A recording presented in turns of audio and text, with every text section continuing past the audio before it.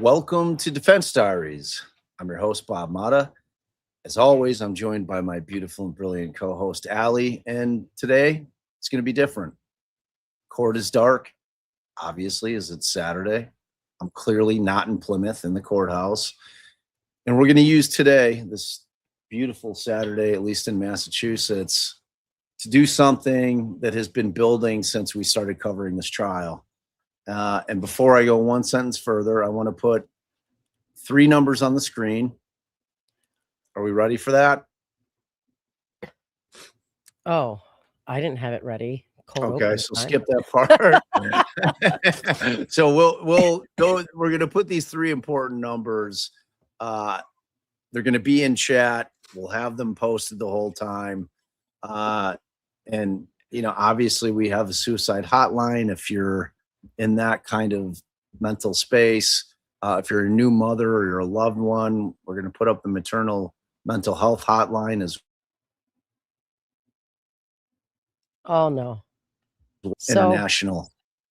Oh, you froze for a second. I don't know if it was just on my end. Give me a cue to cue up the intro. All right, let's roll with it right now. How about that?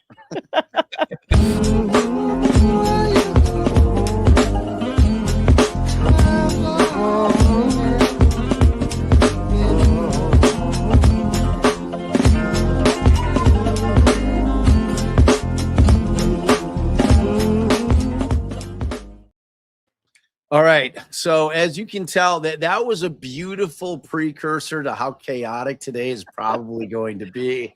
I'm traveling. I don't have my setup. Allie's in my setup. We're trying to communicate. We're, the left hand doesn't know what the right hand's doing. But notwithstanding all that, it's going to be an important day. It's going to be an educational day. It's going to be a day where you're going to be in a safe space to share. If you just want to listen, hopefully folks out there that don't, and there's a lot of them that don't seem to know much about mental health and mental health issues and mental illness and the issues with the healthcare system. Hopefully they'll come in and they'll learn something today. We want this conversation to start. I posted it recently on a little video that I did. We lost 3 beautiful kids here in this case. The tragedy is unthinkable. It was at the hands of their mother.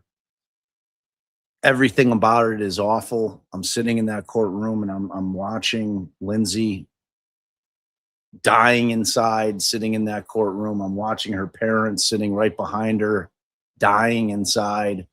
It's tragedies all around, and my feeling is that I hope that this case becomes the spark for these conversations, these incredibly important conversations, to start taking place. People need to feel empowered to come out and be able to speak openly about the things that they've personally experienced and have suffered, without feeling stigmatized, without being made to feel less than, any of those things that come along with the stigmatization of mental health and mental health illness. And that's where I hope that we're going to honor the kids by having this case be the true spark to get that going nationally and frankly worldwide. So that's where we're at with this. And I hope that today goes the way that I hope that it's going to go and how it's gone in my mind. And we've got some amazing professionals lined up. We're going to be hearing your stories, whether it's Allie and I reading an email, whether it's a voicemail that you've sent, whether it's you coming on with camera, without camera. And I have a feeling that there's folks that are on the fence about, being nervous about sharing. I've gotten a lot of emails where people are literally like, this is the first time I've ever shared this story. Right. And before we get to any of that, before we get to the stories, before we bring on our experts, there's a couple things that I wanted to say. So, I wanted to tell you that what I saw when I read through the emails and what I've learned from talking to people, because there is a pattern in these, and sometimes it might take a minute to see because it shows up in sort of two directions that look opposites. Some of you talk about going to the doctor with something obviously physical, pain, a racing heart, exhaustion you couldn't explain. And you walk out with a prescription for anxiety medication and a suggestion that you just try to relax. Others of you have situations where you're going with something obviously mental health related. You knew something was wrong. You said so, and you were told it was hormones, stress, new motherhood. That everybody feels that way. And at first, you look at these two different complaints. One woman one woman gets treated as a psychiatric patient when she isn't one, and the other, she gets treated as a psychiatric. She doesn't get treated or can't get treated as a psychiatric patient when she is one. It's the same thing. It's the exact same thing. In both cases, a woman reported something about her own body or her own mind, and that report was not treated as information. It was treated as something to be managed, reinterpreted, explained back to her by someone who was fucking sure they knew better. And that's the pattern. It isn't that women get all crazy. It's that what a woman says about herself doesn't count as evidence, And now maybe that just sounds like an opinion. Oh, that's just Allie, talking shit. But I've got some numbers. So I was reading some studies in preparation for this, and there was a study published last July in the Delaware Journal of Public Health, looking at patients with chronic pelvic pain. Okay, 31% said their provider didn't believe them.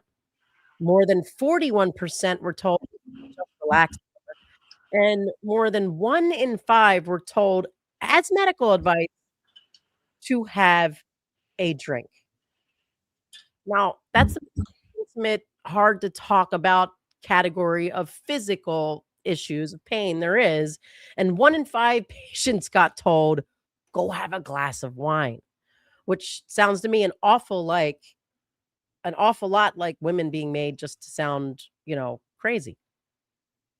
Now, somebody's typing in the chat that this is one study about one condition. I'm sure of it, but there's more. There's other research that I found just this week, like last July, again in the European Journal of Cardiovascular Nursing, published a study out of some university. 500 patients with POTS. So that's a disorder of the autonomic nervous system, and it produces racing hearts, dizziness, fainting, crushing fatigue. And women waited an average 7 years for a diagnosis. Men waited about 3.8. And 70% of the women's had their symptoms dismissed initially as anxiety or as psychosomatic. And women were 2.6 times more likely than men to be put on a mental health treatment plan instead of a chronic illness care plan. Now, here's why I'm giving you this. It's just not only do we have the fact, I was started this by saying that women can't get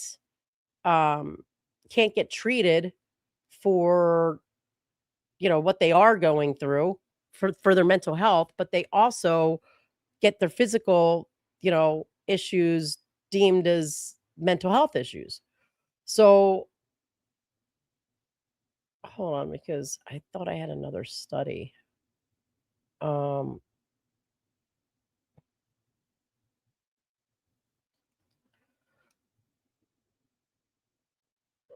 right, well, whatever. So anyway, the researchers in these studies, they found that there was a gap that didn't come from women reporting symptoms differently or seeking help differently. So the conclusion was that it points to the clinicians.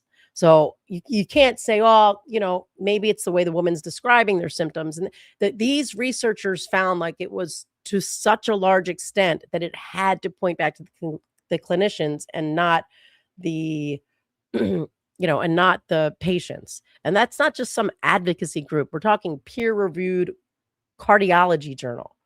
And some of you have heard this story, but it takes me back to a story that I have, and I just feel like it's a sort of very easy black and white example of it. But I had a C-section with Scarlett. I'm on morphine, and I'm like pressing the button over and over and over again. Eventually, I complain that I'm still in a lot of pain. They increase the morphine, and I spend the next several hours pressing the button, pressing the button, pressing the button. And I have a very high tolerance for pain. So come morning, I'm like, dude, this pain is really bad. And the nurse is going to crank it up again, or maybe she did. I can't recall. And I was like, they did that this after, at 4 a.m. So then she realizes that like the line is kinked, and she unkinks the line. And now all of a sudden, like probably, I don't know, like I honestly can't remember. So maybe 20 minutes, maybe an hour, maybe less. I'm not sure. My chest starts feeling really heavy, and I get like, I'm feeling really out of sorts. And I'm telling them something's wrong with me. I feel weird. Like I can't, like my chest is like something's going on. I couldn't quite put it into words because I couldn't figure out what was going on. And they were like, no, like here, we're going to give you an anti-anxiety medicine. And I'm like, the fuck you are. No, no, no, no, no. I am not taking another medication until like I feel straight, because there's something's not right. Like my head's not, shit's not right. And they just kept wanting to give me an anti-anxiety and tell me I was fucking crazy. And then obviously, and I'm sorry, I'm just going to try to not curse so much. This is like yeah, good luck with that. But anyway, I tell that story because it's like, when you're trying to tell someone what's wrong with you and they just think that you're like hysterical and you need an anti-anxiety, but then when you're telling them that you've got like you're having a serious mental health crisis, you can't get help for that either. So now that's the other edge of it. That is where it stops being like infuriating and starts being a matter of survival, at least for women, from what I can see. And you would think that a system that's quick to hand out a psychiatric label, would at least be good at treating actual psychiatric issues. But as we all know, it's worse. And I also read up on the World Health Organization. They put some new figures out last September. So more than 1 billion people worldwide are living with a mental health condition. It's men, women, everyone. So I'm sorry that a lot of this seems geared towards women, because men have their issues, obviously, with the whole mental health system as well. But so more than 1 billion people are worldwide are living with mental health conditions. And of the people living with depression, the share who receives even minimally adequate treatment is 9%. 9. That's the WHO. We have an international audience, and where you live changes this enormously. For serious psychotic issues, illnesses, the treatment coverage runs above 50% in the wealthier countries. In lower income countries, it's under 10%. So the WHO, I mean, I'm assuming that that's what they call themselves, as opposed to like the WHO, but I don't know, has said that in some countries, up to 90% of the people with severe mental illness receive no care at all. And here's a figure is hard to shake. WHO counts 727,000 self-unaliving deaths in a single year. It is the third cause of death for people between 15 and 29 years old. For young women specifically, it's the second. And then again, it's not only about women. Men hit the same wall, sometimes from an opposite side, though. According to the CDC, men account for nearly 80% of self-unaliving deaths in this country, in the United States, and die roughly 4 times the rate of women. And the number that sort of like stopped me cold is about 60% of those men had zero documented mental health condition at all And I know we all don't think they actually didn't have it. So it's not that it's undertreated.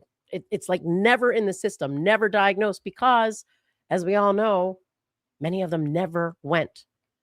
So there's reporting this year on data from the crisis text line finding that 1 in 3 conversation with boys under 14 involve suicidal thoughts, and that boys and men that are in much distress reach out less, obviously not more. Somewhere along the lines, men are taught that reaching out is weakness. So I don't know, when you think about what it means next to like everything else I just said, women report it and get discounted. Men never report it at all.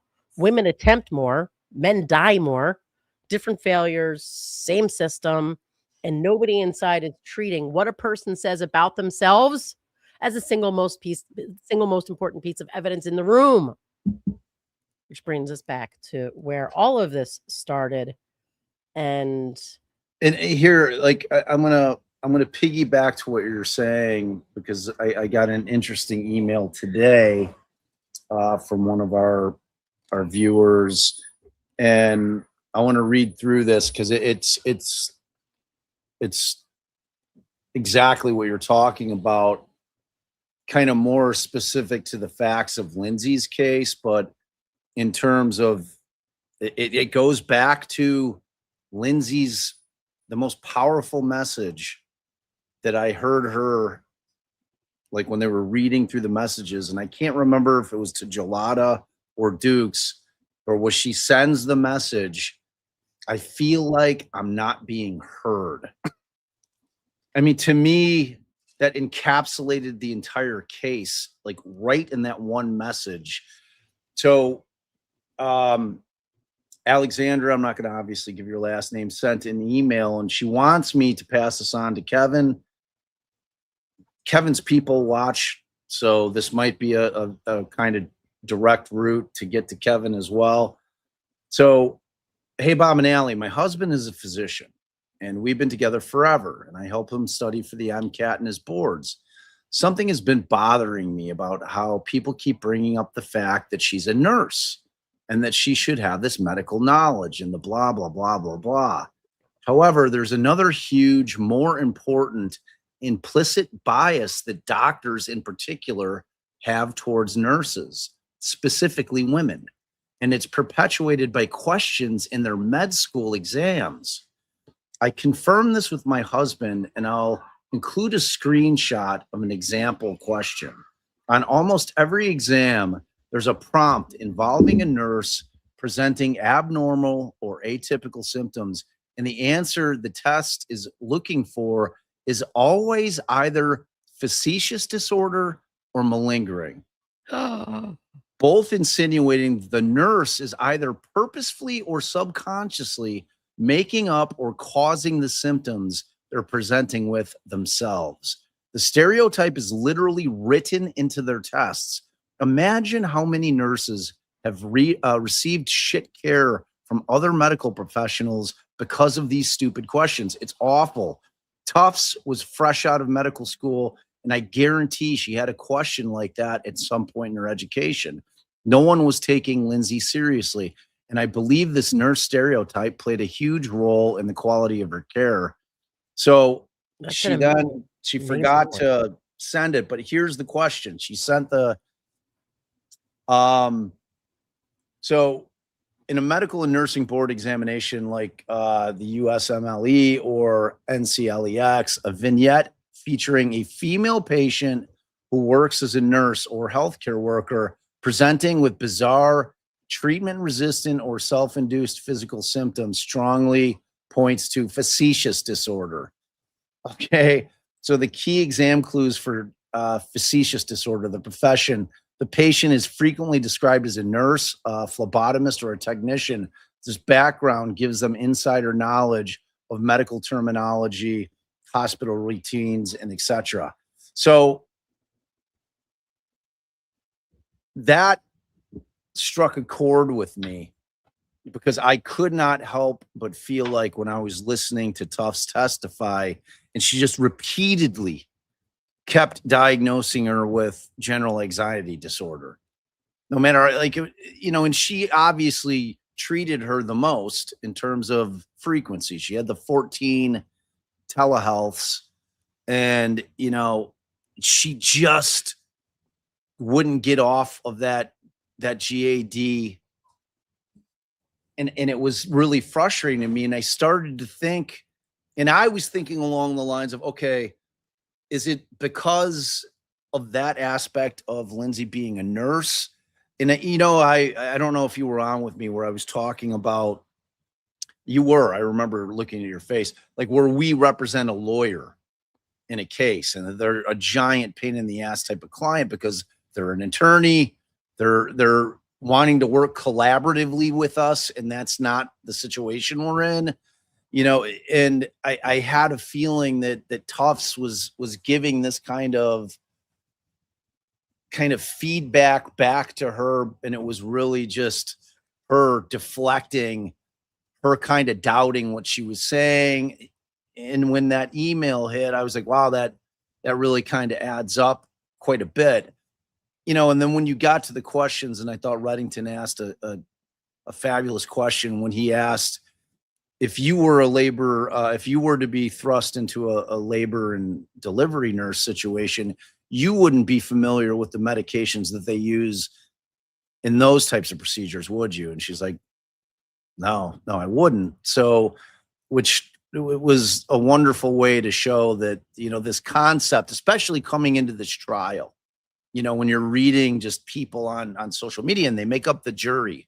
So that's why it's important to understand where people's headspace is with this stuff.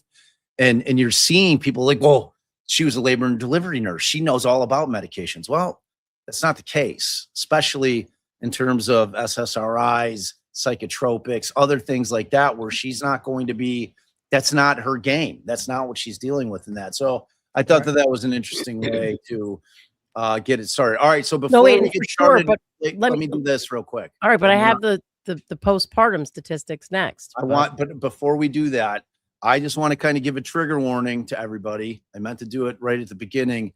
If this day gets to be too tough for you, step away. Take care of yourself first and foremost. There's going to be some hard to hear stories.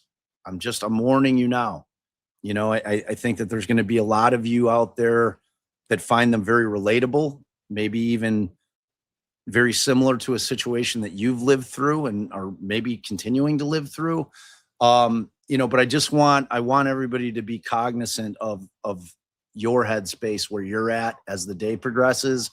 And if you feel like it's becoming too much, then you know what? You close down the screen and you step away. It's that simple. Take care of yourself above all else today. All right. Sorry, babe.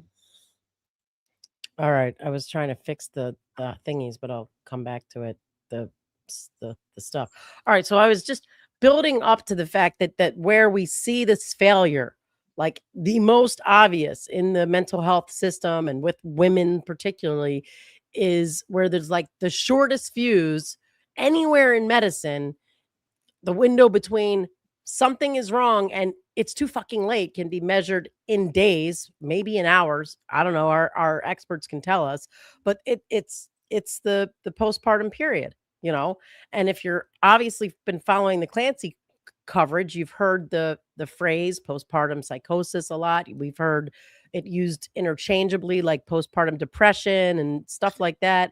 But we got a little bit of details from Reddington about the difference, because they kind of have it in like these three categories, and you kind of see why postpartum depression, gets kind of caught in the middle, and then psychosis is just like lost. So, they have what they call the baby blues, which the studies that I was reading said 50 to 75% of women get it. It starts a couple days after, it peaks. It peaks in the first week, and then it resolves itself on its own in like 2 weeks. It's not really considered an illness, and it's the normal response that the body has to having just been something. So then you get to postpartum depression, and in the United States, it was, I think, 1 in 8 mothers, and 12 to 13% globally. And when you like pulled it, it was 17. And that can be anywhere from birth to 12 months. And it does not resolve on its own, obviously. If untreated, it stays there for years. It just stays. And then 3 is postpartum psychosis, which the study I read said 1 to 2 cases per 1,000 births. So that's a small amount, like a tenth of a percent. So, and that, you know, it's obviously a psychiatric emergency. It requires hospitalization, and you know, it's a different thing entirely.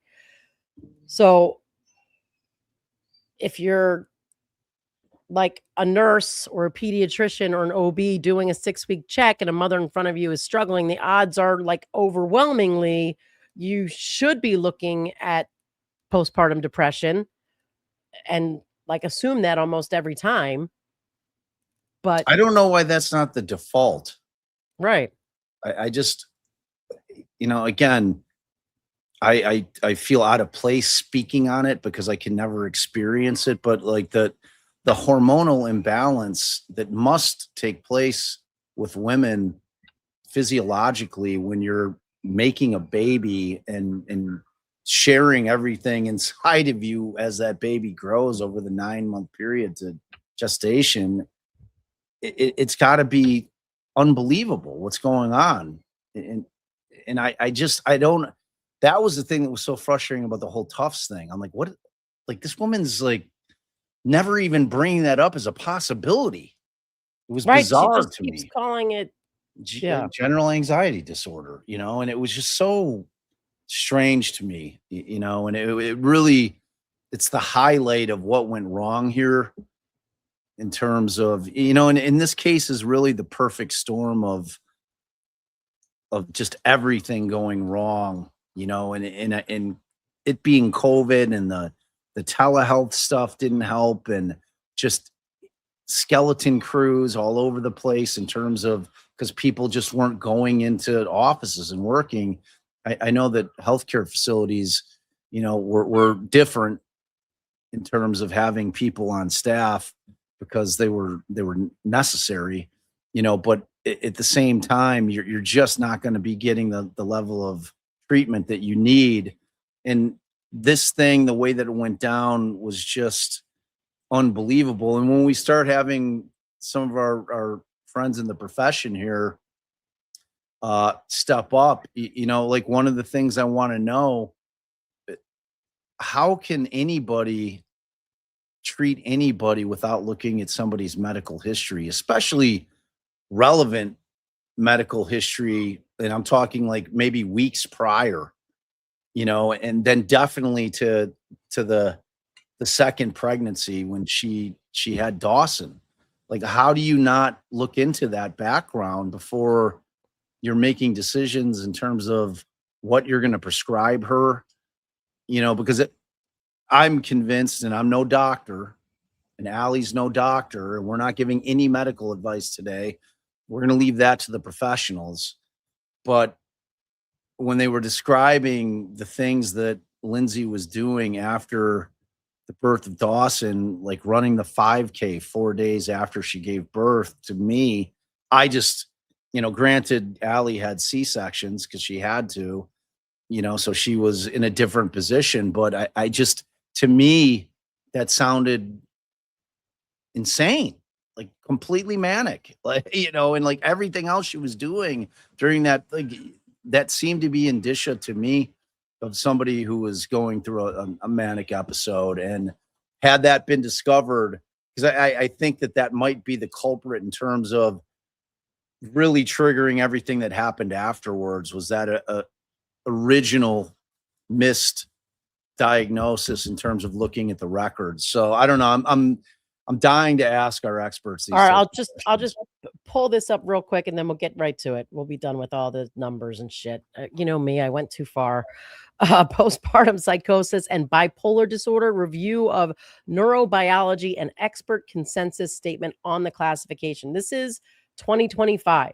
Okay, so just some of the things that they indicate. Maybe the abstract is the best place to just go with, but It's not it says so postpartum stands out as one of the most distinct clinical phenotypes in psychiatry due to its characteristic rapid onset, severity, phenomenology. I shouldn't even say these words. Anyway, despite this, as of August 2012, postpartum does not have a distinct diagnostic classification in the DSM.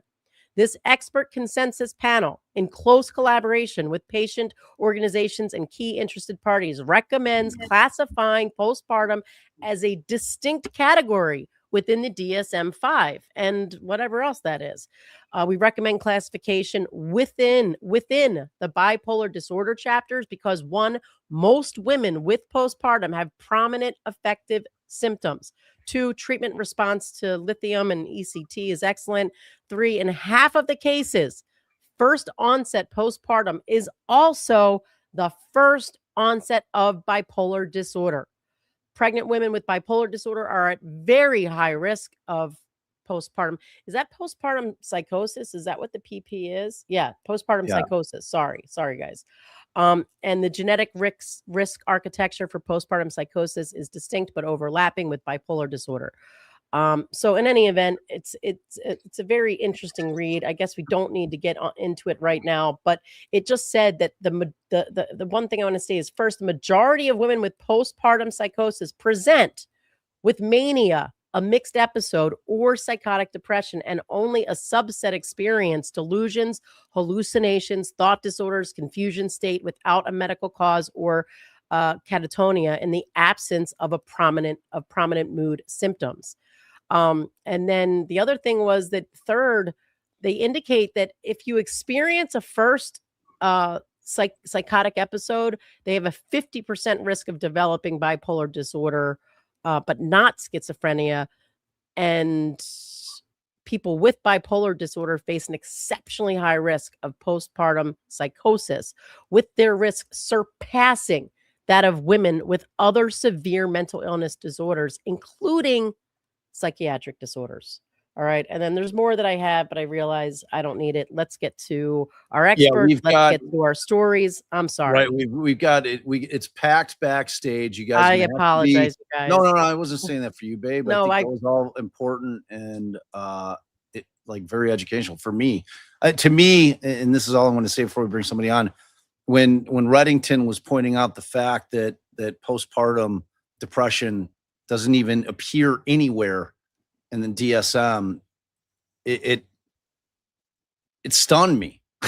I mean, it says everything about how it's viewed within the medical community, and I can't help but think it's just some patriarchal bullshit, like that men just, I don't know what it is. It's befuddling to me.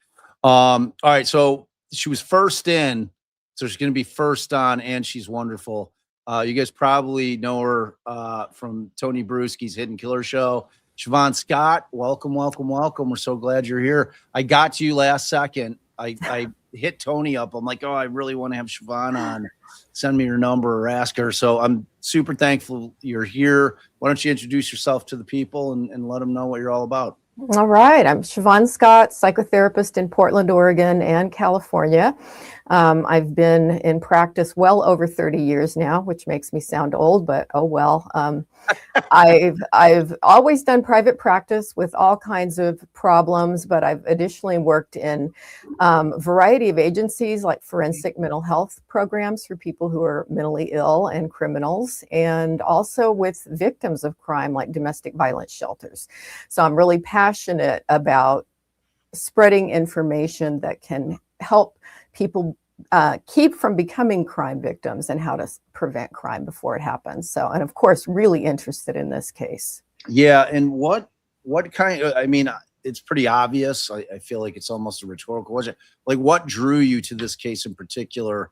And before we had gone on, I want you to start, because I think defining different types of mental illness from character traits is an important thing that we need to kind of outline right away. So I really want you to kind of get into that as well.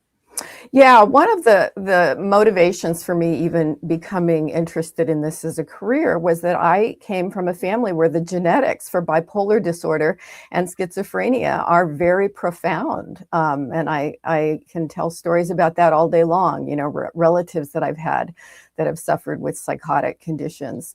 So that's the brain has always fascinated me. But particularly working in forensics, you see so many cases where people have been looked at as a psychopath, which is a character disorder, right? That's the terrible person that we all know that doesn't have a conscience and can murder people or do any kind of awful thing and go on with their day and never feel a bit of guilt, right? So you've got lots of psychopaths. But so many times people who have done terrible things have been in a state of psychosis, and that's a broken brain. That's really an illness because your brain is an organ in your body, just like any other organ. Things can go wrong. You can get genetics that predispose you to that. And I think we can do a much better job as a society if we understand the difference. And you have to treat those two categories of people really, really different. Psychopaths and psychotic people, we need to understand. And still, in this case, I think we've made progress, right? We've been talking about it for a long time. I'm still seeing people that, you know, we keep talking about the people that want to burn Lindsay Clancy at the stake because they consider her just this evil psychopath. And it's so clear to me that that's not the case, that this is a woman with postpartum psychosis. And I'm passionate about helping people understand that because in my 30 plus years of practice, I've only seen one case of postpartum psychosis, but it was striking, it was terrifying, and we picked it up immediately and got treatment for her. But many times it is missed. And I could talk forever about this case. There's just so much passion involved about it, because I think whenever you see murdered children, people go into these extreme emotions about it, but not all the information is good. There's still a lot of bad information out there. Yeah, what has struck me throughout the entirety of covering this case in terms of psychosis is that the level of ignorance as to what psychosis is, what people are capable of doing in terms of, and you're seeing it in the Commonwealth's case, you know, when they're putting a video on and saying, look, there's Lindsay in a museum manipulating a knob. Look, there's Lindsay operating her phone. Look, you know, Lindsay made a plan.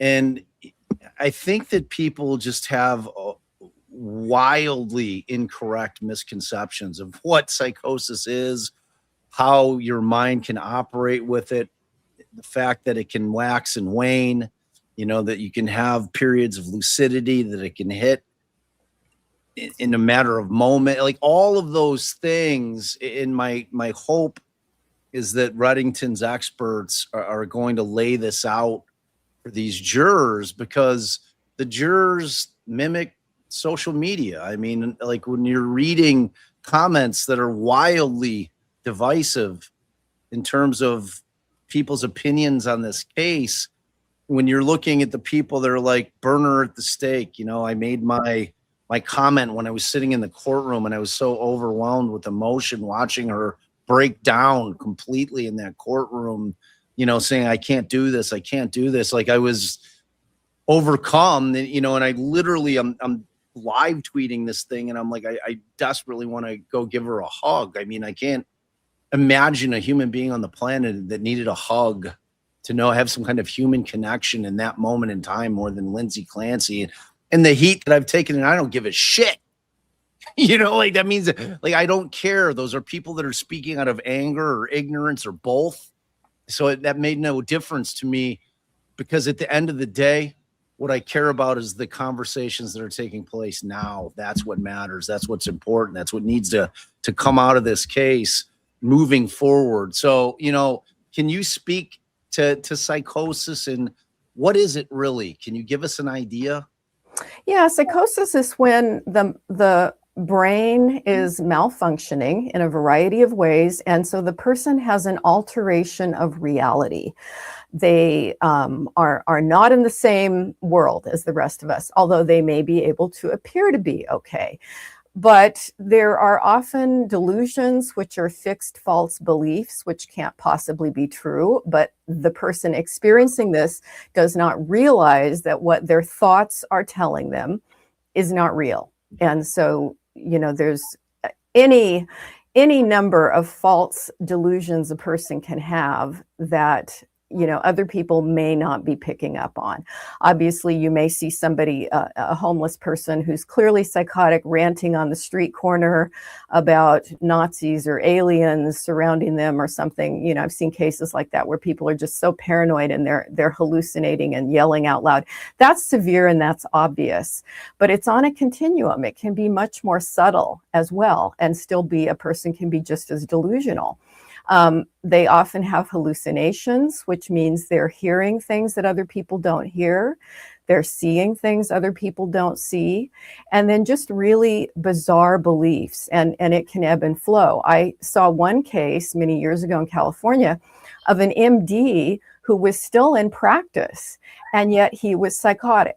And he was having these fixed false beliefs that were clearly paranoid in nature. He would call the crisis line where I worked at night, and he would ramble on and on and on about these ideas that were really freaking him out, and he was very paranoid. And then during the day, he would put on his white coat and go into his doctor's office and write prescriptions for antibiotics and function perfectly fine in that role. But it didn't mean he wasn't mentally ill. And so I think that's the thing. People may look at somebody on the street corner and say, okay, there's a psychotic person. They're clearly crazy. But this other person over here in another capacity, they couldn't be. And that's just a misunderstanding of what psychosis is. But it's unpleasant. Nobody likes being psychotic. It's not something that somebody gets up in the morning and says, oh, I'm just going to have a real psychotic day today. It's a miserable existence because people's reality shifts all the time, and they don't know what is real and what isn't. Wow. Yeah. I mean, that's, and I'm going to ask this question to a lot of different people, but in terms of Lindsay's case in particular, you know, the Commonwealth in this case has made a point, and we know essentially when Lindsay stopped treating with various providers, right? So there's a period of time where she's kind of done with them. And I would say after she gets out of McLean, she's, you know, after her 5-day stint in there, I think there was some sporadic telehealth medicine, appointments that she had. But by and large, they're all sitting on the stand saying, they asked the question, did you see any symptoms of psychosis? And they're all saying no. So in terms of their ability to be able to diagnose that without having seen her, without really hearing what she's saying to them, and really just being more concerned with trying to figure out the puzzle of what they should prescribe her. I mean, can you kind of get into that? Because that seems to be the thing where people are having a hard time wrapping their mind around, well, she was never diagnosed with it. Like, she didn't have it. She's malingering. She's like, this is all part of her bullshit story. Like, how does that happen? How quickly can the onset occur? Is it something that, you're edging towards it with all the other symptoms of the manic symptoms, the anxiety and all these things, and they're infusing her body with all these different SSRIs and psychotropic drugs. How quickly can it develop in a mind? As it looks to me in this case, is that she was experiencing psychosis long before the kids were killed.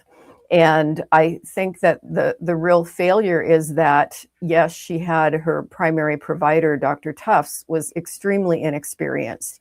And inexperience means you're more likely to miss subtleties. And I think the subtleties were all missed here. Yeah. if the appointments are literally the time spent talking with the patient, 15 minutes, 17 minutes, even 20 minutes, that is not long enough for somebody who's really in bad shape. And also, you have to be a lot more curious. And somebody may come in and just be saying, I'm not sleeping and I'm really anxious. Well, on a superficial level, that's a common human experience. Lots of people are not sleeping well and anxious, right? We've all got times in our lives when we're doing that. But you have to go deeper. You know, what's going on in your thoughts when you can't sleep? Tell me more about it. It said throughout her medical records, this was driving me crazy. Everybody was writing she's having intrusive thoughts. No notes were made about what were those thoughts, because it's quite likely, looking at it from my point of view now, hindsight, those things that were being listed as intrusive thoughts were likely delusional and quite possibly auditory hallucinations. She may have actually been hearing these things that were labeled as intrusive thoughts. Which ties with her Google searches. She's searching Very for much. like schizophrenia, for Yes. psychosis. Babe, I say bring on someone to pair with Shavaun, and let's start going through some of the emails and the calls, because I think that our professionals are going to be able to kind of tie it all together with all of it. All right. And Yeah, that's a great idea. So I've got so many of you patiently waiting back here. Who wants to jump up first? Raise your hand. Pb&Shellie. and maybe, all right. So Pb&Shellie, you have a story, right? So do we want to do it where we have somebody who's willing to share, or do we want to have another professional? well, let's get, since Shellie wants to share her story on screen, let's bring Shellie up, because she can share her story. And then, like, we're going to keep the professionals for a little bit longer. I mean, that's what I'm thinking. I'm with you. Hey, Shellie. She's like, you didn't give me warning. I mean, she can There hear. I am. Yeah. Hey, welcome. Thank you for being willing to share your story with us. We really appreciate it. Thanks. I picked the quietest room around, so hopefully you don't hear the parrots and the roosters and the farm animals this time. I'll just try and really, I'm in my plant room. I'll try and really condense my story because we want you to feel like you can share as much or as little as you want. It's about you guys, and it's about feeling a sense of community. So do it. I also don't want to get you guys taken off. I'll use the code words as best I can, because my story is really wild. And I'm going to try and do it without crying. I have been diagnosed with CPTSD, OCD, anxiety disorder, and I'm ADHD. So I joke that I collect the alphabet. My mother was an addict of, I don't even know, the H one. And which in retrospect may have been her self-medicating. Sorry, I'll stay out. But no, it could be. I experienced every kind of abuse, from SA to being sold physical. We didn't eat as a kid. Our only meals typically were the free lunches from school, and in the summer we dumpster dove when we could find it. I'm the oldest of 6 kids. 2 of us made it out. 1 mostly made it out. And the rest I am not in contact with. My mother literally tried to unalive me several times as a child. I've been thrown out of 2nd-story windows. So I can relate to that one a little bit in this trial. Ran over with a car, you name it. She also, a couple times. I have tire track scars, among other scars. I've covered most of my body with tattoos to cover up, because I figured I would cover damage with art. But that's neither here nor there. I ran away at 14 to get away from her trying to make money. Again, trying to really get you guys taken off the air. I understand what you're saying. I think we all understand what you're saying. It was probably one of the hardest decisions in my life, because I was the protector of my siblings, and I tried to umbrella them as much as I could. Really, the two oldest of us are the ones who got the most, because we would hide the other kids and we would step in. And we're the two that actually made it out. So it's interesting. And I've spent a lifetime. I am 54. And I've spent a lifetime trying to figure out why us. And my therapist said, no one knows, and I'll make myself more crazy by trying to figure that out. But anyway, when I ran away at 14, I was lucky that this much older guy decided to take me in. And I spent 21 years in that relationship that, as you can imagine,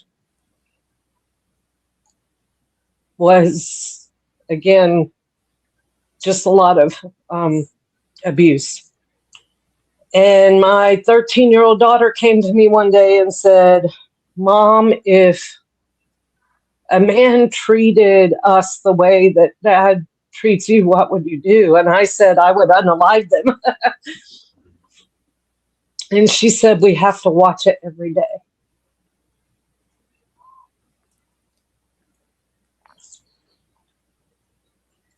At that point, I had no contact with anyone in my family, because when I left, the only way I could manage to survive was having no family. And my husband's family really did not like me at all. It was me and my kids, and after I had kids is when I really started getting angry. That's when I started getting diagnoses. And during my first pregnancy, I was so terrified that that would turn me into my mother, because she told me that I was kind of her downfall. And as soon as my first daughter was born, I knew that I would do anything to keep anything from happening to them forever. So I started really working on myself. I went to night school and graduated, then went to college. I got into therapy, and that was a long road. There are some therapists that it really takes a lot to find somebody who can understand you and you develop trust with, and find the right medications.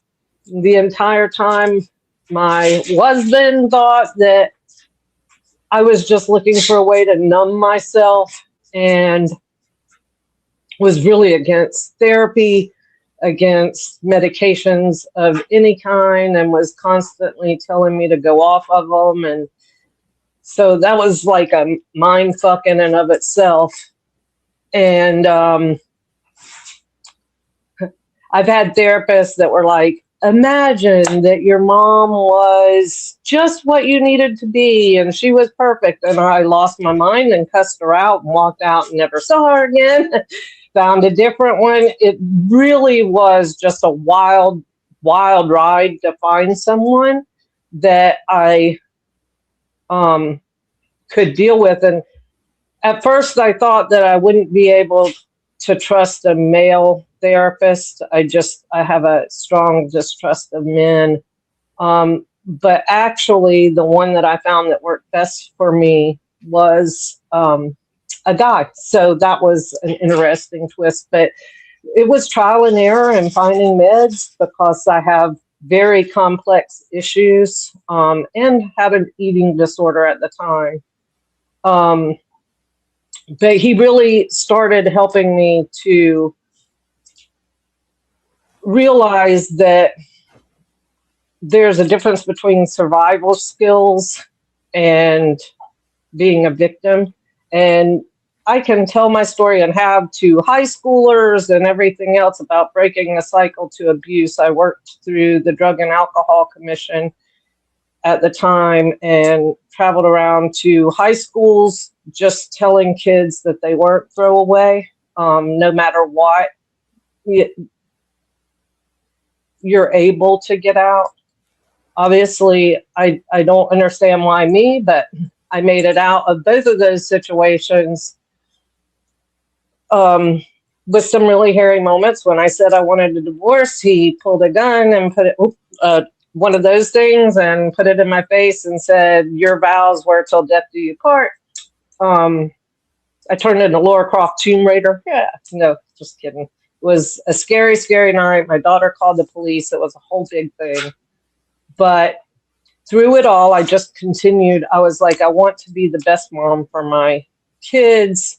And that was my focus, not even so much me and healing, but being the best mom that I could be.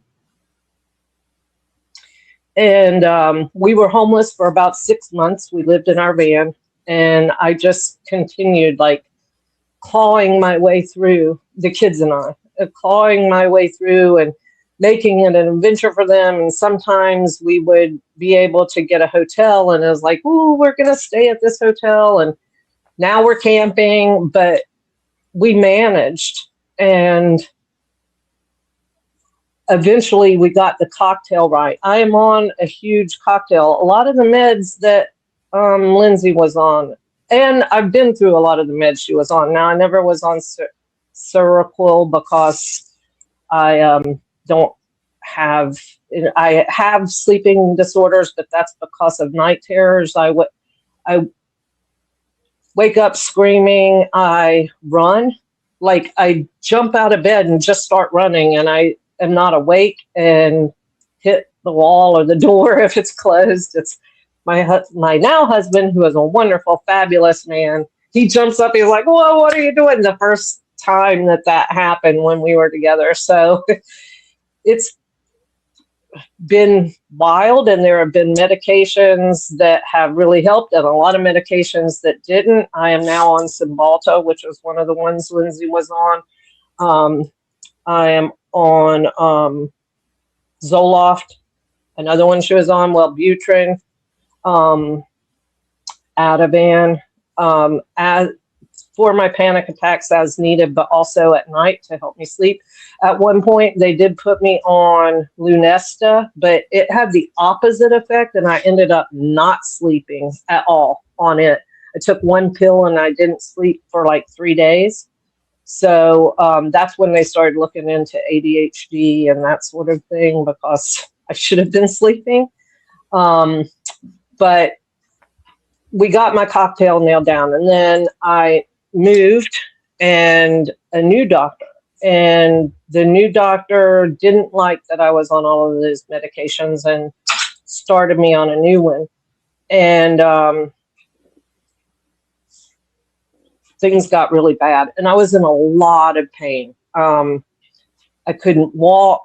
My body was just, I felt like my body was quitting. I was having to use a walker to go anywhere. I couldn't go upstairs to our bedroom. I had to crawl up the stairs, and she kept thinking or saying that was part of my mental health issues. And that's one of the issues. Once you have the label of having a mental health disorder, some doctors don't take you seriously. And she continued to up the dosage of this medicine until I mostly was sleeping. And when I was awake, I was crying, not because of depression, but because of pain. I was in so much physical pain. And eventually I switched doctors, and she immediately sent me to a rheumatologist, and I have what's called ankylosing spondylitis, which is what Nick Morris from Motley Crue has. That's why he doesn't move around the stage and stuff, because he's in a lot of pain. In testing for that, they found out that I had a pelvis fracture from when I was hit by a car at 8 years old that had never grown back together. And it never will. The only thing they could do now is put a plate in, and I didn't want that. That's what was causing the pain, because sometimes those two bones start shifting and rubbing together. And she just kept upping this medication dose of a med that I had never been on that was for depression. And I did become numb. I was tired. I was worn out. I was in so much pain. And one day I was like, I said, and I cold turkeyed off the max dose, and I almost died. My husband came home from work, and I was laying on the floor, and I had vomit and diarrhea just going out everywhere, and I had passed out. And it ended up being just simply from going off of that particular medication. The new doctor put me back on my original cocktail, and I'm still in therapy. And I have a beautiful, amazing life. My husband and I have a rescue animal farm, and that's where I kind of have found a way. I learned unconditional love from my husband and from these animals that were throwaway, much like I was. And being able to see them start to love and enjoy life. And because of those animals and me saving them, they have saved me, because at the time of my diagnosis, they told me I should be in a wheelchair. That was 15 years ago, and I don't even use my walker anymore. So I still have painful days. I still have days that it's hard to move, but I have animals to feed, and I get up and do it. And that has kept me out of the wheelchair. The only other thing I would add, other than I really hate seeing a lot of the chats that start with, oh, the meds are bad, the meds did this, that the meds keep me alive. There have been times that I have gone off my meds for whatever reason. During COVID, I was doing telehealth visits with a new therapist because I had moved again. And she had an appointment with me, and it was like our third appointment, and she never called, never did the telehealth. I never heard from her again. I'm like, I don't know if she died of COVID or what happened to her, but I was left alone. And due to that, I got scared to ask my doctor to refill my meds. And I was in the closet hiding all the time. I become terrified when I'm not on my meds. My anxiety overwhelms me that just something is going to happen. Someone's going to hurt me, something. My husband has been through it. He puts up with me. He's such an amazing guy, because he called my doctor and he said, she's scared right now. And my doctor, who is a lovely, lovely person, was like, I'm calling in the meds right now. Let's get an appointment, get her on her meds, get her an appointment. And I went in, and he said, I will always, always give you your meds. But I was so scared during that time, I became agoraphobic. And for 5 years did not leave the house. But this year I started leaving the house again. I can grocery shop, at first with my husband and now by myself. And all it takes are good doctors, good therapists who want to find out the right drugs for you, the right meds that help you, because my brain will never be, other than having 8 concussions from growing up, my brain will never be balanced because of all of the things that I went to. It doesn't understand how to make its own chemicals, and that, according to the psychiatrist, it just has suppressed so much for so long that is just how I live. And I've learned, don't go off, don't go off the meds, because I can't live. I don't get psychotic or anything. The only time I ever had psychosis was actually from a steroid for bronchitis. And that I thought that there were bugs all over me. And I thought that my head weighed like 95 pounds. So when I would stand up, I'd head dive to the floor. So nothing, like, it was just really weird. And then they told me I could never take that steroid again. So that's my story. Again, just wanted to say that not all meds, not all therapists, not all counselors. It really is a working relationship, and it's a lot of work, y'all. It is a lot of work, and it's high every day sometimes. But I'm really spiteful, and people will not win. I will win.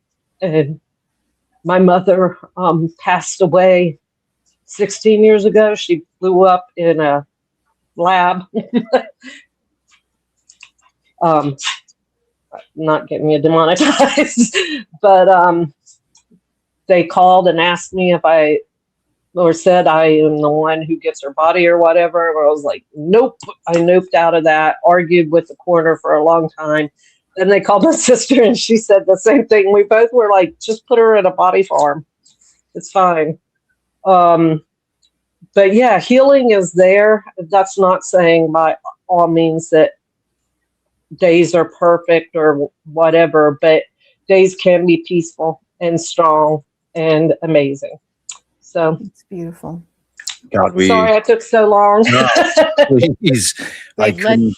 It was Shavaun- amazing. Thank you for Let sharing. Shavaun comment first. I want to hear what Shavaun. Yeah, this is the story of the resiliency of the human spirit, right? It's just amazing because you obviously are a beautiful woman with a wonderful life that you have created, but you have had to do the hard work. And I think so often we hear people's stories and we think, how did they survive? Or this person is never going to have a life worth living. And look at what you've done now. Look at what you've done. I also appreciate, I think it's an incredibly important point that's getting lost in a lot of our conversations, that medication, when done right, saves lives and gives people a good quality of life. And I'm a big believer in, if it's the right medication for the right person, a good doctor, it's a good thing. The wrong medication, poor care, it can go the other direction. So it's just another thing we all have to learn a lot about. And I didn't name that medication that went horribly wrong for me because it might work for someone else. And I don't want to stigmatize that for the chat that sometime, not here, our chat's just that's but, a very insightful point. Like, you don't want to scare someone off of a medication that might work for them because they're different. And I just want to say, and I'm sorry, babe, because I know you were going to say something, that I just think it's so powerful and wonderful that you feel safe to share, because in my mind, what stays in darkness leaves you feeling dark.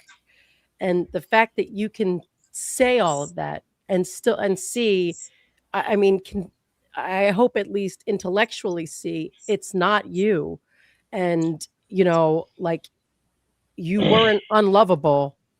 You just had a person who probably, because of mental illness, I don't want to give your mom an excuse, and I'm not the professional, so I should probably shut the fuck up, but couldn't love you, not because you didn't deserve to be loved. And I can't imagine, I can only think that that's part of the horror of growing up like that, is feeling like my own mother not only didn't love me, but all that other stuff. So it's so powerful. And that's a huge battle. If your mother can't love you, who can love you? And it wasn't until my husband, my current husband, there have only been two. I make that sound like I'm on Dynasty or something. But every time he would tell me he loved me, I would freak out and like, no, break up with him. And he taught me a lot. He truly is an amazing man, because it takes the right kind of man to put up with a lot of the challenges that go with loving someone with extensive mental health issues. but there's nothing special about me. I mean, I don't mean that in like way, but like I'm just saying that you can dig your way out. You can fight your way out with the right tools. So I don't mean that in a way that's minimizing myself so much as, you know, I'm human like other humans. I'm not like super person or something. Well, I think you're an amazing human being. And of course I would do it here because y'all are amazing. What a way to jumpstart this thing. It's like, you're incredible. So we're like I said, I'm gonna be a mess all day. It's gonna be brutal. Me too. I'm grateful to you for sharing.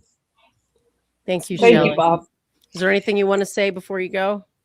No, I just want to say that you guys are awesome and making not just today, because, you know, I probably wouldn't have wanted to pop on if I hadn't built a relationship with you guys over years. I don't know, parasocial or whatever that's called, but you guys have created a place that is safe for many of us, and how appreciated you are. And I love you guys. I'm happy to be OG. Thank you, Shelly. Bye. And Bob, more members only. We're getting better at it. We're getting better at it. Oh, so I mean, I don't know who the next expert you want to pair with Shavaun is. Also, Shavaun can, you know, go wherever she wants to go next as far as anything you want to say. Yeah, and I just want to remind everybody, this is open door. If you got to go, you got to go. No one is beholden to stay. Thanks. No one has to. If you have things to do, it's a Saturday. Well, Laura's waving. Let's bring her up. Okay, bring her up. Hey, Laura. Hi, Laura. Hi, guys. Hi. Can you hear me? We can. We can. Tell us Okay, your cool, 'cause background. I have you in my ear, so I didn't know if it was working. You know, the tech wizardry working. sort of stuff. It's working. So, my name is Laura. I am originally from Romania. I've lived in UK for about 10 years now. People might know me in the chat as Maria Laura Dino 1259. I don't know where the 1259 is from. No idea.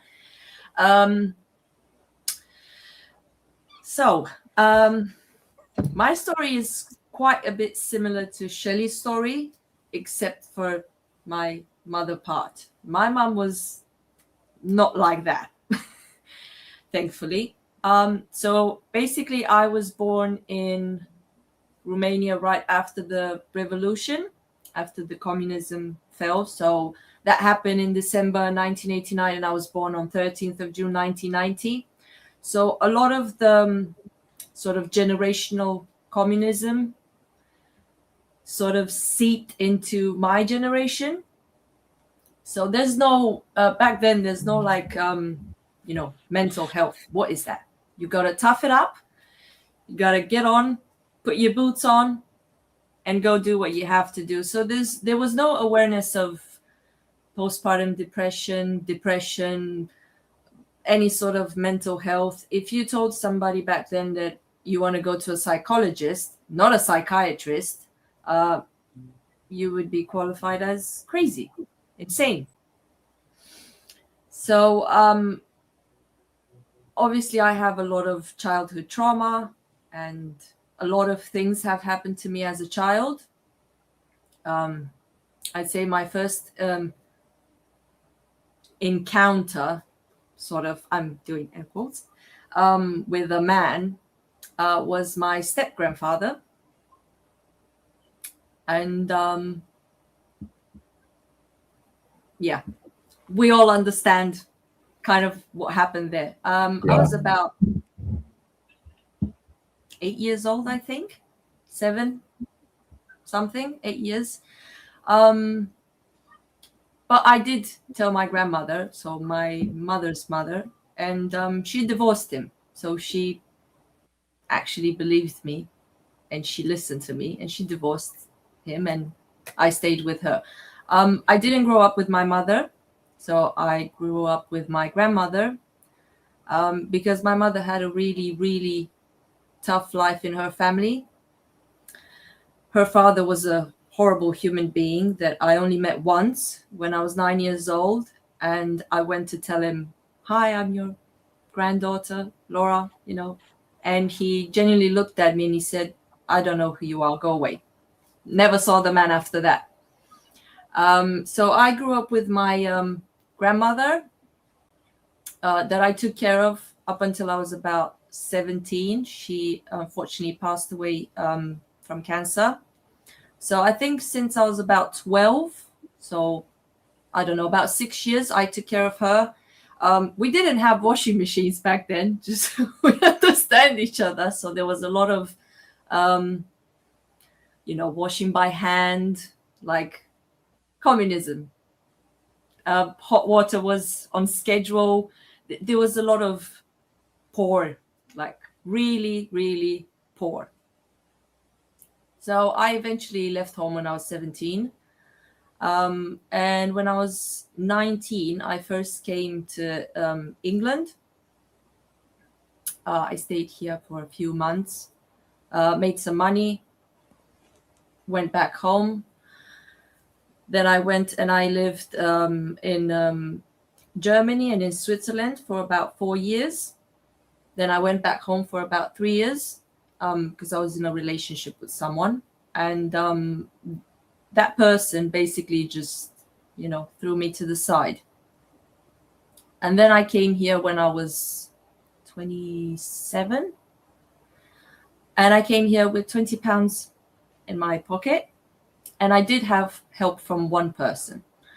But I basically worked hard, pretty much. And then I met my husband. And my husband literally changed my life. I don't think I've ever met such an amazing human being. I have a daughter. She is 6 years old now. I did not want a daughter. As horrible as that sounds, and I know it probably sounds very bad, I did not want a daughter. No, because of me, because of what I went through, which in turn makes me very anxious and very paranoid and extremely protective and very much a helicopter parent, because I do not want the things that happen to me to happen to her. Even though that would never be the case, because obviously she has a whole family unit and my husband is here and I'm hoping he stays here. But that got me to, when I fell pregnant with her, she was not planned. So she was completely unexpected. I had her on my 30th birthday. So she shares the same birthday as me. And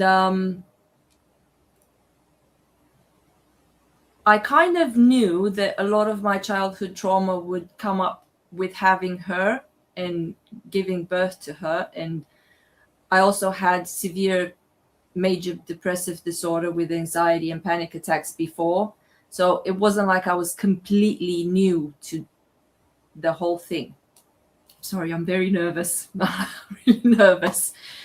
And before that, I did do therapy for about 1 year to kind of like, and while I was pregnant, up about until I was 6 months pregnant, to kind of prepare myself for what's coming. But I was completely unprepared, like completely, absolutely unprepared. I just want to say that I am on the medication that Lindsay was prescribed first. So I'm on sertraline, which, I mean, you guys, they're called Zoloft, I think. And it works for me. But of course, that doesn't mean that it's going to work for everybody. So I was on that medication before I got pregnant, because a month after I met my husband, we moved in together a month after we met each other. And I had a major episode where I quit my job. I was working in central London. I've never not had a job. Never. I've always been independent because I've always had to be in survival mode. Nobody has ever given me anything. I've never received, how do I say this? Like stability, security, money, anything, basically. So when I met my husband, he was all of those things. I've never said about anybody before that I feel like I'm home. I've never in my life said about a place that I feel like I'm home. I don't feel Romanian. I've never felt connected to my country or my heritage, or I don't feel connected to my language. Like I don't feel like I should have been born there, basically. So when I met him, he felt like home, and that was so scary. It was so scary because he was persistent in showing me security, stability, love. He didn't give up on me, and took me a long time to accept it because I didn't think that I deserved it. None of those things. I've always been told growing up, oh, you're just like your dad. Oh, you give me that look just like your father. My father is not a nice human being, let's put it that way. So I kind of grew up with that in the back of my head. Like, I'm a horrible human being. And I look just like him. And, you know, I give the look just like him, and so on and so forth. So it took me a long time to accept what my husband was trying to give to me and show me and teach me. And so I had that major episode where I couldn't get out of bed. I couldn't have a shower. I couldn't eat. I couldn't do anything. And at the same time, I was even more depressed because I wasn't making money. I wasn't independent. I was not sharing in the burden of living, of existing. So there's this man who's paying for everything, taking care of me, supporting me, and we was only, you know, together for a month. So he didn't have to do any of that. He could just turn around and just left. But he did it. Fast forward to me having my daughter. I had the most amazing pregnancy. I was so happy throughout my whole pregnancy. Nothing was wrong with me. I stopped my medication slowly, the Zoloft, because I didn't want to. I know it says it's one of the safest antidepressants to take when you're pregnant, so on and so forth. But me being a little bit paranoid, I was like, no, I'm going to slowly get off. I found out early when I was about 6 weeks. So I was like, perfect, amazing. Didn't have one single problem while I was pregnant. Of course, then after I had her, I had a wonderful birth, natural water birth, just on gas and air. I don't know if you guys have that there, but we have that here in the UK. Absolutely wonderful. Didn't have any complications, nothing. The only thing that happened is my heart went a bit crazy, so they had to keep me there 24 hours, but I was fine. And then we came home. And of course, in 2020, we were in the middle of the pandemic. So nobody could come visit. My parents are not here. So the only family that I have here is my husband and my in-laws, who I call them mom and dad, because they're amazing, amazing people. I can't believe how lucky I am that I got such amazing in-laws. And they couldn't come. Nobody could come and help us. So it's just me. My husband was working nights at a time. So I was basically alone with her all the time, especially during the night, because he would go to work at like 8:30 p.m. and come home at like 7 a.m. So I was alone all the time. After I had her, I wanted to breastfeed. It was very, very important for me to breastfeed. just like Lindsay. That's why I wanted to come on, because the things that, you know, when they read the in Lindsay's notes or whatever, I was like, yeah, I relate to that. It was really, really important for me to breastfeed. And after 6 weeks, I could not. So I went from weighing 75 kilograms when I gave birth to her, which was a lot for me. Now I have chronic back pain from that, to, in about the span of 2 months and a half, 3 months, weighing 43 kilograms. I don't know how to convert in pounds or stones. I'm sorry. I don't know how to do that. So I was basically skin and bones. I cried when I looked at myself in the mirror. I avoided looking at myself when I got out of the shower, covered the mirrors in my house because I didn't want to look at myself.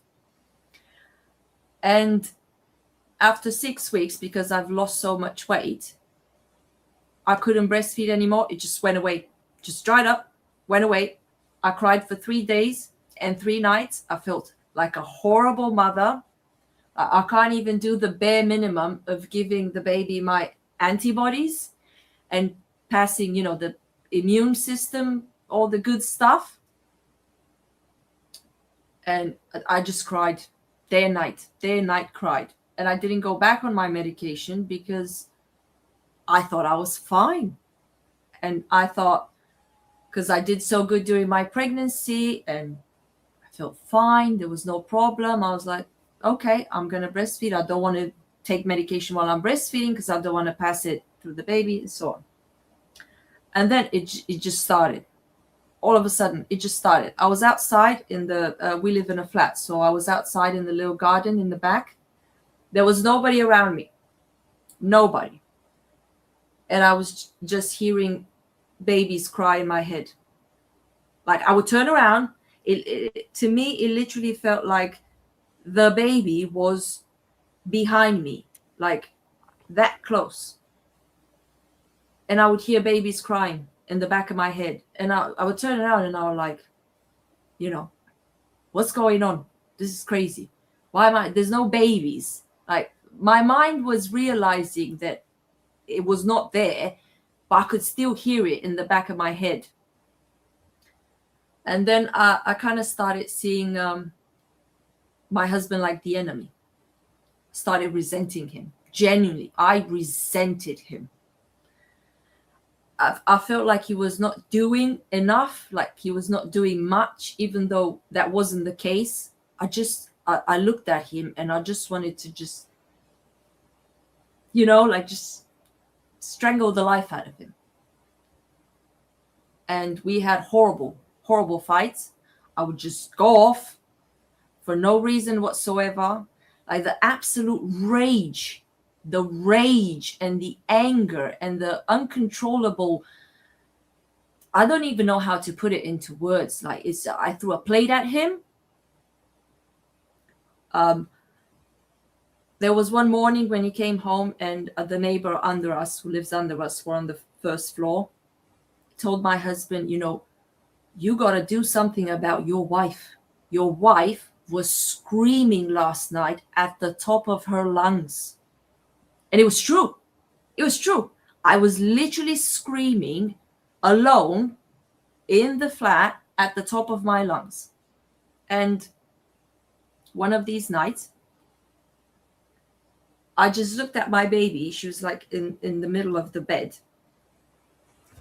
And I felt this horrible, horrible urge to just take her and throw her out the window. Like I don't. She that night was, I think, one of the most horrendous nights that I will remember until I'm 80 and I pass away. She literally cried non-stop from 12 a.m. until 4 a.m. Took a cat nap from 4 a.m. to 4:15 on the clock, because I looked at the clock. I will remember this night for the rest of my life.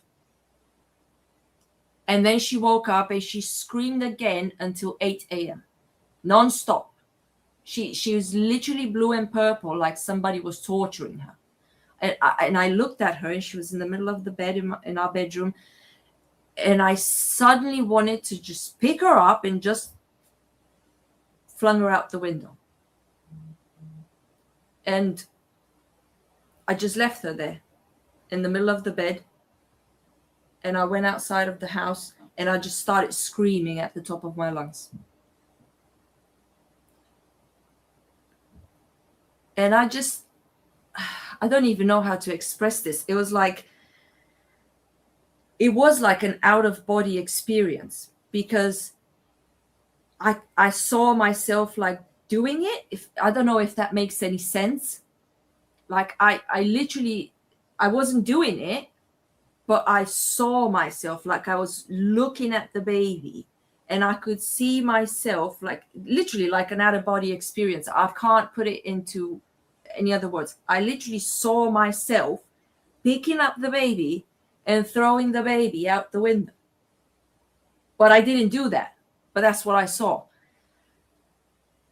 And then I came back, and I sat with her until 7 a.m. when my husband got home. I think it was 7:30 a.m. And I was on the sofa here, right here. And I had my baby in my arms, and I was in a robe, whatever. And I was like this. That's all I was doing. For 4 hours and a half until my husband got home, that's what I was doing. I had my baby. She was screaming. I was completely disassociated. Completely. Like I didn't do anything. I didn't try to change her, didn't try to burp her, didn't try to, nothing. Absolutely nothing. I just got like sort of paralyzed, like completely disassociated. I was just holding her, because somewhere in my mind I was still like, I have to keep her safe. That's what sorry. That's why I can relate to Lindsay so much, because I saw myself doing the flunging out the window. I don't even know if that's a word, but anyway. And then at the same time, in the next snap, I was like, I need to keep the baby safe. And then somehow in my head, I was like, if the baby is like on me, like holding her, that means if I'm going, then she's going. If she's going, then I'm going. So somewhere in my head, it was like, if I'm here on the sofa, safe, and the baby is on me on the sofa, then she's safe. So what I just saw is not going to happen. So then I completely disassociated, and in my head was just like, do not move, stay on the sofa until that door opens. And that's what I did. 4 hours and a half, I was here on the sofa, literally like this, with the baby in my arms, and I was rocking back and forth. And when my husband came home in that morning, when he opened the door, insomnia. I still have insomnia till this day. So I can relate so much to Lindsay. So much. I hadn't slept at all since 38 hours, 40 hours, something like that, I think. And my husband came home, and he came through the door, and I turned around just like a zombie. I'm not kidding. I turned around like a zombie, and I looked at him, big-eyed, wide eyes, and I said, take her or I'm going to throw her out the window. And I left. I left in my pajamas. I passed her to him. I left in my pajamas, in my robe. Went out. Smoked a cigarette, 2, 3. I can't remember how many. I came back in.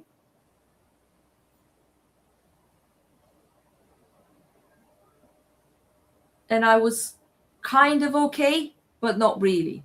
And then a couple days later, I had a complete meltdown. I attacked my husband. He didn't want to give me the baby. I wanted the baby because the baby was crying. The baby was crying every time I gave her to him because she was always with me.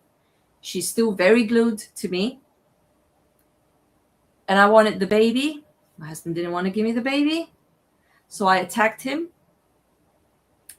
And then obviously we were fighting, so on and so forth. I got the baby, closed the door to her bedroom. I was trying to rock her to put her to sleep because I was very focused and very OCD about nap times. The baby needs to sleep because if the baby's overtired and doesn't sleep, then I don't sleep. So I was very much, and still am in some ways, but not as much, very perfectionist, very OCD, very much like Lindsay, planned routine. Used to leave my husband notes all the time. You need to give this bottle this many ounces. You need to do it like this and this way, that way, and so on and so forth. So exactly the same things. And my husband was obviously shouting because, you know, we were fighting and he was whatever. And then I called the police because I wanted him to stop shouting and get away from me, which in turn got me arrested.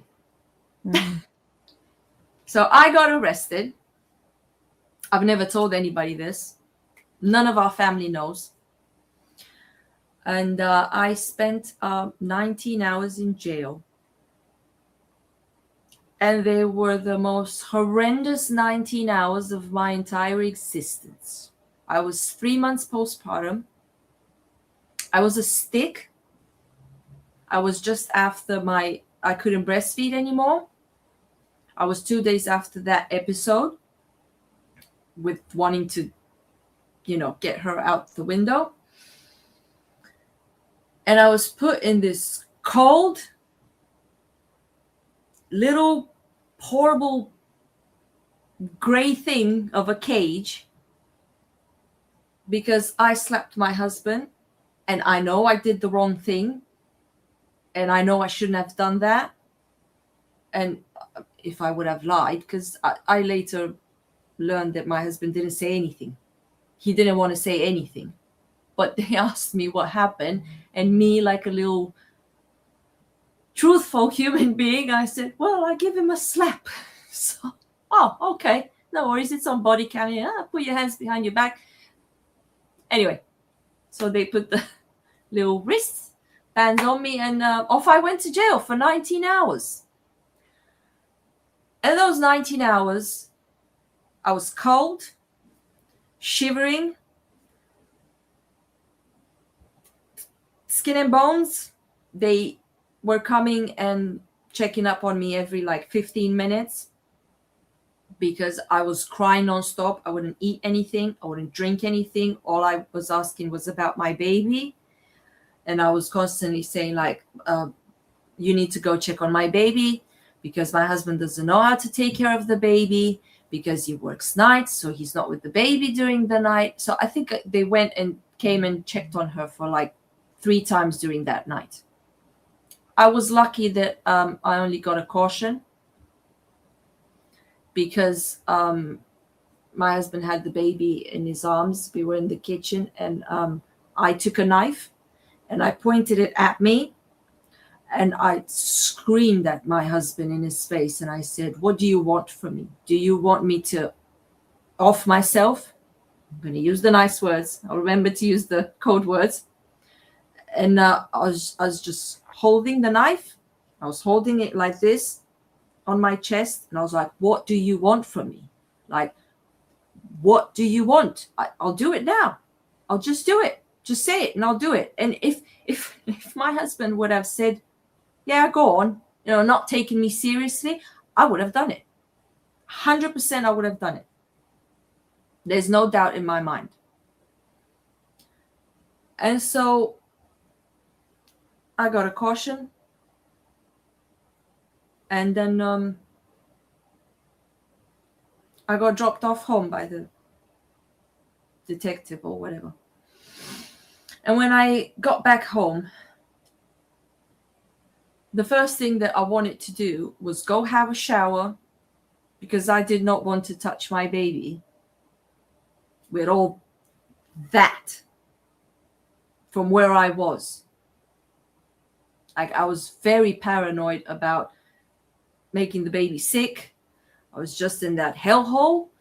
I don't want to touch her. I don't want to pick her up. I don't want to do anything until I clean myself. And after that, it was 2 years of, I can't explain why I didn't go back on my medication. I have no idea. I don't know. Like, I don't know why it took me 2 years to go back on medication. I can't understand it, because I tortured myself, tortured my husband. We almost got divorced because we were constantly fighting, and I was constantly just absolutely raging. I was so angry all the time, like unexplainable anger. Like, not, it just went like that, instant. And then 10 minutes later, I was fine. And then half an hour later, I was raging again. There is no explanation for it. Like, there wasn't any logical sort of thing. And then I got back on my medication. I finally went to the GP and started my medication back, which is sertraline, so the Zoloft. And I've been on medication now and will be on it forever, because I can't function without it. Like, the imbalance of the chemicals in my brain is just, there is no chance for me to be a normal human being. Well, like, we're all normal. Whatever normal is acceptable, without the medication. And I'm right now on 100 milligrams, but I'll probably going to go on 150 again. So I've started, like everyone else, on the 50 milligrams that they were talking about, and so on and so forth. I've upped it to 100 because it wasn't doing much. And now I'm having insomnia again. So I'm going through that insomnia right now. I was fine for about 3 years, and now it started to creep back again. But I don't want to, like, take sleeping pills or things like that. So I'm in the same way. I don't want to combine a million sort of medications and a million things and have a sort of whole bag of pills there to just take. I don't want to do that. So I found this medication works for me. But obviously I'm not bipolar. So because I'm not bipolar and I'm not on that, that's why it works for me. It's a completely different thing. Right. But yeah, I clearly remember my husband used to tell me when I was in my complete, like, darkness and rage, and he was like, he always used to tell me, it's not always going to be this hard. And I would just scream at him. I would just scream in his face, like, what do you know? You don't know what I'm feeling. You don't know how I'm feeling. You didn't give birth. You know, all those things. And he used to look at me with tears in his eyes. And I can't remember how many times in those 2 years I made my husband cry. My husband doesn't cry. Like, my husband does not cry. My husband is a strong human being. And he used to tell me all the time, it won't be this hard forever. She'll grow up. Things will get easier. Things will get better. It's not always going to be this hard. And years after, I did look at him and I told him, I said, you know what? You were fucking right. You were fucking right. It did get easier. But it did get easier also because I went back on my medication. Yeah. I can't function without the medication. I've tried. I think I've tried about 3 times. because you always have this in the back of your head, like you want to get off it. You want to be happy like everyone else.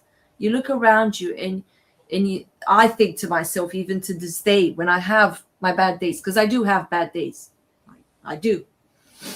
And I look at my husband and I'm like, why can't I be like everyone else? Why can't I just be happy because I'm happy, because I'm everyone else? Just like Lindsay said, why can't I not be, fake happy? Why do I have to I want to smile because I feel like smiling, because I'm genuinely happy.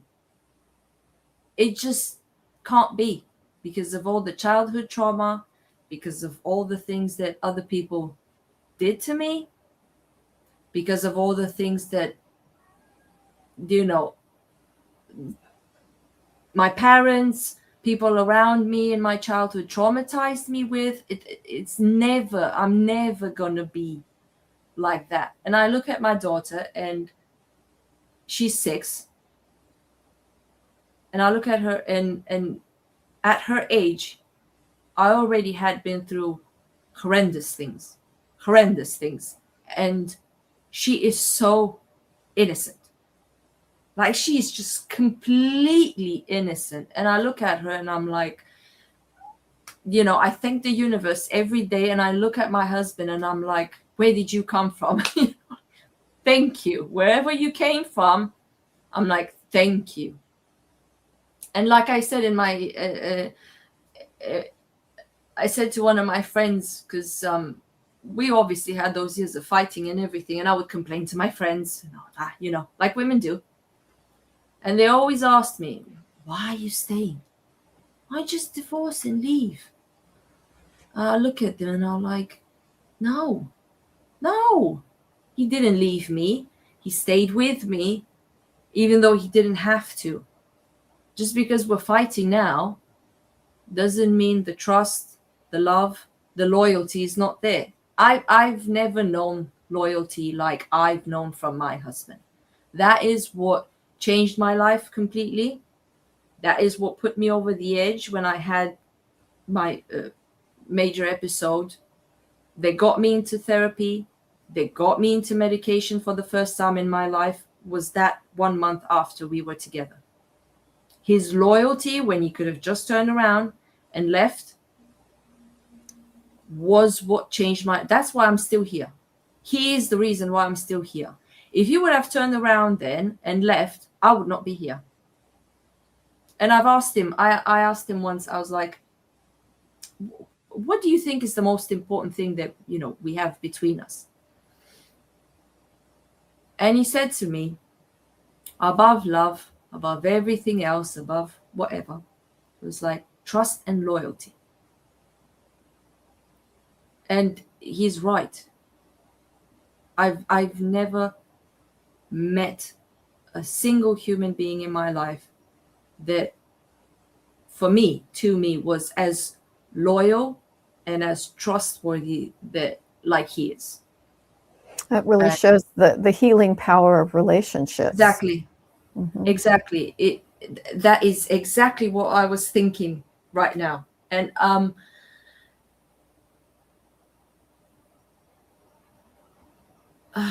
can I don't even know. That's why there was one thing in this whole trial that caught my attention instantly. It was like, I'm sleeping here, I'm listening to the thing in my earbuds, because I can't always watch on the screen because I'm doing stuff around the house. And there was one sentence that caught my attention, and it was the following: my wife isn't bipolar.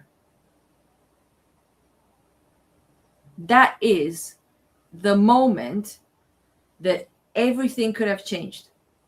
Everything. And I'm not trying to blame, Patrick. That's not what I'm talking about. But that is the moment that, in my eyes, in my view, my opinion, everything could have changed. My husband never said to me, oh, you're fine. You don't have major depressive disorder. Get out of bed and go to work. you're not having a panic attack now. Go run, go take a walk, go, I don't know, whatever. You know what I'm trying to say. Never, ever said that. My husband was never against any diagnosis or anything. When I went to therapy and I was diagnosed with borderline personality disorder and emotional personality disorder and so on and so forth and all the nice things, my husband never turned around and said, my wife doesn't have borderline personality disorder. Never said that. He said, okay, if that's what it is, that's what it is. What do we have to do next? What therapy do you have to do? I was in psychotherapy for 1 year, whole 1 year. And that psychotherapy opened my brain completely. I learned skills how to cope with panic attacks. I learned skills how to cope with my childhood trauma, to not impress it upon my daughter. I learned so many things in psychotherapy. So many things. That's why it's important to do medication in combination with psychotherapy, because psychotherapy gives you such an like introspective perspective towards you. It teaches you how to cope with things and how to resolve certain things. Some things you can't resolve ever. I have things that I will never be able to get away from in my childhood and traumas, that I will not be able to resolve them or heal them, but I can learn how to cope with them. And that's what psychotherapy teaches you. Yeah. And I think sharing your story is so healing. You know, I think it's so important for all of us. It was a really hard decision. Like, I was sitting here and I was waiting, and I was like, you might see my hair kind of, you know, it's not some ethereal thing. I have a fan on because I was sitting here and it's really hot in the UK right now, and I'm sweating because I'm so nervous and I'm like on the brink of an anxiety attack. And I'm sitting here and I'm like, I can't do this. I need to put the fan on. I was literally like starting to sweat, and I was like, I'm doing this because it's important, and because so many of what Lindsay was thinking, obviously we know kind of what she was thinking because of her notes in her phone. And I was like, that was me. It's like, that was me. That was the crazy obsessive human being with routines and with leaving notes for people, how to do things, when to do things, worrying all the time that something's going to happen to my daughter because all that nonsense happened to me. Obviously, I don't know anything about her past or her story or her childhood, but I could see the parallels. And I wanted to also share my story because I'm on the medication that didn't work for her, but it does for me. So it's not a, you know, end all be all of things. But my husband was probably one of the most important people. That's what I'm saying. When I heard that sentence, my wife isn't bipolar, I was like, oh boy. That could have changed everything. Yeah, I think in my opinion. People hear words like bipolar, they hear words like schizophrenia, and many times they just have a huge reaction to that. Like, that's a stigma, and we don't want to be labeled with a condition like that. But I think it's important that we all learn about it, we all understand it. And there were so many touching things that you said. You know, of course, you do deserve a sense of safety and a home and a feeling that you're in a relationship where you're loved unconditionally. So important. And that's what we now want I for everyone. That. Yeah. Now I understand. But it took me 9 years. It took me 9 years of being with my husband and him showing me and staying every day through all these horrible things that I do deserve unconditional love. And I said I wasn't going to cry. I'm not going to cry. Didn't want to cry. And I've never known unconditional love before I've met him. So and I look at my daughter and I look at him and I'm like, I've never been so proud of anything in my entire existence. I'm like, because just like Lindsay, I always wanted to be a mum. Since I was a teenager, I can remember since I was like 15, 16, and I always wanted to have more than one child, just like her. And me and my husband had to sit down and we had to have a really hard talk, and we had to decide we can't do it, because we both agreed, obviously with the perspective of me being sort of, out of the fog and everything. And we had to agree with each other and say, yeah, we're not going to survive a second one. There's no chance that we're going to survive a second one. So I had to accept it. If I wanted to have my family and still be here, I had to accept that, yeah, we're going to be one and done. And well, you're amazing, Laura. Thank you so much for sharing that with us. It took. No, it was amazing. I was all over the place. It was too long. No, it wasn't. I'm sorry. Everything that everybody's saying is incredibly important and It's riveting. Just, completely riveting. That was the thing. There was Shavaun was saying that about the discriminating against diagnosis like bipolar. When my husband told me for the first time when I had that major, because he said to me, why don't you go to the doctor? Get antidepressants, blah, blah. Why don't you go to therapy? Whatever. I was like, who, me? The Romanian? I'm not crazy. I'm not going to no thing to get pills. Like, that was my first thing. And then after about 2 weeks of not being able to function, literally, that's all. I was like, okay. I'm going to try this because maybe you know something that I don't know, because it's not communism anymore. And, I'm not the old generation, so maybe it's time. And that got me into therapy and medication. And you'll never watch this because he's not into true crime and he does not want to hear these kinds of stories and everything. And I tried to tell him about Lindsay and the case, and he was like, I do not want to hear that. It's like, no, please. I can't take that. And I was like, fair enough. Okay, I will talk to you about it. So I don't have anybody to talk to about the case. But he probably doesn't know it. But he saved my life. He did. He truly saved my life. If it wasn't for him, I would not be here. That's beautiful. So, well, you're amazing. All right, Laura, I'm gonna let you go. We've got a packed house here. They're coming home now as well. No, you're amazing. Thank you, we're Laura. giving people all the space. Thank you so much. And thank you to everyone. And I hope everyone finds love and healing. And I'm giving everybody a big, big, big, big hug. Thank you. Back at you. Thank you. All right, bye.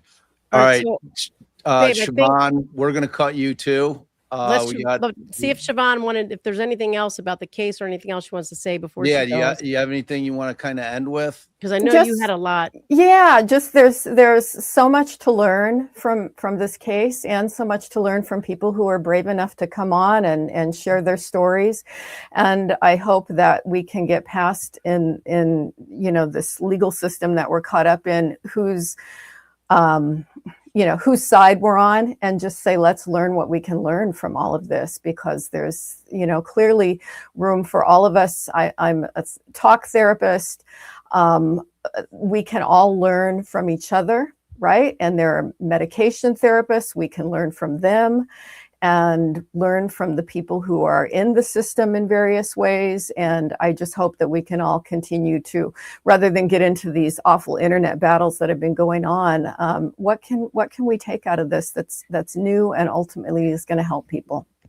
Thank you. You're so amazing. much. We're so appreciative. We so appreciate your time and that your willingness to come on with us. So thank you very much. Yeah. Thanks, guys. Thanks. Dave, I also, before we welcome our new expert, was thinking 2 experts, and then, if we bring in a person, that'll be a 5th. We got a lot in here. Let's see. Lisa Krystle, Tremayne's amazing. She's been patiently waiting. I know Distracted Therapist has been waiting.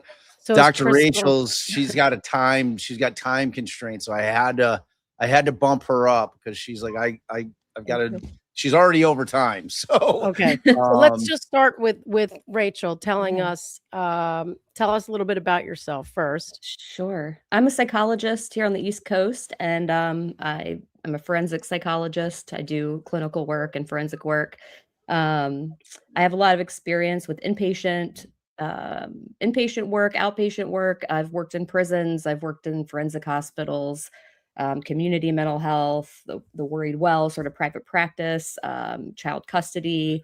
So I've done quite a bit. The postpartum issues are really kind of near and dear to me because I've experienced it myself. So, and I've worked with a few individuals who have been in the forensic psychiatric hospital for unaliving their children or for other maltreatment of children in the midst of postpartum issues. So I thought, I'm happy to share just really briefly my story because I think it's important if there are providers listening to hear how my provider handled it because it was amazing. And I thought it was bizarre, but now that I understand why she did it, I'm so grateful. So maybe I can just start there. And Of course, that sounds like yeah. So I had depression before I got pregnant, and I decided that I was going to be the pregnant person who didn't have any issues while I was pregnant. I was like, hormones are going to be my friend, and I'm going to be glowing and love it, and it's going to be amazing. And I'm going to have a baby, and everything's going to change, and I'm going to be fine after that. But that was not the case. I actually really didn't like being pregnant, but that's kind of unrelated. When I had my daughter, who's going to be 16 this month, I think part of why this is so hard to talk about is that when you talk to people who have babies, everyone is so happy. It's like, it's supposed to be the most joyful time in your life, right? Like you don't go over to someone's house who just had a baby and then say, this sucks. It's like, and so I kept waiting for that to settle in. Like, where's the joy? I mean, I had this precious baby that was just like, she's incredible. She was incredible. She is incredible. But like, I wasn't feeling it. And I'm like, why am I not feeling it? Everybody around me is like, I love being a mom and these babies are so cute. I was like, oh, I hate getting up in the middle of the night. I can't sleep because every single tiny noise she makes, I'm like hyper vigilant, and I know some of that's like first mom kind of stuff, but then the depression started really setting in. And I remember telling my husband, like he was getting ready for work. And I remember telling him, please don't leave. Please do not leave the house. Like I can't do this today. And it just, after so many days of that and just feeling like I was having thoughts like, we made a huge mistake. Look at what we did. Now I have this baby that I can't give back. And like, what did we do? Oh my gosh. I wasn't having any thoughts of hurting her, but I will say that her crying was intolerable to me. Like the level of irritability I had, I don't know if they still do this. I hope they do. But in the hospital for those couple days I was recovering, they made us, we weren't allowed to check out until we watched the thing about shaken babies. Like we had to watch this video and they were giving us all this literature and people were constantly talking about it. And I was like, oh my gosh, okay. Like I'm not going to do that, But when you get home and you're depressed and you are irritable and you haven't slept and that kid will not stop crying, I completely understand how people get to that point. And people who have way less psychological resources and physical resources than I did, I totally get it. I get how it happens. And so I get the importance of that education. But yeah, so I decided to go see this provider. I had been off medication for like a year because I was going to be amazing and not need it. And I went and found this new person. And when I met with her, she was asking me, she's like, do you have any, regrets or thoughts about wishing maybe you hadn't done this? And I was like, oh no, like I totally didn't tell her that at first. And then she said, well, are you having any thoughts of wanting to hurt your child? I was like, absolutely not. Like, lady, come on. And then she said, well, what about like picturing yourself hurting your child? Or what would it be like if you did it? Or any bizarre thoughts? And I'll never forget this. She said, any bizarre thoughts, like maybe I'll put her in the microwave. And I was like, what? No, what are you talking about? Like, I was like, she's on crack. Like, why is she saying this?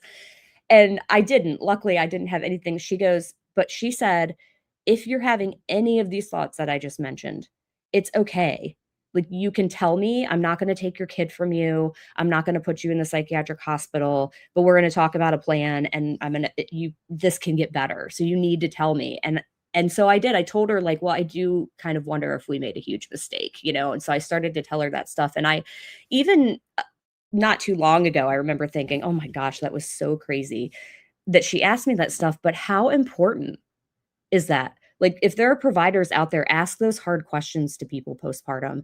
Like, they might think you're on crack and you're crazy for saying it. And oh my gosh, how could you even think to ask something like that? But man, if somebody would have asked Lindsay those things, just not, are you having intrusive thoughts? Yes, check the box. Okay. And moving on, but like really getting into what are some of the examples of what those might be?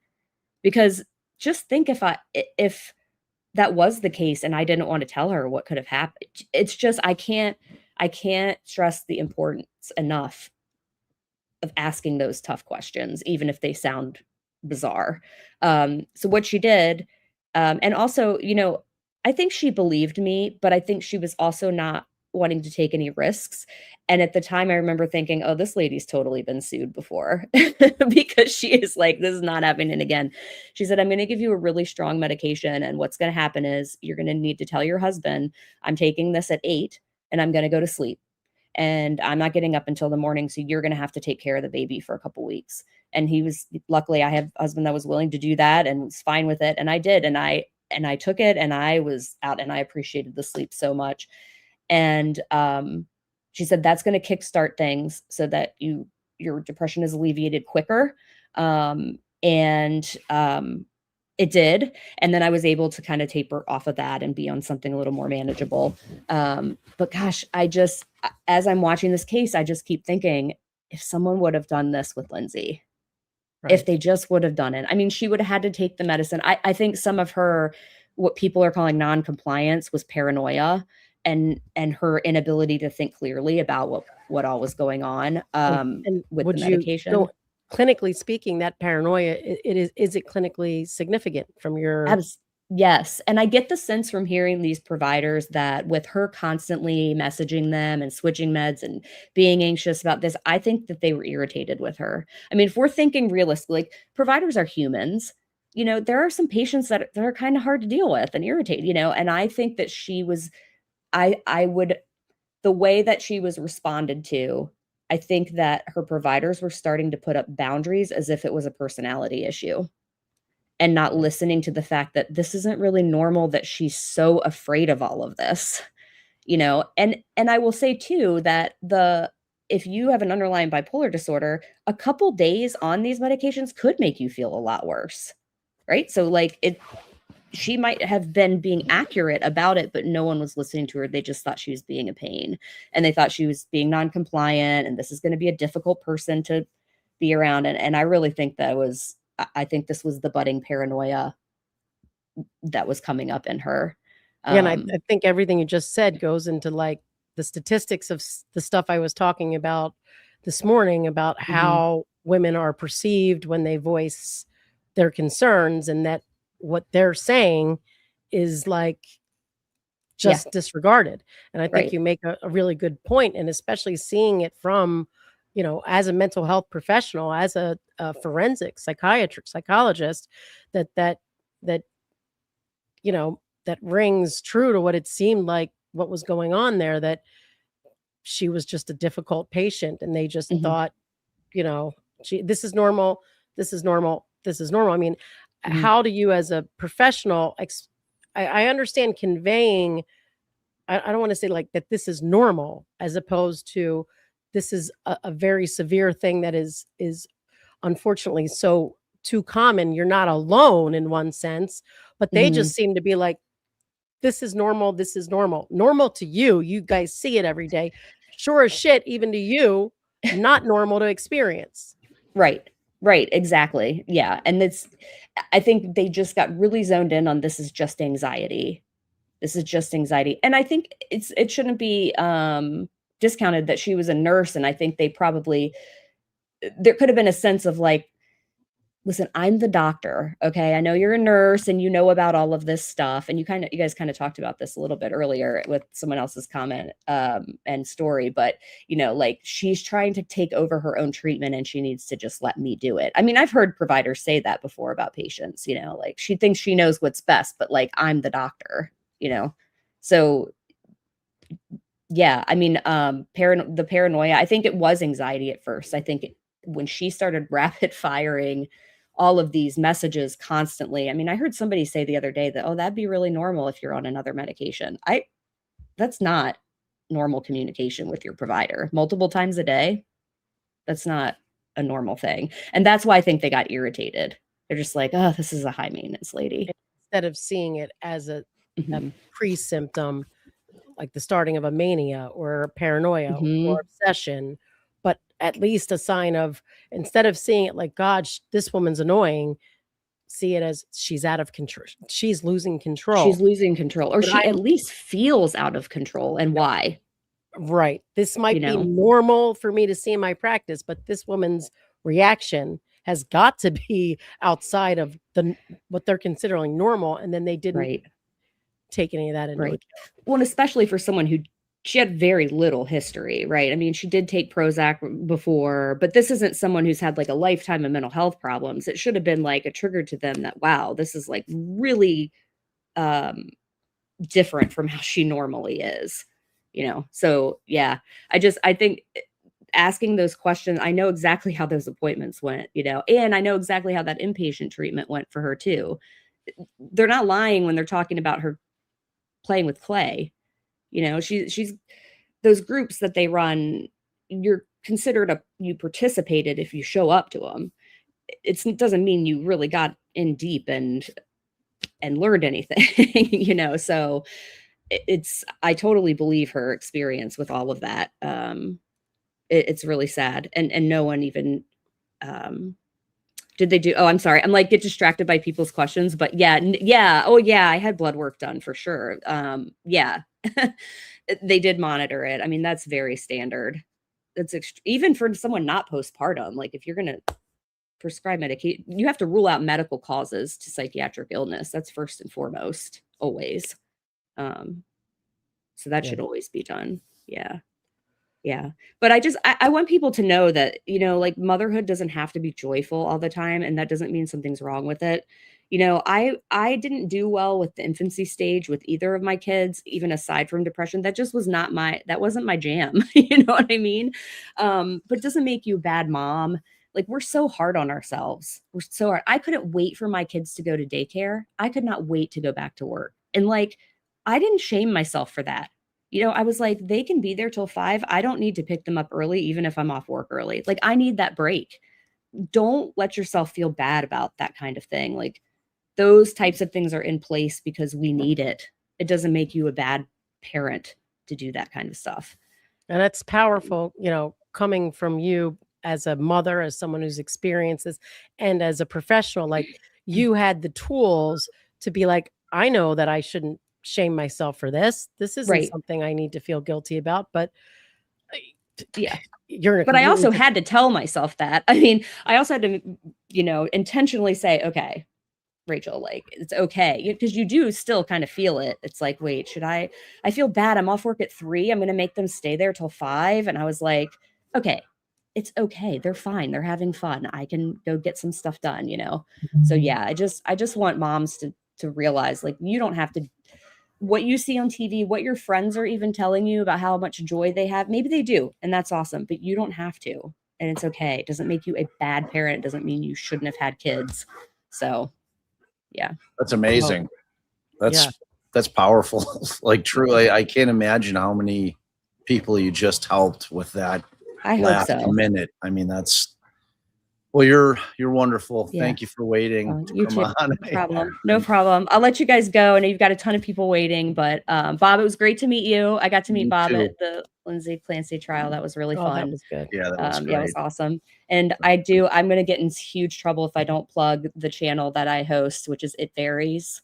It's a true crime trivia channel. So oh, well, that's fun. check People us love out. that. We do it on Sundays. We're on hiatus true crime trivia. yeah, you guys come hang out. We're on hiatus until September, but we'll be back on Sunday nights after It that. So varies. it varies.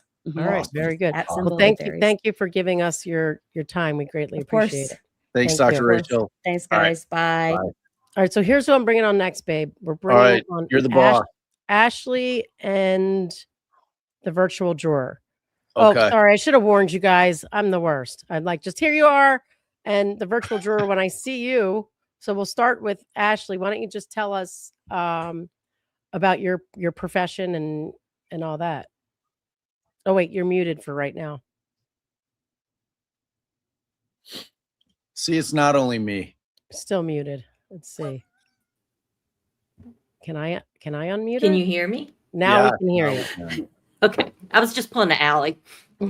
It's more We a call it a Bob. bob. Okay. Oh. But no, I've been doing it a lot. So I get it. I get it. Yeah. Thank you for having me. So I am entering my second decade in the nursing field. I started out as an RN, took the track, ended up in psychiatry. So I'm a psychiatric nurse practitioner, which is a lot of what we saw from that second group of providers. A lot of them were psych NPs. And I do mostly pediatrics, but the great thing about that, and what really got me interested in this case, is I don't meet peds without their moms most of the time. And a lot of times I end up having to kick the kid out of the room to say, okay, mom, what's going on with you? And I think that is the biggest thing that was missing, especially with that first doctor. Was stopping, instead of trying to check boxes in an assessment online, was stopping to say, hey, what's really going on? So that's kind of why I'm here. All right. And then we'll hear, sorry, virtual juror. I didn't realize that you were keeping camera off, which is fine. So I know you have a long background. So tell us about you. So my background, I did my bachelor's in recreation therapy. And then I kind of fell into psych. I actually wanted to do physical rehab, but psych ended up being where I landed. I worked for nearly 10 years in the state psych mental health system. I worked at 2 different state psych hospitals in the state that I live in. And I worked with anywhere from between 12 years old up through geriatric patients. So geriatric, for people that aren't familiar with the terminology, are elderly.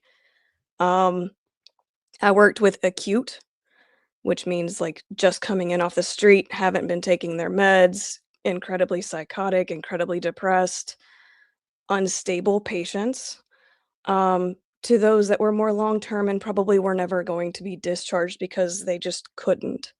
I also worked for a little bit of time with forensic patients, because the state, when I did my internship, the hospital I was at had the NGRI, not guilty by reason of insanity patients, and that unit literally looked like a jailhouse. I mean, bars on the, they lived in cells. They didn't live in a patient hospital room. And that's like, a lot of people don't really understand that when you have a not guilty by reason of insanity, those people were there long before I started working there. And they, when I left, were still there. So it's not like, hey, just because you've been found not guilty by reason of insanity, you don't just get discharged and go home. It takes years, and sometimes they never leave. The other part of my story is a little bit more involved, and part of the reason I'm no longer in that field. Things can happen even when you are working inpatient at the drop of a dime, and you never know when something might change. And unfortunately, I was on the negative end of that spectrum. I was working one day, had a patient. He was okay in the morning. And then in the afternoon decided he, quote unquote, didn't like me anymore. And so that resulted in a chair being slammed on my head twice. I don't remember being hit the second time. It was one of those, those plastic mold chairs that have the metal legs? I think I can envision what you mean. Yeah, it's like they have the square metal legs. It was one of those. And so the metal legs hit my head, and that resulted in a trip to the ER. And there are lots of other issues that I probably should have consulted a lawyer with long before that, but I had a toddler at home at the time, and my ex-husband, who I was still married to at the time, was out of work. So I had a workers' comp claim. I probably could have sued and made some money, but I didn't because I was more focused on being a mom and providing and making sure that my daughter was okay. I went to the ER. I had 9 staples, and to this day, I live with the results of that strike. I've not been formally diagnosed with a TBI. However, I still do have post-concussive syndrome symptoms, where there are times where I don't necessarily remember words that I want to say. Um, when it first happened, it was as bad as not remembering the word for a door. Like things you've been saying since you were 2 or 3 years old. That thing you open so that you can go outside. I would have to describe it so that people would know what I was talking about. And it's gotten to the point now where I tell people I'm in conversation with, if you see me struggling for a word, please fill it in. You're not gonna, I'm not gonna get upset about it because I can't think of it at the time. And it's just to say, like, even things in a psych hospital, being treated, being medicated, whether they're hearing voices or not, or they're in early onset dementia, things happen and it takes just a moment. And you never know when it's going to happen, what's going to be the result. The other thing I did while I was there is I actually ran the groups that they're talking about. We actually had music therapists, art therapists, recreation therapists like myself.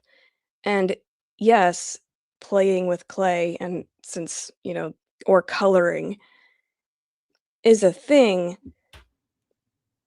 It's more than that because people don't necessarily see recreation as a modality for recovery.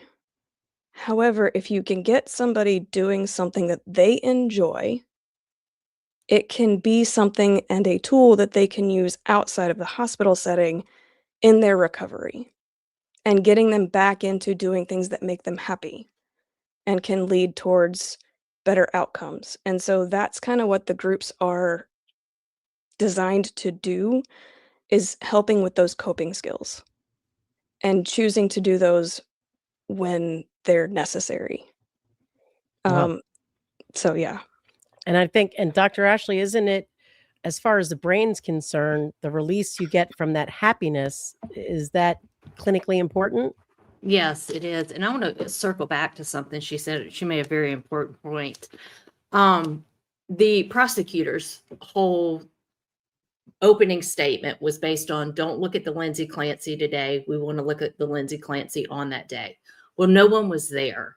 And for those of us who have worked in an inpatient setting, we understand, just like, the virtual juror saying, that can change in a moment.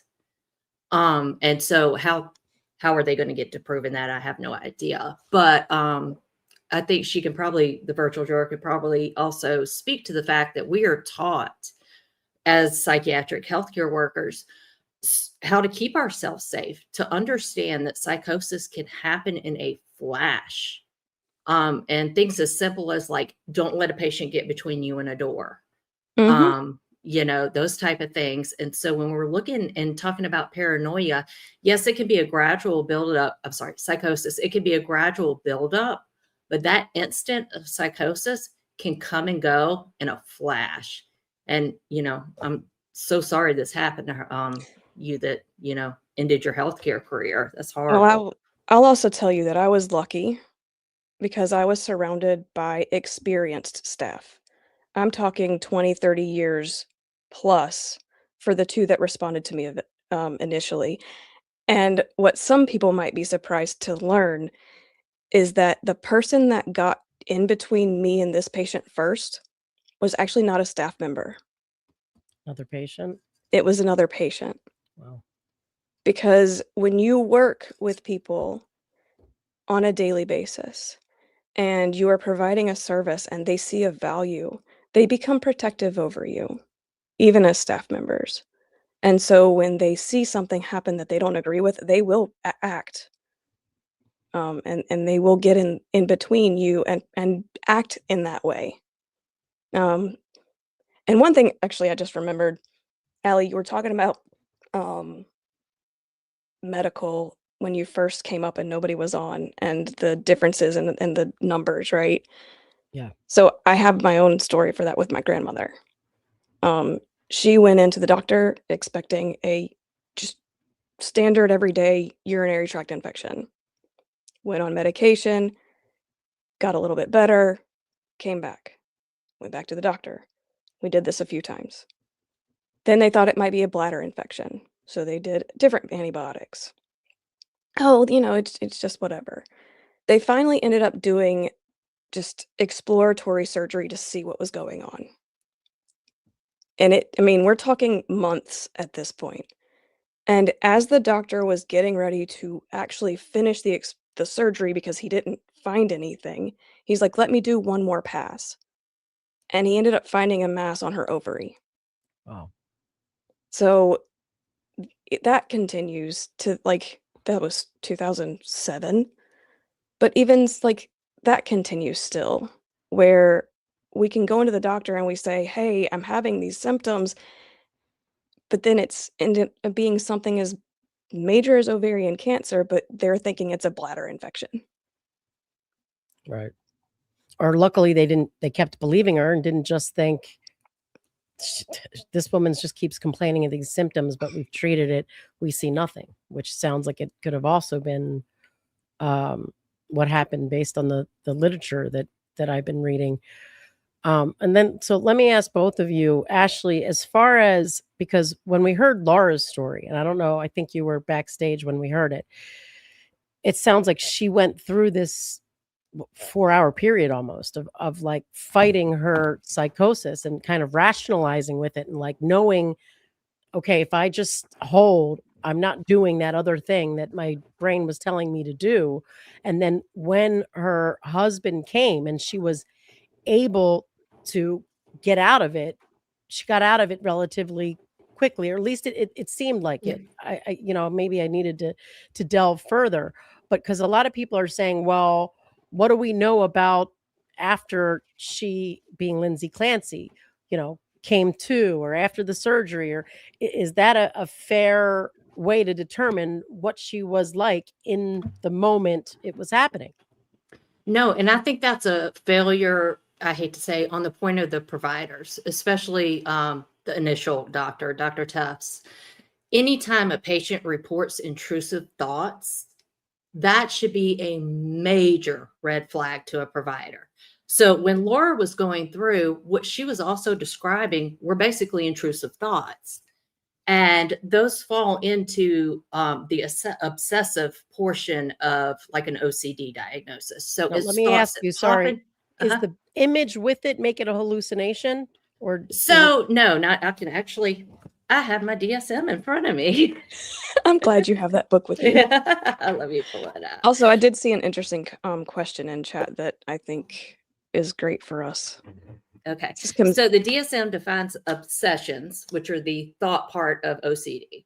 Obsessions are recurrent and persistent thoughts, urges, or images that are experienced at some time during the disturbance as intrusive and unwanted, and that in most individuals cause marked anxiety and distress. And then I think this is something we're missing with Lindsay. The second part of that is the individual attempts to ignore or suppress these thoughts, urges, or images, or to neutralize them with some other thought or action. So just like Laura was saying, if I sit here and I rock the baby, it's safe. So when we think of obsessions and compulsions, we always think about like light switches or that type of thing. But when the prosecution, I'm very biased against this prosecution since opening statements, but during her opening statement, when she was talking about how, oh, Lindsay, wrote everything down and wanted it down to the minute, and sleep schedules were tight, and, she was trying to control her family.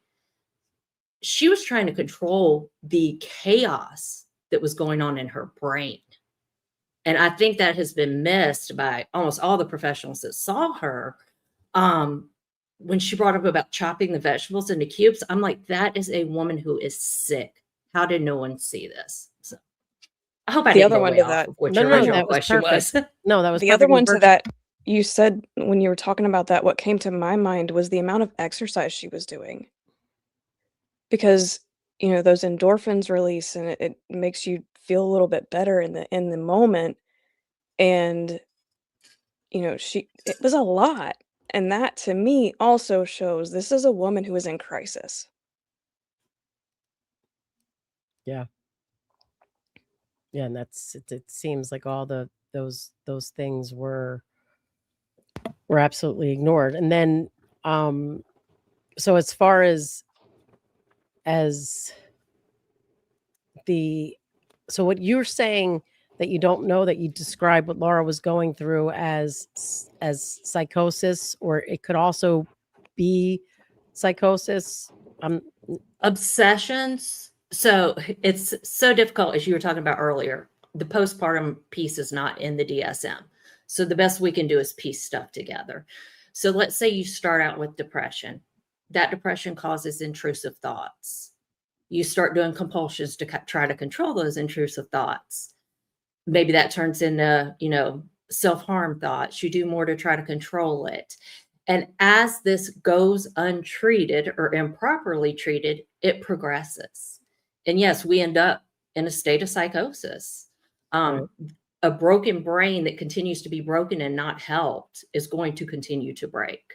And that's what the studies that I was reading were saying. Like if you've got bipolar postpartum onset and it's not treated, it's not like going away because you're going to be outside of, 2 years later, you're not postpartum anymore. If you don't treat it, it's still there. Like you're saying, if your brain is broken, it stays broken until it's, somehow fixed. And it begs the question to me. So, when I think about, okay, Lindsay was able to be concerned enough for her safety or the safety of the baby, who knows, whichever way you want to look at it, to want to look at the distance to see either I don't want to send him too far because I don't want to be alone too long, or could it be to mentally be like, all right, how long do I have to stay alone? And if you've been dealing with this for these kind of intrusive thoughts, whatever it ends up being, for so long, and you've found ways to deal with it, the chopping, the whatever you're doing to counter it, that you think, all right, I just have to do that for that long. And you don't actually think this is going to be the moment where I'm no longer able to actually control it. Like there's no way to have the foresight, even though you're worried and you consciously know you've been going through all of this, that you don't think you're going to move on to exercising it. And is it possible for that to happen in a flash? And can you explain Absolutely. how? So I'm sorry. So numerous patients I've had that have attempted to end their own lives will tell me they had intrusive thoughts. There was a voice in their head, but it was their voice. And it was saying, you shouldn't live. You're not worthy. You're not this or that. And in a moment, that voice changed and said, it became a command to hallucination. A lot of times it'll change to a different voice, which is why when Lindsay said she heard a man, I didn't think that was unusual. And who knows what sets it off? We don't know what flips that switch, but you can be living with that intrusive thought for months and something triggers and immediately it's a command to hallucination and you do what the voice says. And is the timing of the command hallucination suspicious to you, or or seem normal as far as when a window opened, now you got this command hallucination? Oh, as soon as he left, now it's commanding you. Sure. No. So I think we forget that our brains still are very primal. So, I feel like she was dealing with these intrusive thoughts, even though she wasn't sharing because no one was asking the right questions. But she had probably been dealing with them for a while. And our brains are very primal and they recognize opportunities like fight or flight. So not intentionally did she call up this command hallucination when her husband left, but the primal part of her brain probably recognized this is an opportunity. And that's when that kicked in. And so, Ashley, I had a question along those lines. So I want to talk, kind of the resistance that I see to people wanting to, allow themselves to believe what actually happened is the planning aspect of it, right? Like there's this, everybody's like, you can't, it's that concept that Reddington talked about. Like, you're not like a bulging eye, frothing, like everyone has this misconception of what psychosis is based on movies and TV, which is not reality. And, that's what everybody is trained to think. It's like people that watch Law and Crime or Law and Order and SUV or SVU, whatever the hell it's called. That's not how shit really works. That's not how lawyering works. That's not how trials work. It's fictionalized. It's some loose interpretation of what reality is. So can you kind of address that side of it? Because that is the one thing that, I mean, the state doesn't even get it. The Commonwealth doesn't believe it. They think that's their entire case. The fact that she planned this thing, that she moved him out of the house, that she had the forethought to go ahead and pick a place that was the furthest from them, which was still 9 minutes. I mean, but like that's the part of it that I think that is going to have to get explained to a jury so that they understand it in order to be able to move forward with it. Yeah. And if she ends another questioning with like, was she foaming at the mouth and were her eyes bugging out? I just want to scream every time she ends questioning someone. Same. So no. And like I said, I mostly deal with children, and I have a lot of children who attempt to end their own lives. It's the statistics Allie read earlier with teenagers. And what a lot of the parents will say is they were absolutely normal that morning. A lot of times people are actually in a better mood before something like that happens. And the fact that she was asking all the providers, was she psychotic? Did they ask? They were checking boxes. She had intrusive thoughts. Did they ask what those were? Those might have been psychotic thoughts. So I think this picture they're trying to paint that people are foaming at the mouth and like, raging lunatics is we know that they didn't rare. ask. We know that they didn't ask. I mean, Reddington has asked the questions. Okay, so when she said she had intrusive thoughts, what did she say? And then they're just landing on that. Oh, well, that she wanted to harm herself, that she didn't want to be here anymore. And it never went beyond that. It was never, I need more. I need for you to give me the details. Like, tell me everything that you're thinking. And that just never took place. And it's so, because I think that Dr. Rachel nailed it on the head. And it's the thing that I've been saying in terms of the relationship between Tufts and Lindsay. I think that there was that friction. And it was that thing that I read that one of our viewers had sent, that it's literally, it's on the MCAT. Is that what the medical school, it's like that question that there's this thing where there's this kind of bias when from a doctor to a nurse in terms of the way that they view them. And it was that, the what was it? The facetious disorder, those things where they're just not giving them the same kind of treatment that they would give somebody off the street that wasn't in the profession, which it just seemed to me like that was what was going on in that relationship without, because I could I was sitting in the courtroom listening to that cross and I was just envisioning, what was going on in Tufts' mind when she was dealing with this, in the moment, a difficult patient. You know, like she's just constant, like, oh, there's always something, like everything I give her, like everything can't not be working. Like that's what I'm Yeah. thinking that Tufts is thinking in her head, and she's annoyed with her. You know, it's like like we're all human beings. I mean, Alice and I have been annoyed with plenty of clients throughout all our years. You know, Yeah. they're never going to know it. We're not going to be like, hey, you know, you really annoy the shit out of me, but you know, so we keep that back. That's not part of the relationship. That's what we say to each other when we get home. But it seems like that was something that was going on here. And then the end result is, I mean, there's no question. There was no actual psychotherapy happening at all. No. You know? No. No. And I do want to, and it might be an unpopular opinion, but I think you guys have a good many nurses in your chat. So Tufts had just completed her residency not long before she started seeing Lindsay. What residency is, anybody that's been in nursing for a long time, is that horrible time in July where the baby doctors come to the hospital and the nurses have to try to keep them from unaliving people by writing stupid shit, basically. So normally when doctors come out of residency, get certified, and now I am the doctor, they have a very negative attitude towards nurses for the first couple of years until they realize they need them. But just the way she presented to me, I kept putting myself in her shoes. If Lindsay was my patient, I would feel so horrible that I had failed her. And Tufts came across like, I know what I'm talking about. I know what I was doing. And she wasn't listening to me. I agree. She came off very arrogant. Mm-hmm. Yeah, but that's where the counterplay of the civil suit is always looming over this trial, because every single one of those providers that took the stand in this case, their lawyer or the facility's lawyer was sitting right in front of me every single time, taking notes.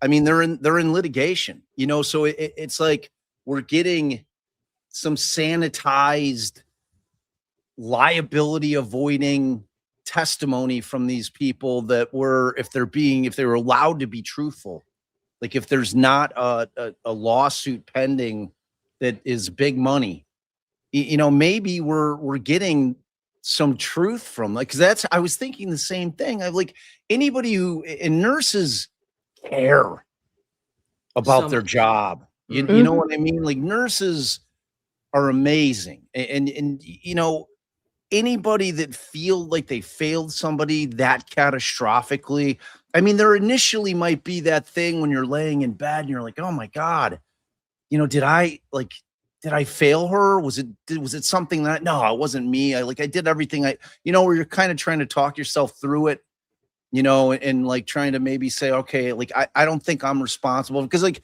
every provider, when they heard what happened with her, had to be having those thoughts when they're laying in bed. You know what I'm saying? Like, it's just human nature. Any of us would be doing it. You know, it's like Allie and I, after a trial, if they find our client guilty and we're like, we thought that the person was innocent. I mean, my God, it's like, that's all we do. We obsessively think about it, you know, because there's a long lasting impact after the fact, you know? So, yeah. And go ahead. I'm sorry. Okay. Well, and Bob touched on, you know, asking the questions, right? Did they ask? No, they didn't. And you can tell because of the notes they wrote. If they had asked, what are those intrusive thoughts? Their notes would be detailed as to what the thoughts were, what they included, how often they were experiencing them. Did they change? What kind of feelings were around them? It would be much more detailed than what we have in court. And Reddington would be able to bring it out. And none of that is there. And that really concerns me based on the care that Lindsay got. Because even when I was doing recreation therapy, I was still taught to ask those questions and make my detailed notes so that the doctors would know what to look for. Yeah. I went back and listened to Tufts' testimony this morning, just kind of getting ready for this. And anyone that works in healthcare, her entire testimony reads like a checkbox assessment in any computer system, Epic, any of those. So I even wrote down a quote. They had asked her, you know, about mania. Did you notice any mania? Did you ask any questions about mania? And she said, well, usually I would. And then she said, a lot of stuff can be assessed without asking. And I thought, No, it can't. really? You're that good? Over the television, as Red keeps saying, that you can assess without asking. And which I love, by the way. yeah, he's amazing. Oh my gosh. He's so great. I mean, so I have a question for you, Bob, if that's okay. Yep, I'm not taking over your stream, but we were having a discussion at work the other day. I work with other nurse practitioners, different specialties, and we have malpractice insurance, and it covers us being sued. Right. And all of us came to the same conclusion, like, if we did something that was this harmful to a patient, I feel like I would take responsibility for it. I would say, I am sorry. Yes, please sue me. Sue my insurance company. I mean, is that just it's not how it something works. that happens? No, it's like, take it out of the realm of complex litigation, like doctor, patient, patient is irreparably harmed. They find a lawyer. That lawyer finds that they deviated from the standard of care. They're like, I think we have a suit here.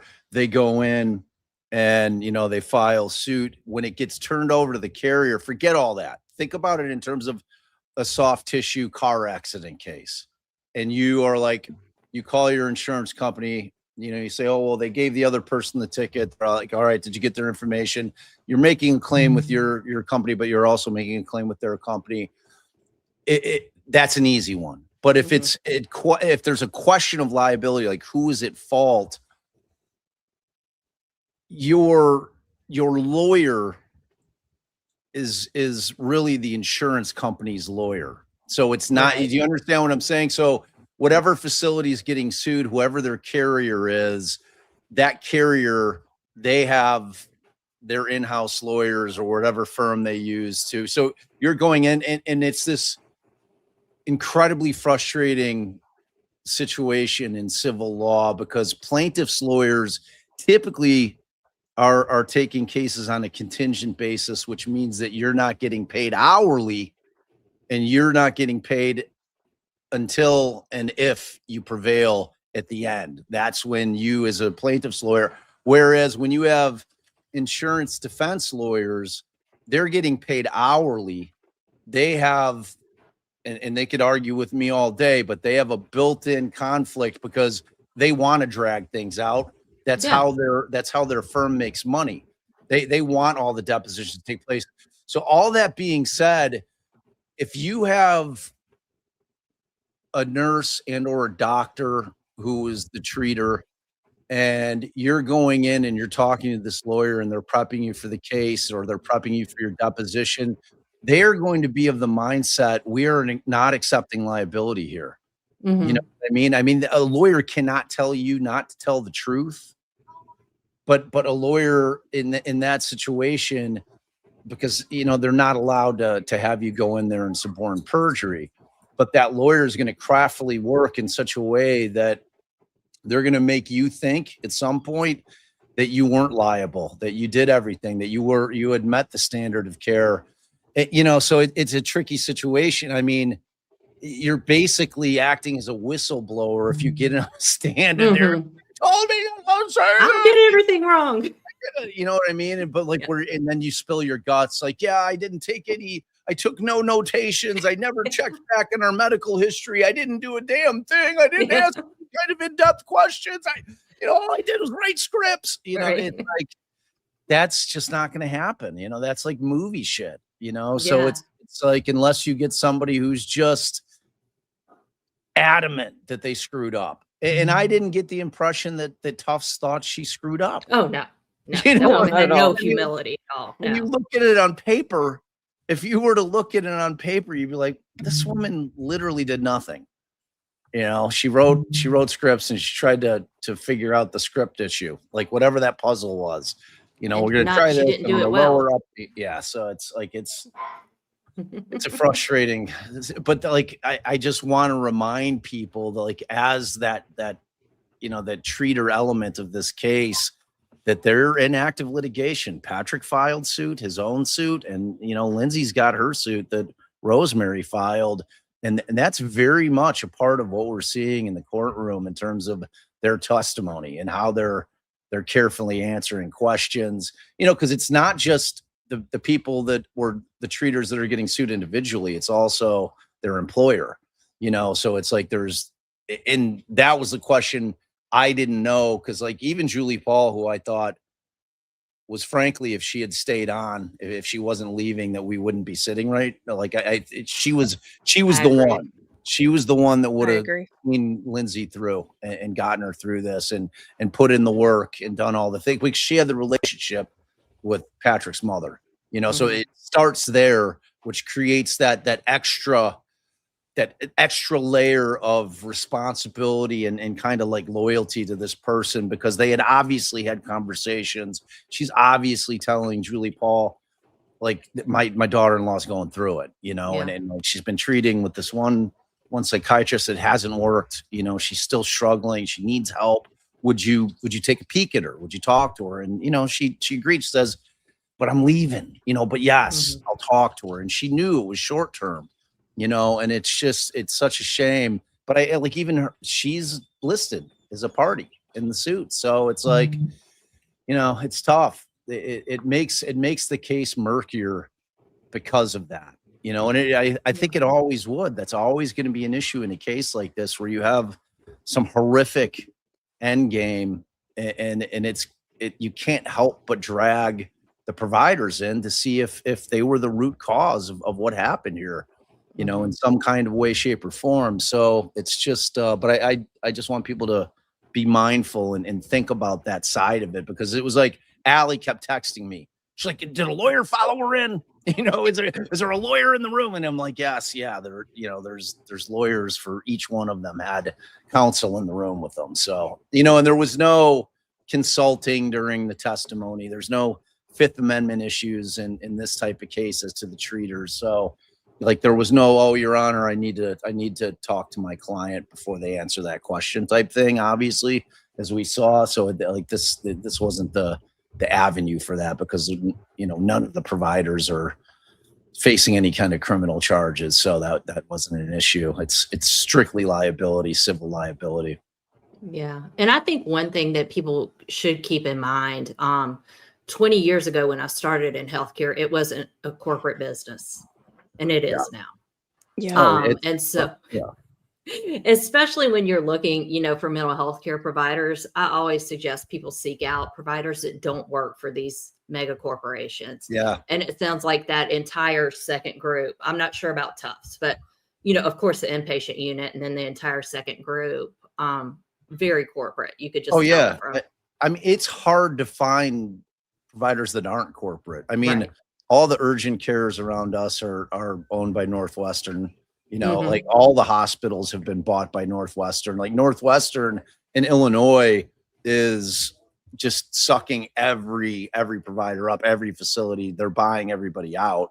And, I mean, it's that thing, it has become a thing where it's profit over health. And I mean, that's just a reality. Hey, baby, you got to shut that door, honey. Oh, okay. And I'm going to bring up Spitfire to share her story. I have a curiosity question for Ashley real quick. Have at it. The youngest person that I ever saw, granted 12 and up, actively hallucinating and experiencing psychosis was 13 years old.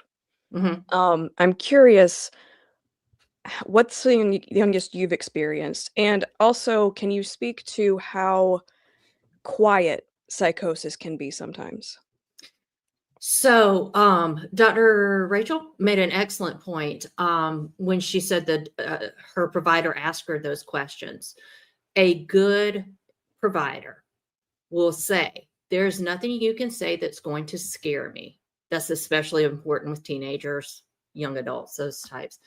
And ask those really hard questions to dig in, because most people are not going to offer that they're hallucinating. Most people are not going to offer that they're hearing voices.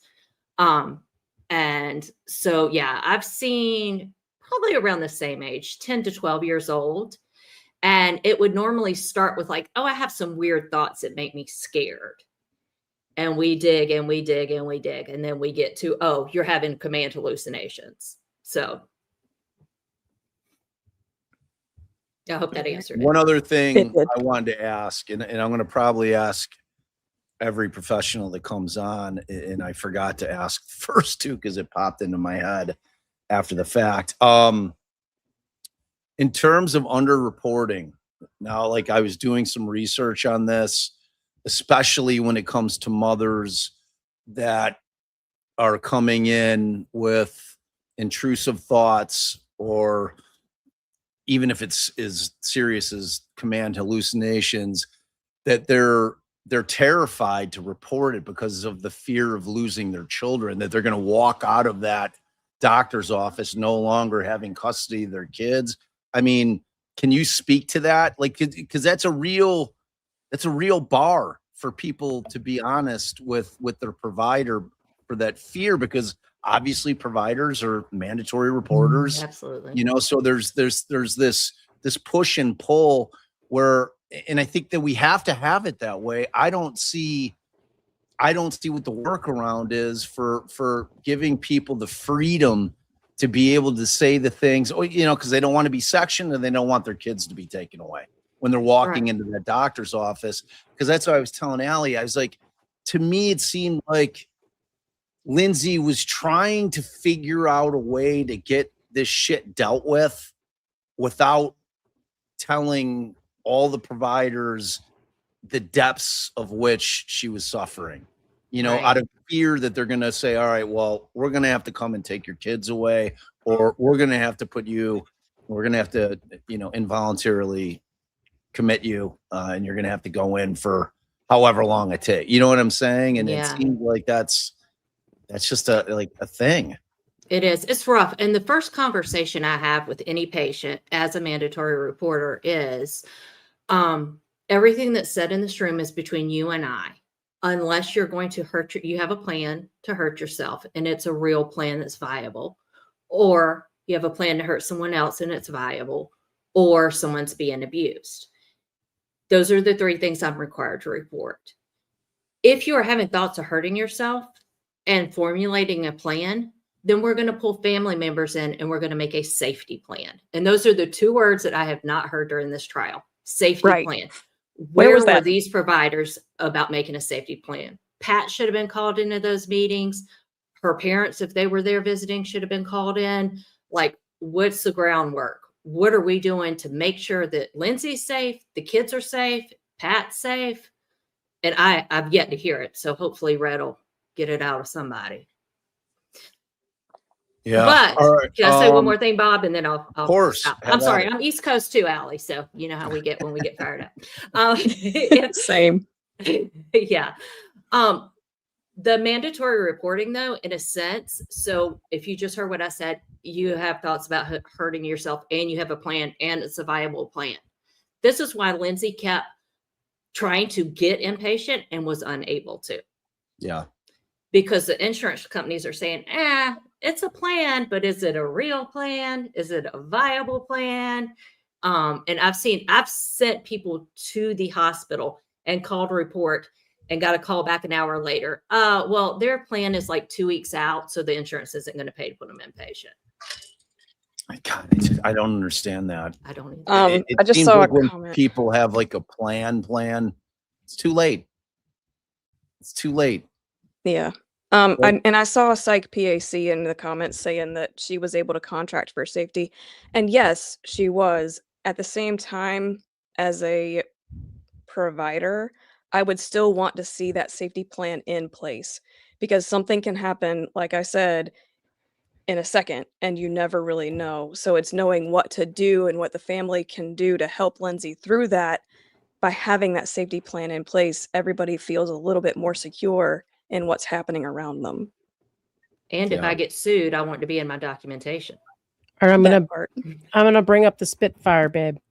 Okay. Hey, Allie, I'm gonna jump off. I know Distracted Therapist is in the back saying that she needs to jump off in a little bit and was asking All about right. next professional. So I will we will bring Distracted Therapist on, and then we'll have Spitfire share her story. All right. Thank you, virtual juror. We greatly appreciate your time.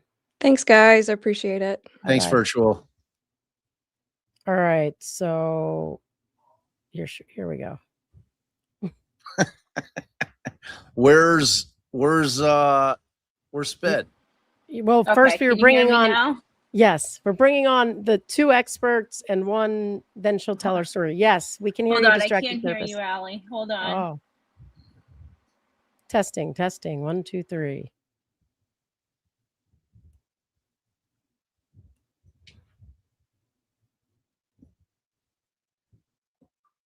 Distracted. Go to the. Can you hear it all? I can't hear it at all. Okay. So there's gears. I'm gonna go out and come back, I guess. I don't know Okay. what's going on. Well, there's gears at the bottom. Press She that. can't hear first. us. Oh, yeah. Therein lies the rub. Could you? Let's see. Can you hear us when you're backstage? Can you hear us now? I was trying to see if. Can you see if she's got her? Can you fingers? hear us backstage? Distracted. Can you hear us backstage? Samantha, can you hear us backstage? Samantha can hear us. Yeah. Okay. All right. I don't know how to like it. I have to tell her to look at the private chat because I could text her or I could message her there. Wait, I can edit her mic settings. No, but it's not her mic. It's her. Yeah, I don't Okay. think you're gonna be. Oh, I'm gonna did boot you? her. I didn't Yeah, do anything. boot her. Boot her. All right. Hopefully she can get back in. Wait, let's make before I do that. let me Yeah, see. she just hits the link in the chat. Okay. It's right Let's in just there. make sure. You still can't hear us, right? I don't know if you can hear me. Can you hear me? Yes. Okay. I'm having a hard time hearing you, but maybe it'll come back on. Thanks for having me. Yeah. Testing. I still can't hear you guys at all. That's weird. So weird. Look at the chat. I don't know what I I'm gotta gonna write do. it down. Oh, the ice cream. I'm man. just gonna come on my my phone. Hold on 1 second. That'll be easier. This isn't working. Okay. All right. She's entered back. Let's see. Okay. Is this better? We can hear you if you can hear us. I can hear you now. I don't know what's going on. I've been hearing it perfectly. Hold up. We were trying to tell you to press the gears and see if that did something, but it's all right if you're able to do it like this. Yeah, this is fine.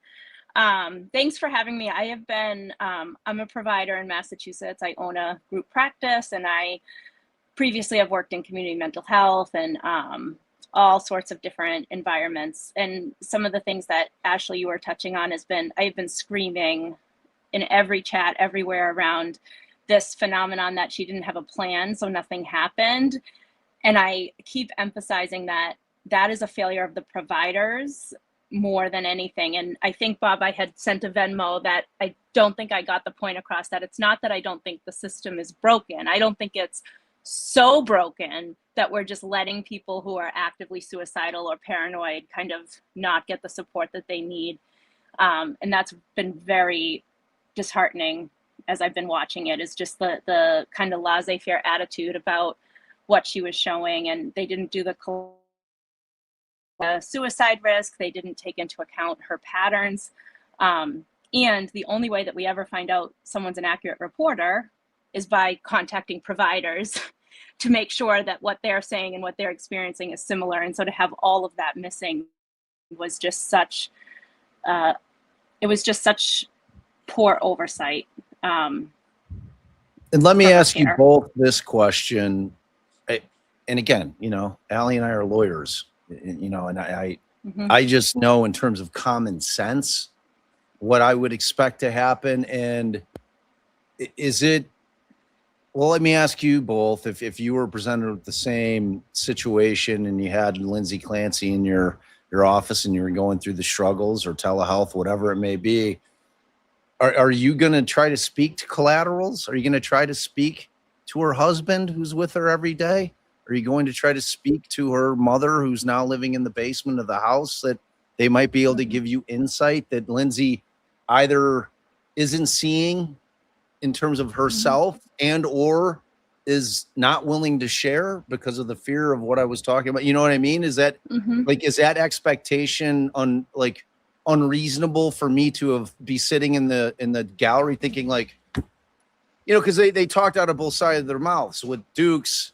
You know, she talked about like the I don't think it was the Bow one. I think it was Sprague. She's like, oh, well, it's very important to talk to collaterals because they can give you very important information, and then when Tufts was on, like, what do you need to talk to collateral? So it's like, what should be happening in a situation like that? Well, I think the first thing is that it is tricky with adults, but before I even meet a client, when they're filling out the forms and then I meet them, I say, who is important for me to talk to? Who's important for me to meet? Who's in your life? Who's at home? Who has seen you struggling? Because nobody ever comes to therapy saying, you're the first person I've tried and I've been struggling. We're usually like way down the line, like one of the last people that are tried. So I usually always try to ask that ahead of time, but with adults, it can get tricky. But again, you're looking at patterns. You're not looking at Lindsay as someone who is coming to you and what you do typically. You see someone who is struggling, who's not getting better, who maybe is annoying you and pushing the boundaries, but nothing you're doing is working. And being able to say, I actually need to contact someone in your life here. I think that's where the difference is, right? Like, you're an adult coming in the gate is different than when you're an adult that is struggling. Yeah.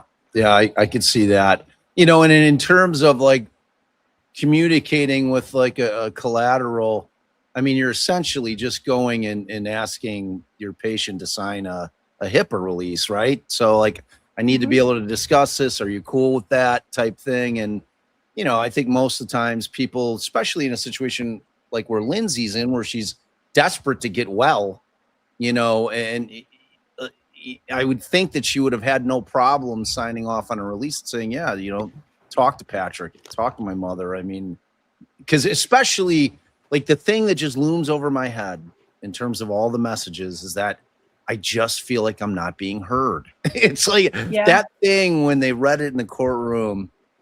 I like lean back into the pew, and I'm like, that's this entire case right there. Like that is what was going on with this woman. It's like she's just not being heard or seen, or a combination of both. You know what I mean? It's like, I can't imagine how frustrating that would be, to just feel like you're trying to explain something to someone and they're just not getting it.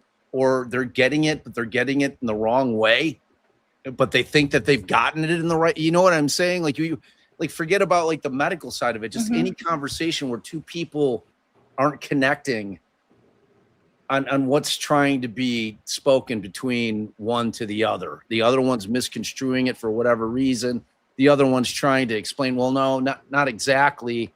And then the person will be like, oh, you mean like this, and just kind of continues to guess. It's just, it felt like there was a disconnect, especially with Tufts, where like she just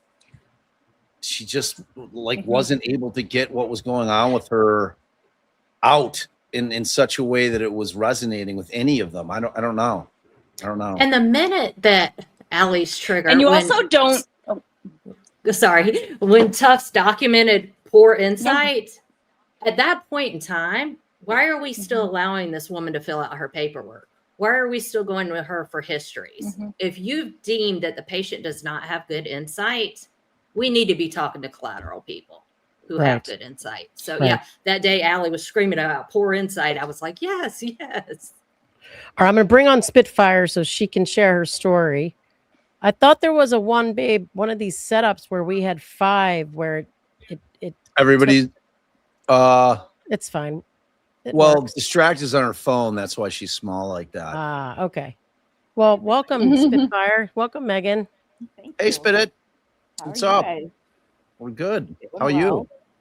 Doing well. A little nervous because I don't usually talk about all this stuff. Forget it. You're amongst friends. You're amongst family. Yes, I love you guys. Mental health, or I guess mental illness, has been a huge theme in my family for generations. I never met my paternal grandmother because she died by suicide when my dad was 8. And Lindsay's journal just really hit home because when I was 14, I found a briefcase of information about my grandma, and it was her journals. And she was talking about how no matter how hard she tried, she felt she wasn't a good enough mother, and she felt that she wasn't a good enough wife. And my grandpa was taking her to the doctor and being like, she can't get out of bed, but then she gets up and like zooms around, but then she's back in bed. And they were just kind of like, suck it up and go home. And her suicide note said, find yourself a good wife and a good mother for the kids. And that kicked off this big sense of shame in my family. There was just this stigma around mental health. And so my dad is bipolar 1 and schizophrenic. And it was always like, well, that's the garbage genes you guys got from like your grandma's side of the family. But at the same time, my grandpa lost 2 sisters who died by suicide. And he, in his 70s, was diagnosed with bipolar and schizophrenia. And so I experienced, not me personally, but seeing it, bipolar psychosis from both my grandpa and my dad. And so the first time my mom knew that there was something going on with my dad is when I was 6 months old. My dad took a gun to the airport and said he was flying to DC to murder the Antichrist. And so he spent several weeks in a facility, and they made a film about him for how to get really complex cases under control. He was able to like escape the straitjackets and all of these things, but they were able to get him stabilized. So that for the first few years of my life, we didn't have any idea that there was anything wrong with my dad. And then when I was about 3, they started talking about like God had revealed things to them. And it was our mission. God had sent our family to write screenplays that would prepare people for the end times. And then we were supposed to build a city where the 144,000 could come and be safe. So this was, a lot of it was very similar to the Lori Vallow, Chad Daybell stuff, but they had decades to like flesh out this ridiculous mythology. But we didn't find out, like as kids, I didn't find out that my dad had bipolar until I was 9 or 10, and they said they hadn't told us because they didn't want it to, like, finding out that he was mentally ill, they didn't want it to make us doubt the mission. And so things went on, and there was all kinds of abuse that always got worse when he was in these manias mostly, but then it progressed to psychosis. And one of the first times it happened, this is why I wanted to talk about people saying people in psychosis can't plan, or that they can't seem normal briefly. So when I was probably 18, I think it was, he jumped out the window of our house and disappeared because he ran through the forest. He had kicked a process server who, like, he had been telling us that this company was coming to like kill all of us and that they were stalking us, and that's who this process server was. So he just ran into the forest. The police show up. They're like, where is he? And we're like, we have no idea. So he calls us over the next several days, and he is leaving, like, he's giving me these weirdo messages that are riddles that I'm supposed to figure out, that he has planned, that are going to lead me to figure out the next part of the thing to find out where he is hiding. So he has traveled while in psychosis from this little mountain community where we lived all the way to Bakersfield in California. And that's like more than an hour by car. But when he was younger, when he first got diagnosed, before this thing happened with my mom, because he was diagnosed when he lived with his parents, he just didn't ever tell my mom. And so that's how she got to find it out with the thing at the airport. He went to a BYU survival list thing. And so for weeks on end, they like ate weird food and scavenged for stuff. And when he came back, he was in like full blown bipolar psychosis. And so they took him and figured out that was what was going on. So he used those skills that he learned to walk all of this way down through the mountains and get to this town. So I pieced together these ridiculous riddles to find out where he was hiding, so that we could go pick him up and take him to the doctor and all of these things. We're at the doctor. This is a few weeks later after like a week later after he's been in treatment. And we're sitting with the doctor, and it's my siblings are there, and the doctor's like, okay, kids, I want you to give your dad a chance and listen to him. And he starts crying about how like he is mean to us, which is just a very nice way to say all forms of abuse, because he didn't have a mom. And so he cries about losing his mom, which is very sad. But we have heard this every time that he has tried to get out of some kind of trouble for being horrible to us. So we're just sitting there with normal faces because this is nothing new and he's not better. And like, this is just part of it. And the mental health person gets mad at us and says that we are not giving him enough of a chance. So he discharges him. Like, my mom puts him in the passenger seat of our van because he can't drive in this state. And as she is walking around to get in, he goes, oh, they thought I was better. And blah, ha, ha, ha, ha's like an evil cartoon villain. And it was like, you guys thought you were going to get help. And it was one of the scariest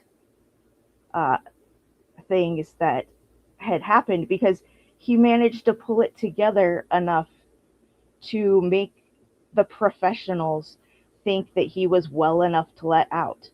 And within a few days of that, he tried to attack one of my brothers with a hammer.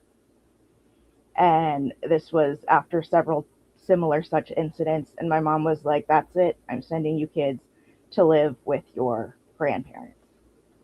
And so we were able to get away. But another time before that, he convinced, he was on a really good, it seemed like a good cocktail of medications. And he convinced a naturopathic doctor to take him off all of those and put him on supplements. And that was right into another bout of psychosis where so many terrible things happened. So when I got away from all of that, I was like, okay, mental health has to be a priority, like for me, because this stops here. We're not doing any of this with, torturing other people. I was like, I have helped my siblings get in and out of inpatient care. My trick is always, if they're like, I'm having suicidal thoughts, I just take them straight to the emergency room and go, they have a plan. Because my brother took my other brother to the ER. It's like he was totally depressed, thinking of hurting himself, didn't have a plan. They sent him right home. So I was like, no, take him right back in there. And we go, yep, he has a plan, put him in. And that, that has been just really important to me. And my mental health, I have, CPTSD from growing up in a very, very scary, unstable environment. But it's so important to find providers that work for you and medication that works for you. Because growing up the way I did fried my nervous system, and it fried things in my brain so that through no fault of my own, my brain will never be like everyone else's.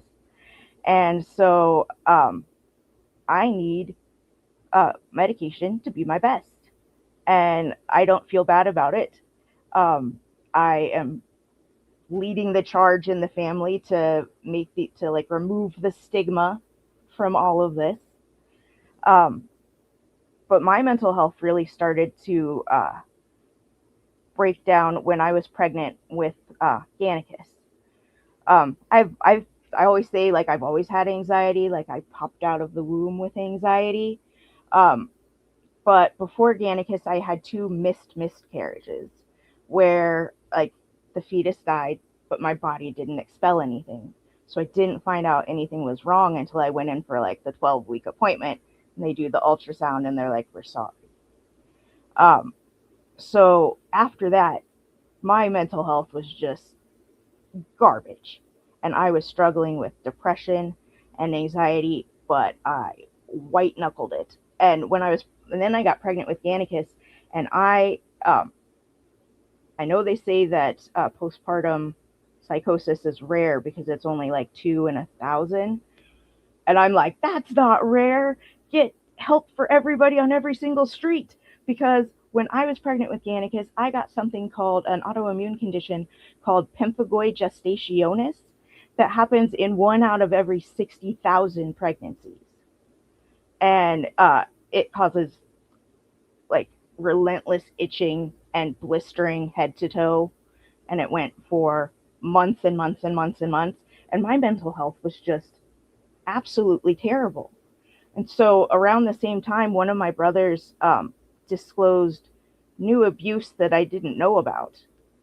And it happened after I moved out, and so I felt really responsible for it. And I was like, okay, I can't just white knuckle this anymore. I found that our local YWCA had free counseling. So, like, there's so much in my history. I typed up a list of bullet points, and at the bottom I was like, please help me because I am unraveling. But at the top I put, like, note, I appreciate like trauma-informed, gentle, evidence-based care. So she looks at all of this and she's like, just give me a minute. And she's like, okay. And so the first thing she started teaching me was self-regulation tools, like breathing, like focusing on different things, like, you know, putting things in a box to talk about later. And my primary care doctor recommended I also see a psychiatrist. So I see my counselor every month, and I see my psychiatrist, I see my counselor every week and my psychiatrist every month. And I tell them every time, if I am being different, if I'm not being baseline Megan, you need to tell me. I'm like, if you're seeing anything schizophrenic-y, anything bipolar-y, any hypomania, anything, you just tell me and we're going to take care of it. Because my dad was very resistant to all forms of treatment. But the thing I wanted to say is that I don't want people to be afraid to try medications, but I want people to know that they work better when you have a support system. And they work better when you have people who will listen to you, who care about you, and can give you professional feedback. And there are so many resources out there. I so wish that Lindsay had done the group therapy. I know that in her current state, it would have been too hard. I don't think she could have managed it. But I think being around women who were feeling and dealing with some of the same issues would have been so important for her. And gosh, I just wish things had a different ending here. Yeah. And I mean, that's why we're doing this, so that you guys can have each other share your stories and know you're not alone. Distracted therapist, what are your thoughts? Thank you for sharing that, Megan. And I think, I think I have not assessed Lindsay. I have to say that from an ethical perspective, but I think just like you, she was white knuckling for a very long time. I think she was struggling with mental illness for, I think what we know is, she had a baby and her mental health changed, and it doesn't seem like she ever regained her baseline with her lack of treatment. And you can kind of really see her losing her mind through her journals, through all of that. And so I think a therapist that she had, this is why therapy is so important. Like, even if your brain does not feel like it needs help right now, having somebody in your corner who knows you, who understands you, who can be there with you through these nuanced conversations, like they can help you with risk. And I tell my clients all the time, like, when you're not in crisis is when we do our best work. It's when our relationship builds the strength. And so I think that it's great that you have that. And I think this is what's missing, right? Is that she really, she wanted help and was begging for it. And these providers didn't know her well enough, or even really try to know her well enough to see what was happening. But you can see it. She was losing her mind throughout this, and it's terrifyingly sad. And not even asking about her previous baby. And Bob, to your point about HIPAA earlier too, like, you don't need HIPAA or a release if it's an emergency. And I think Lindsay was at the point where it was an emergency. Like, regardless if she was going to sign the release or not, it doesn't matter. She was at a point where she was in crisis, and the providers failed to act. And I think that is an important point here. And Spitfire, just want to say thanks so much for sharing. You're a huge part of our community. We love you, Megan. Well, thank you. All the kind words everyone's saying for you, and hopefully you are healing from your physical issues as well. Yes. So it's very good to see you, and we really appreciate you sharing. Thank you. One more thing I wanted to say. A lot of times we say the system must be changed.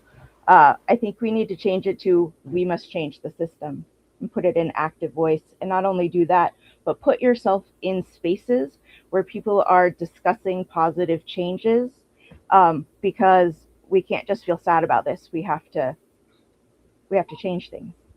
I agree. Yes, completely. Very good words. But I love and appreciate you guys. Thanks so much. All right, so I'm going to add Krystle. All right, I want to bring Lisa Tremayne up. She's been waiting forever. Okay. She's amazing.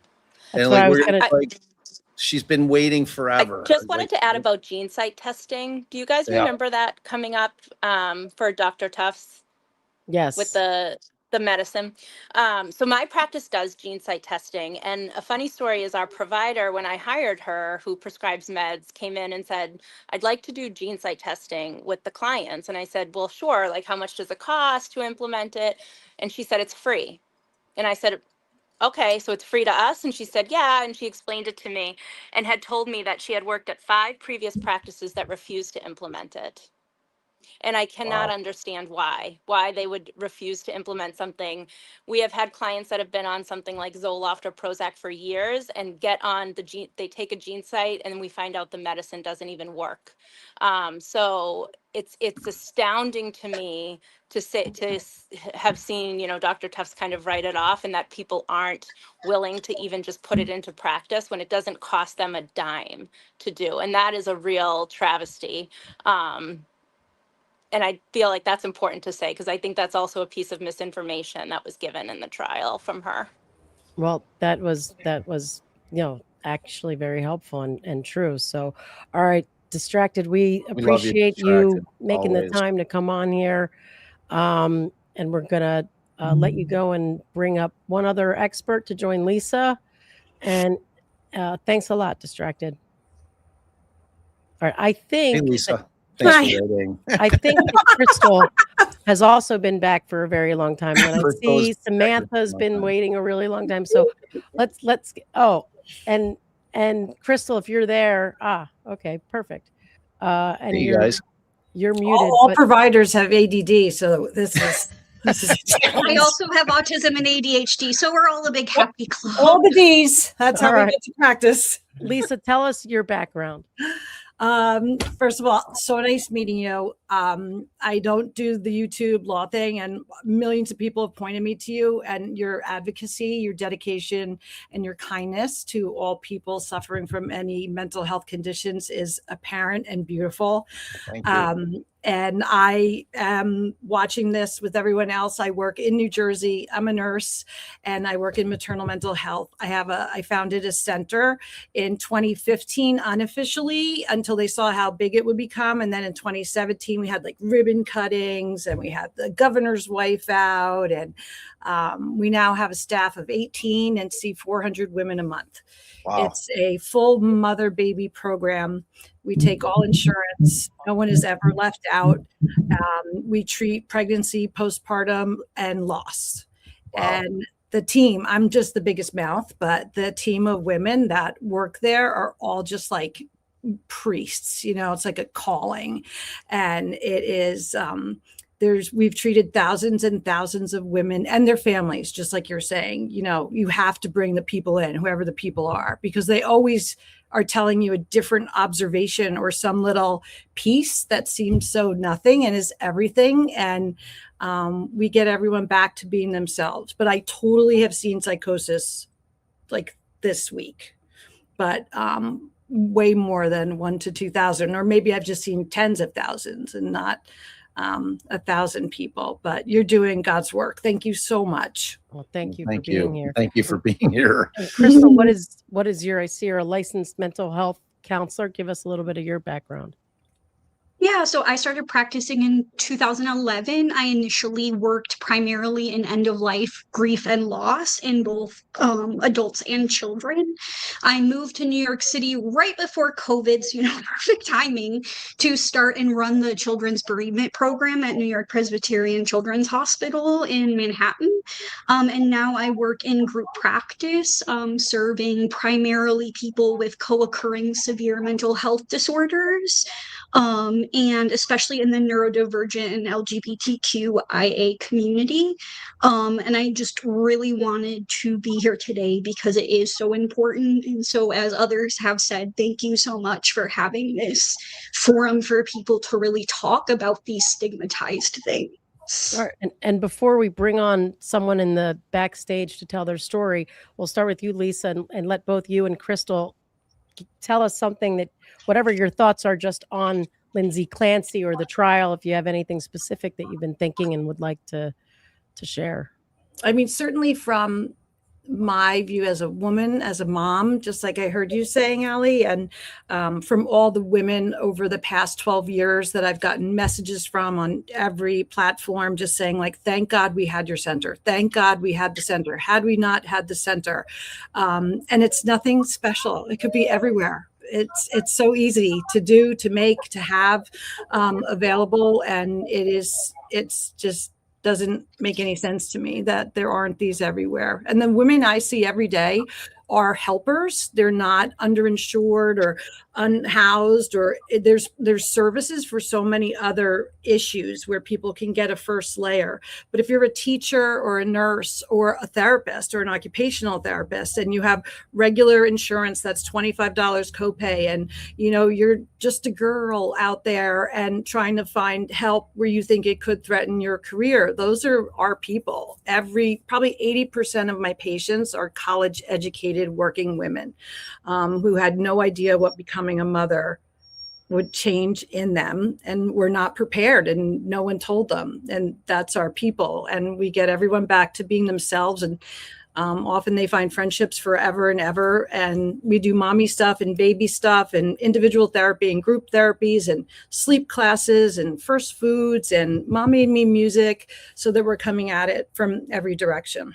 Lisa, before we jump to Krystle's thoughts on the case, you just said something that kind of I hadn't even thought about. When you talk about like professionals coming in and that question I asked earlier about the underreporting, that was an aspect I didn't think about at all. Like if you have somebody in the mental health profession or just in like that concept of anybody with that kind of diagnosis worried about losing their Absolutely. ability to be that. Yeah, I didn't even Yep. think about that. Or even because like you were saying, like the anxiety can show up as I'm hearing it, like I'm doing it to myself, but like I'd be like, well, what if someone found out I thought about medicine, like I take care of their babies, and you just, you're already disappointed in yourself.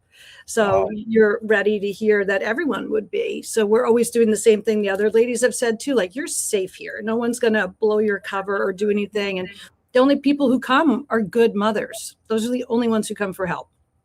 Wow. That's amazing. Yeah. You're doing amazing things. It's a great place. It's a great team. I applaud you.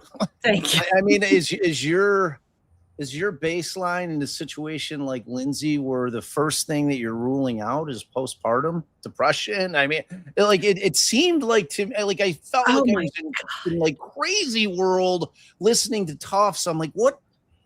Like I'm no doctor, and I'm not a woman. And I don't want to like be like I woulda, because how the hell do I know anything? And I was in there, and I didn't see her Edinburgh. That made me insane too. But like that poor girl too. Like she started during COVID.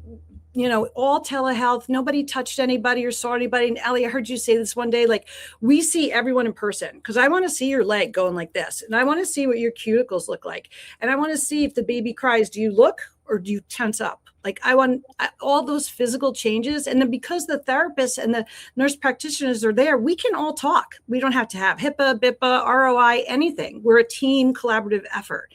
So we're constantly saying back and forth what is going on and flagging it. And, it's really beautiful. God, we have I am a hand wringer. Have your things everywhere. I'm a picker.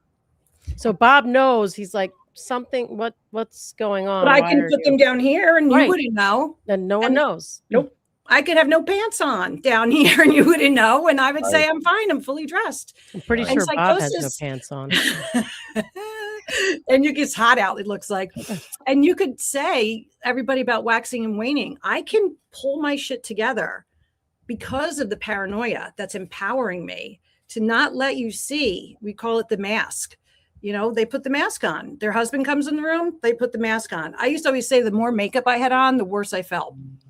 Like the more I looked like, yeah, great, things are good, the worse I felt. Wow. So it's you should hear these women's stories. They would just break you. Man. And then be very healing to you. But Lindsay's lost. Lindsay is, when you wrote you wished you could hug her, I like sobbed.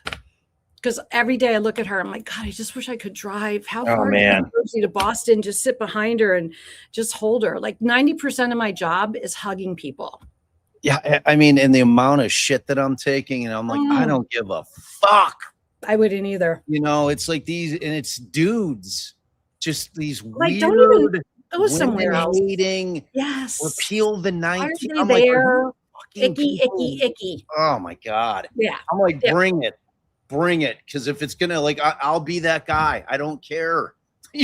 I meant every word that I typed. Like, that's exactly how I felt in that moment. It was I would drive there just to tell her, like, she's a human, and they're dehumanizing her. I don't know how those women cards haven't been taken away. The other lawyers, like it's unbelievable. It is. All right. So Krystle, tell us, do you have any specific thoughts that you want to share on the case?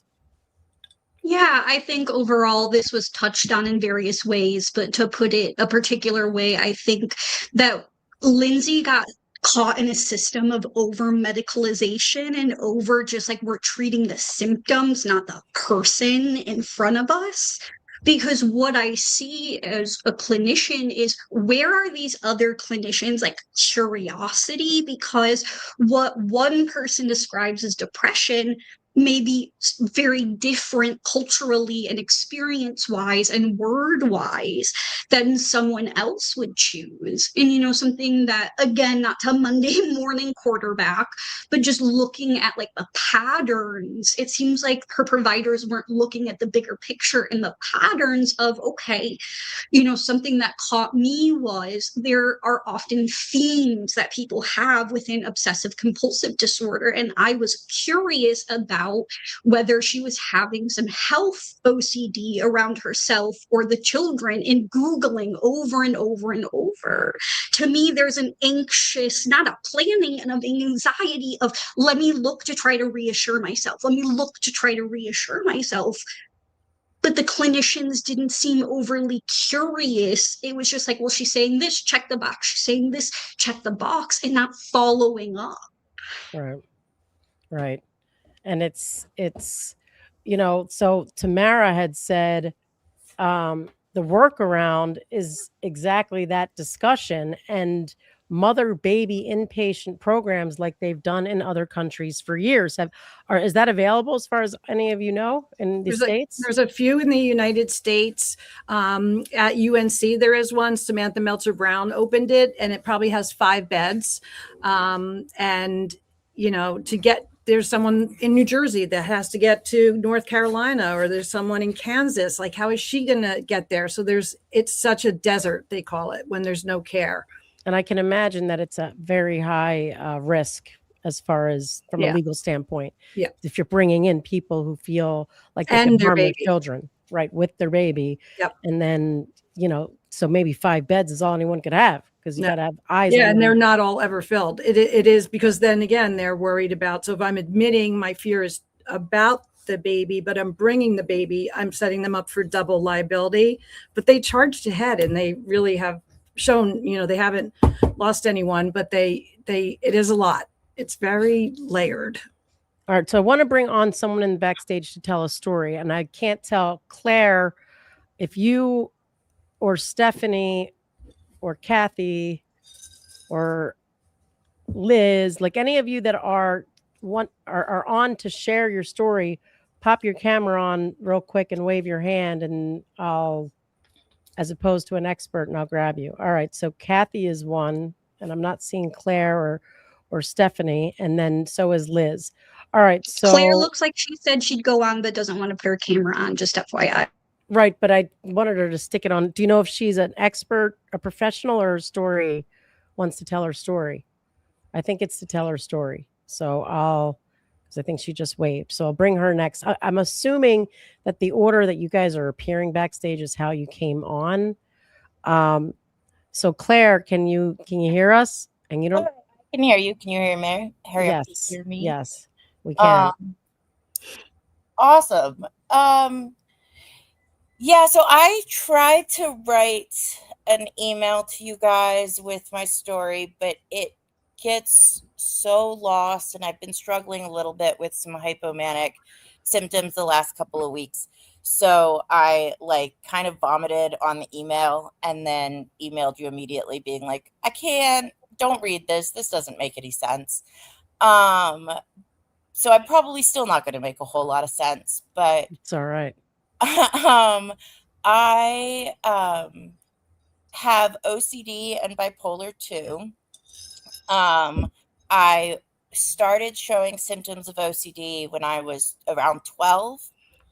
I came up with my first suicide plan when I was 12, and I've somehow made it to 38. So I've been in and out of the medical system, like the mental health care. I've seen every provider, been in every program, taken every single medication under the sun. And so I have a lot of thoughts about the Lindsay Clancy, and I've been relating to her way too much, which has been really scary the last couple of weeks. But the story that I wanted to tell, because I've got a million stories, but the story that I wanted to tell was about how I ended up kind of running into the legal system because of my mental health. Because I ended up I don't know exactly how it ended up working, but I essentially pled not guilty by reason of insanity, and then the charges were dropped. So I I had a really strong spat of trying to get into different mental health care programs. And really, because I didn't get diagnosed with OCD until I was probably like 25-ish. And when I was finally diagnosed with OCD, it just sort of like everything kind of opened up and was like, holy shit, that's what my life has been. And so I was making good money at the time, so I could go to different doctors, and I had good insurance. And so I was trying to get into all these different programs. And one of the things I ran into the most was them saying, like, you're too much of a liability. We can't take you. Because I was trying to get into OCD programs, and in the OCD programs, they weren't as willing to accept people that were suicidal. So it kept being, you need a higher level of care. You need a higher level of care, which I think is really funny when they just say to you, well, you need a higher level of care. We won't take you. Go home, find one. And so I finally, after being rejected from a ton of different programs, got into an inpatient program. I don't know if the professionals know Rogers in Wisconsin. And I do not live in Wisconsin. I live very far from Wisconsin. And so but they weren't even willing to take me into their OCD program. They said, we need you in the sort of like depression, anxiety program first to get you stabilized, and then we'll put you in the OCD program. So I finally got inpatient. I was like so relieved. It is actually, when you're so sick, getting in and having somebody take care of like the basic things, you lose a lot of control, but it also feels so much better to some extent. Like when you can actually shower, you're being forced to shower every day, so you do shower every day. Anyway, so I went into that program, and I had this was 2016, I think. And I don't know what the state of the treatment is today, but TMS, transcranial magnetic stimulation, is what they were using on basically all of the sort of depression, anxiety patients. And I went in and I was like, yes, this is so exciting. You know, I've been trying to get myself treated for so long. Maybe this will actually work. So I went in and I started having this done. Which is, for people that don't know, they put like a magnet on your, it's not what you see from the movies of them like putting you under and shocking your brain, but it's like little static electric shocks to your brain for like a half hour or something. They put like this headband on you. And so I started doing that. Well, when I started doing that, it's hard to sort of explain at this point. I started becoming manic from it, but nobody recognized it. So I was able to talk myself out of the sort of depression, anxiety program and talk myself into the OCD program, but they continued to do the TMS, and the TMS kept making me worse and worse and worse. And so I was in the OCD program, not really being followed by the doctors that I should have been followed by, because I was no longer in the depression anxiety program. Anyway, I went absolutely nuts from this treatment. And I don't have a better way of putting it. I don't know. All of that sounds really bad from a mental health point of view, but I went nuts. Like, I was out of my mind. And so they kicked me out of the hospital. And this is, again, the same sort of thing. They kick you out, but they don't send you anywhere. They're like, you're too difficult to treat.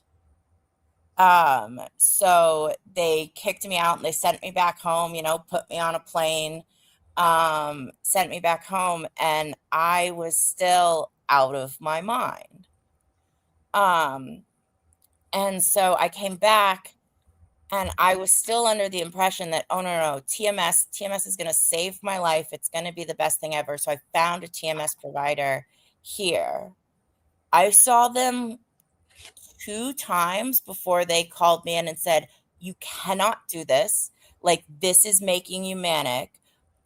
Like, you're going downhill. Like, we need to stabilize you, and you cannot have TMS anymore. And within a week or 2, my psychiatrist that I've been seeing forever was like, oh, she's back to baseline. Like, it was just, there had to be a responsible doctor that was paying attention that said, like, oh, when we shock her brain, she goes slightly manic and has no control over what she's doing. And so we need to stop this. But it was several doctors in before somebody stopped it. And in that period of time, I came back and my friends basically were angry at me for getting myself kicked out of the hospital. And I was also like losing my mind, couldn't understand, like didn't know what I was doing. And I made some offhanded comment of like, oh my God, I could kill her. Right? Like this sarcastic comment that in any other situation, people wouldn't think twice about it. Well, I ended up, because I said that, I ended up being taken to court. I was, my best friend and business partner filed a restraining order against me. And I had no idea what was going on. This was still while my brain was being shocked. And I was at home and my aunt had come to live with me because everybody knew like something's not stable. Like we need to gather around. And I live in Washington State. My aunt lives in New York. Like they came out and were living with me. When the cops showed up for 2 reasons. They showed up to serve this restraining order, but also because another friend of mine had called and asked for a safety check. So in the same visit, these cops were handing me a restraining order and making sure I wasn't suicidal. Restraining order from like what I would call my best friend at the time. And so the idea that those, like, they could do the 2 things at the same time was just crazy. Now looking back on it. But then in that moment, I didn't know what I was doing. I just keep saying my brain was being shocked. I had no idea what was going on. I immediately texted my friend. They served me the restraining order. You can't contact this person. I immediately texted her, like, what the fuck is this? And so then it was, oh, well, now you violated the restraining order. So now we're going to charge you criminally. And I was out of my mind. So I finally got, like, I had a lawyer because we also had to dissolve the business because we were business partners. And it was just an absolute disaster. But I thank God now when I see all of these different cases, I know it was just like a misdemeanor, like violation of a restraining order. But my lawyer said, like, our defense is going to be not guilty by reason of insanity because of this treatment she's undergoing. And and thank God the prosecutor said, okay, as long as we'll drop the charges if you extend the restraining order a year. I was like, fine. And then this was my best friend, business partner, and neighbor. And so she left the state. I moved like an hour away, and, never the 2 paths shall cross again. But it was that, I've got a billion stories like that, but that's the one where it kind of ran into the legal system, which is what I kind of sort of thought I should share with you guys. No, I appreciate you sharing, and thankfully, even though it was just a misdemeanor, still it has ramifications, and thankfully they took into consideration your mental health. Lisa or Krystle, anything to comment? Yeah, Claire, first, I'm so sorry that happened to you. I'm so glad you had good support systems in some ways, but in general, that's an area of interest of mine in the way that like the legal system overlaps with the mental health system in terms of like the treatment of people. Because statistically, people who are suffering from a mental illness are more likely to be the victims of crimes, not the people perpetrating the crimes. And so, you know, coming at it from what's called an abolitionist, anti-carceral mental health perspective is looking at how inherently when a provider acts as an authority and takes away people's autonomy, that can be a form of punishment instead of actually like support and allowing people to get better. In the ways that like often law enforcement escalate a situation instead of de-escalating a situation in terms of Claire's lived experience of setting her up for failure legally when she is in a place where she needed more support, not involvement in the legal system. Yeah, the fact that those it's echoing. The fact that the cops just didn't even take into consideration my mental state in the moment that they served the restraining order, and then turned around and it was just a mess. But like I don't even know what to say, because it was such a disaster, and there was nobody had the insight and then into what was happening, and it had to take external people to bring me out of it, but nobody external was able to do that. And the external people, like the cops and the prosecutor and everything, they just make it worse. And you just need somebody to look from the outside and say, hey, this is actually, she's going to all of these treatments, she's taking all this medication, she's having a brain shock like 3 times a week, and somehow, okay, so her personality has changed and her best friend is filing a restraining order. Like, maybe we should take a step back and say something else is happening, not just she's this horrible person that's made when making a comment of, oh my god, I could kill her, actually is homicidal. Right. Well, I appreciate you sharing your story, and it shines a light on the failures of the criminal justice system when it intercepts with mental health, like we are, seeing right now with Lindsay Clancy as well. But thank you very much, Claire. We appreciate you sharing your story. Thank you for having me on, and thank you for doing this. All righty. Bye-bye. All right. So before we keep rolling, hold on. Let me get this out. So if you have sent an email and you've decided to come on, which I prefer, frankly, I think there's power in hearing it from the people themselves and their voice. Let me know, because what I don't want to be doing is having because I won't know if I'm reading somebody's email that has come on the show and told their story on the live. Does that make sense? So yes, if you being a guest on and you're telling your story, just say, hey, Bob, I sent an email. Disregard that. I'm going to tell my story live, because I figured once we got rolling with this that people would feel empowered to come on and tell their stories, because people are being so brave and sharing. And I think that's helping people get over their nerves of coming on with us and being able to tell us their story. So I wanted to throw that out there. And I did tell Bob to look for Alex D's email. So right now we are going to do some emails and some I thought I saw Alex in the backstage here. No? But there was definitely an Alex that kept coming in and going out.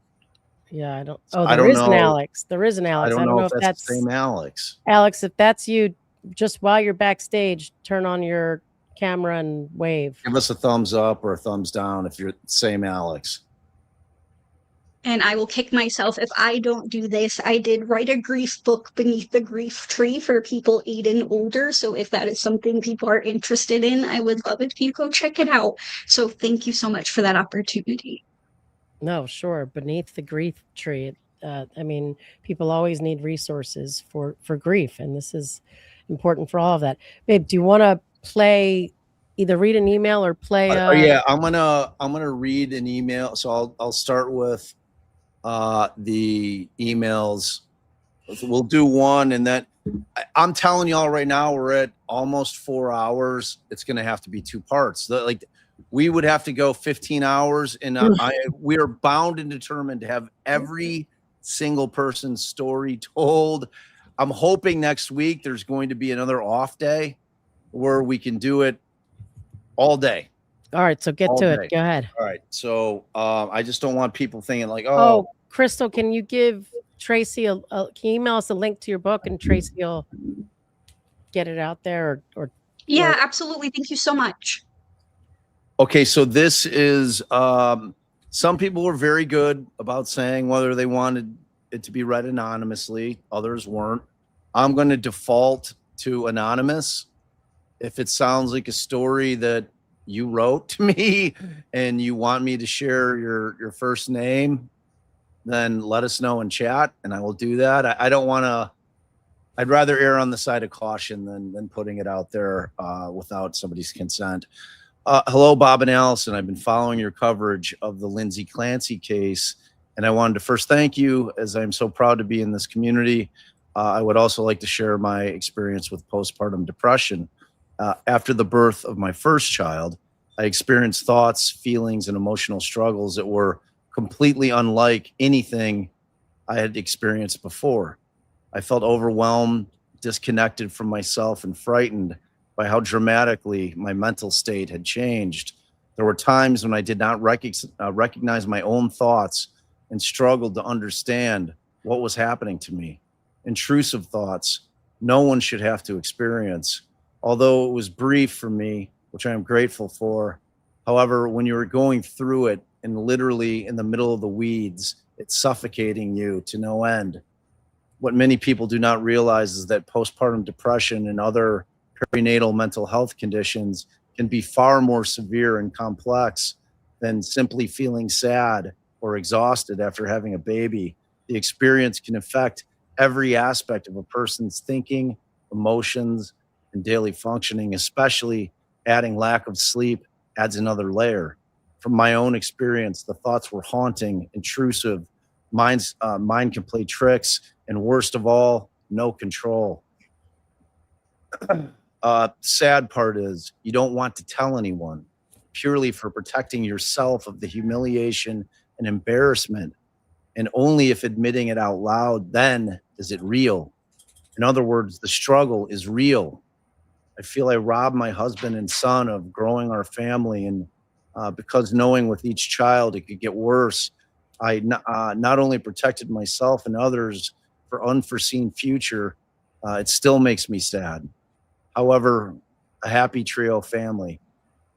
Just imagine my PPD was 23 years ago, and you just simply don't forget about it. I wanted to add my perspective as someone who has personally experienced postpartum depression and understands how serious and life-altering these conditions can be. Then she said, "Thank you for discussing these difficult topics." I mean, it's our pleasure. Thank you for sharing. If you recognize that story and you wanna throw your name in chat, throw it in there. And I'm assuming you guys that's like very unfortunate.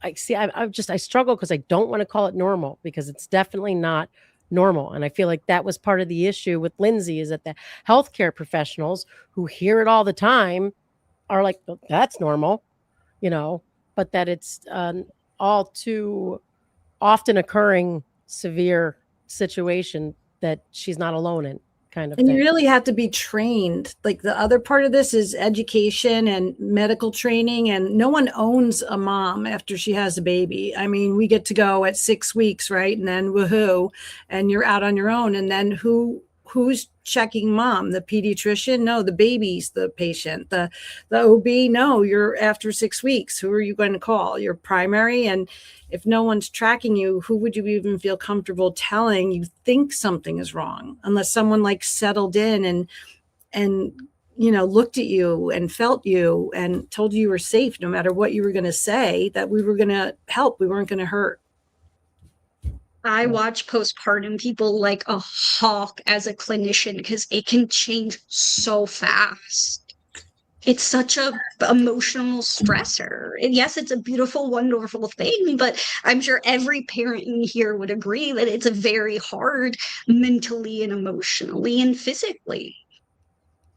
I always say it's the worst thing you could do for a marriage initially. And we talk about a lot of times, the partner disconnect and the role identity loss. And there's so much more going on than just having a baby. And that if all these empathic people are the ones that I'm seeing, they're feeling it so much more because they expect so much more of themselves. They've never had to ask for help. They were always the helpers. You know what I'm realizing as I'm listening to the stories and I'm listening to you guys speak is how incredibly lucky I was, because my wife was incredible. Like none of that happened. I mean, thank God. I don't know how I would have dealt with it. You're a I superwoman. just can't imagine. But yeah, I don't even know. Well, she would have had you. And if people have a partner who care or see or aren't, and not that I'm even putting blame on other partners. You have more kids, right? You have 3-4 kids. I'm just trying to give everyone a banana. So how do I know who's watching me or not watching me? Like, it sounds so easy to fault someone, but if you're with 4 little kids, someone is working for the money and someone is sitting at home trying to get a nap and so maybe you're not being noticed, but it's not a fault. But if she had had a you, then you would have helped her. 100%. All right, let me read one more email and I think we'll bring another person up. So, hi, Bob and Allie. I wanted to share my mental health story with you, but I'm unable to speak it out loud. It's so similar to Lindsay Clancy's, but for the ending. It's scary. Do with it what you will, but please don't use my name. I'm not going to even mention it. But I subscribed back when Buried came out and my hometown bank closed and my only primary bill. So she's apologizing for not being a member. Quit doing that. So anyway, on Friday, I turned 60 and I'm a retired emergency department RN, followed by urgent care RN at the latter half of my career. Mom to 32-year-old twin sons and 2 incredible grandchildren. I'm widowed and generally quite happy and optimistic, and I take no medications. In 1997, I was 31 years old at the height of my career in a very busy city emergency department, 25 miles northwest of Boston. My children, 3-year-old twin boys, were terrors. I was 100% type A, badass perfectionist. Everything had to be done my way. If you didn't like it, well, there's the door. Definitely mild OCD. 2 years prior, my husband, an alcoholic, blew up our world when he killed a man drunk driving and was in prison. In May of 97, I fell into a deep depression. I lived alone with the boys and had no significant help. I was meeting their needs, showering them with love and affection, but unable to do anything else. I had to take a medical leave from work. I guess I had been in shock for 2 years as the accident and imprisonment of my husband happened in May of 1995. I'd functioned entirely normal for 2 years. In September of 1997, I was put on Prozac, and almost immediately I was cured of my depression. I felt as if I should have been on this drug my entire life. I was on top of the world. I went back to work, out drinking with the crew, worked out 2.5 hours a day, 6 days a week at the gym. Truly amazing. By November of 97, something was off. I didn't feel so great. No more top of the world. I couldn't sleep. My thoughts were racing so fast that I had to write and write and write just to try to expel them from my head. I can't tell you the thoughts, what the thoughts were. It was 30 years ago, but I probably couldn't have told you what they were 6 months after I had them. I felt like my mother and sister were out to get me. And again, the darkness of depression enveloped me, but I didn't tell anyone other than work, and only that I needed more leave for medical reasons. By January, I decided I could not go on. I absolutely could not live another day in the pain. I felt, however, I loved my beautiful boys so deeply, so intensely, and I knew then, as crazy as it may seem, I know now that there was no one who could possibly take care of them and keep them safe. And that was in all caps, as well as I could.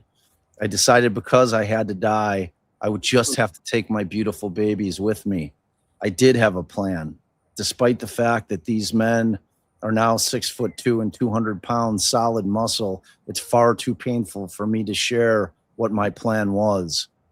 It was 3 a.m. I was making preparations to execute my plan, and I heard a voice. Previously, I had no hallucinations or voices. The voice I heard, neither male or female, said, "Call Phil." Phil's my little brother. He's now a retired police sergeant, then a young cop. I told him I needed help. I can't remember what else I told him. I guess I've blocked it out. Came to my house in what seemed like seconds.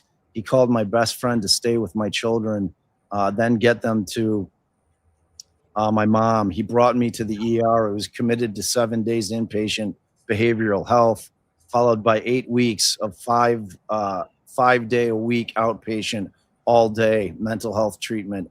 I had a complete nervous breakdown. I was told that the Prozac made me hypomaniac, which in turn led to a crash. I was put on a mood stabilizer for a few years.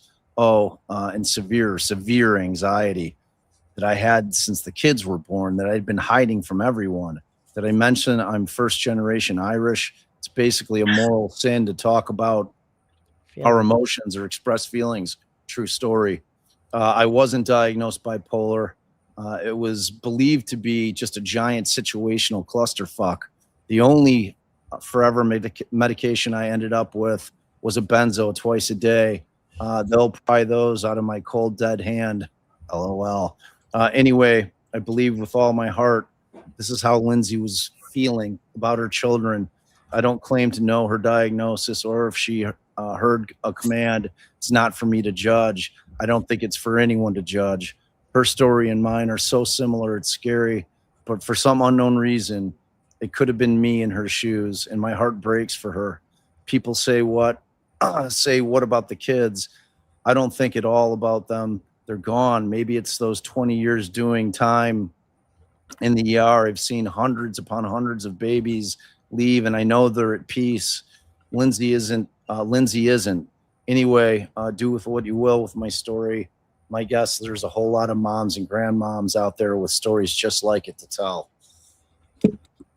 Oh, oh my God, my heart. How many years later? 30? And can you feel 30. like it was yesterday to her? I've been on airplanes and there's been a 60, like a grandma sitting next to me, and you chit chat and she'll tell me a story about her as a mom 40 years ago. And she starts bawling because it's still she's so devastated and mad and hurt by herself. And it just is amazing how so many people, so many more than that statistic. There's no studies. There's nothing, if people aren't admitting it, which they're not, then we have to add in this pretend number. Right. Whenever I talk somewhere, I say 1 in 3. I don't say 1 in 8 because there's a spectrum of it. You could have not baby blues to PPD, but literally perinatal mental health. I could just be obsessing about the baby's breathing. So I buy a nano, I buy an owlet, I buy the blanket, I buy the pad, I buy the monitor. That's PMEDs. Yeah. But I don't say it to anybody because I've managed it. And then it can go all the way there. So there's half the people are never even saying anything. All right. So I'm just realizing now how I can see the backstage chat. I've been trying to figure it out. What do you mean, the private chat? Yeah. And so I'm going to bring Kathy on because she's got to go. And then we'll let, after Kathy tells her story. We got to bring Samantha up. She's been hanging. Yes, Samantha is next. And there was, and I was trying to figure out who the other experts are back there. But let's bring Kathy up, and then we'll, after she tells her story, we'll sub out Krystle. And I'm gonna move off screen so you guys can do the 4. All right, and get your audios ready. You ready for me? Yes. Sorry, Kathy. I've been crying Take your since time. the last 4 hours that you've been on. So, So understandable. So my story is, and I'm glad Krystle's here because I'm 58, and at 55, I checked into the inpatient outpatient treatment, and they told me that I was probably ADHD, paralysis, and autistic burnout, and my brain couldn't function anymore. But it was an out of care because I had Kaiser insurance, and they didn't have anybody to treat me, so they put me to another network. So they told me they couldn't diagnose me, and they sent me back to Kaiser. And I went back to Kaiser, and they told me that they don't treat adult autism. So I guess we're never diagnosed, but we're supposed to live with this for the rest of our lives. So I've had about 5 insurances since then, and nobody will diagnose adult autism. And I did get my ADHD diagnosis, and I'm combined. There's two. There's like, you guys can say, I can't remember, hyperactive and another one I can't remember, but I'm both of them. So anyway, so my story is, I was born into a family that my parents hated our guts. They told us every single day what a burden we were, and my dad didn't want to. And so all of us got jobs when we were like 10, 11 years old. We all had to support ourselves, and we lived like we were poor. We got all our stuff at Salvation Army, or when my mom made it. And my dad had absolutely nothing to do with us. He would tell my mom, your kids this, your kids that. And then he was our biological dad. And my mom was like in her own world. She read the Bible all day long, or she'd go to the car and read the newspaper, and she just never interacted with us. So my sister and I were good in sports. So the only time she ever interacted with us was like at sports, and then she was like, yay, that's my child, my child's the best, and look at me, I'm the best mother because I'm supporting my kid. And we'd go home and she'd totally ignore us and then tell us, you could have done that better and you could have done this better. And so we never went to the doctor, and our parents would say, unless you're dying, I don't want to hear about your problems. So,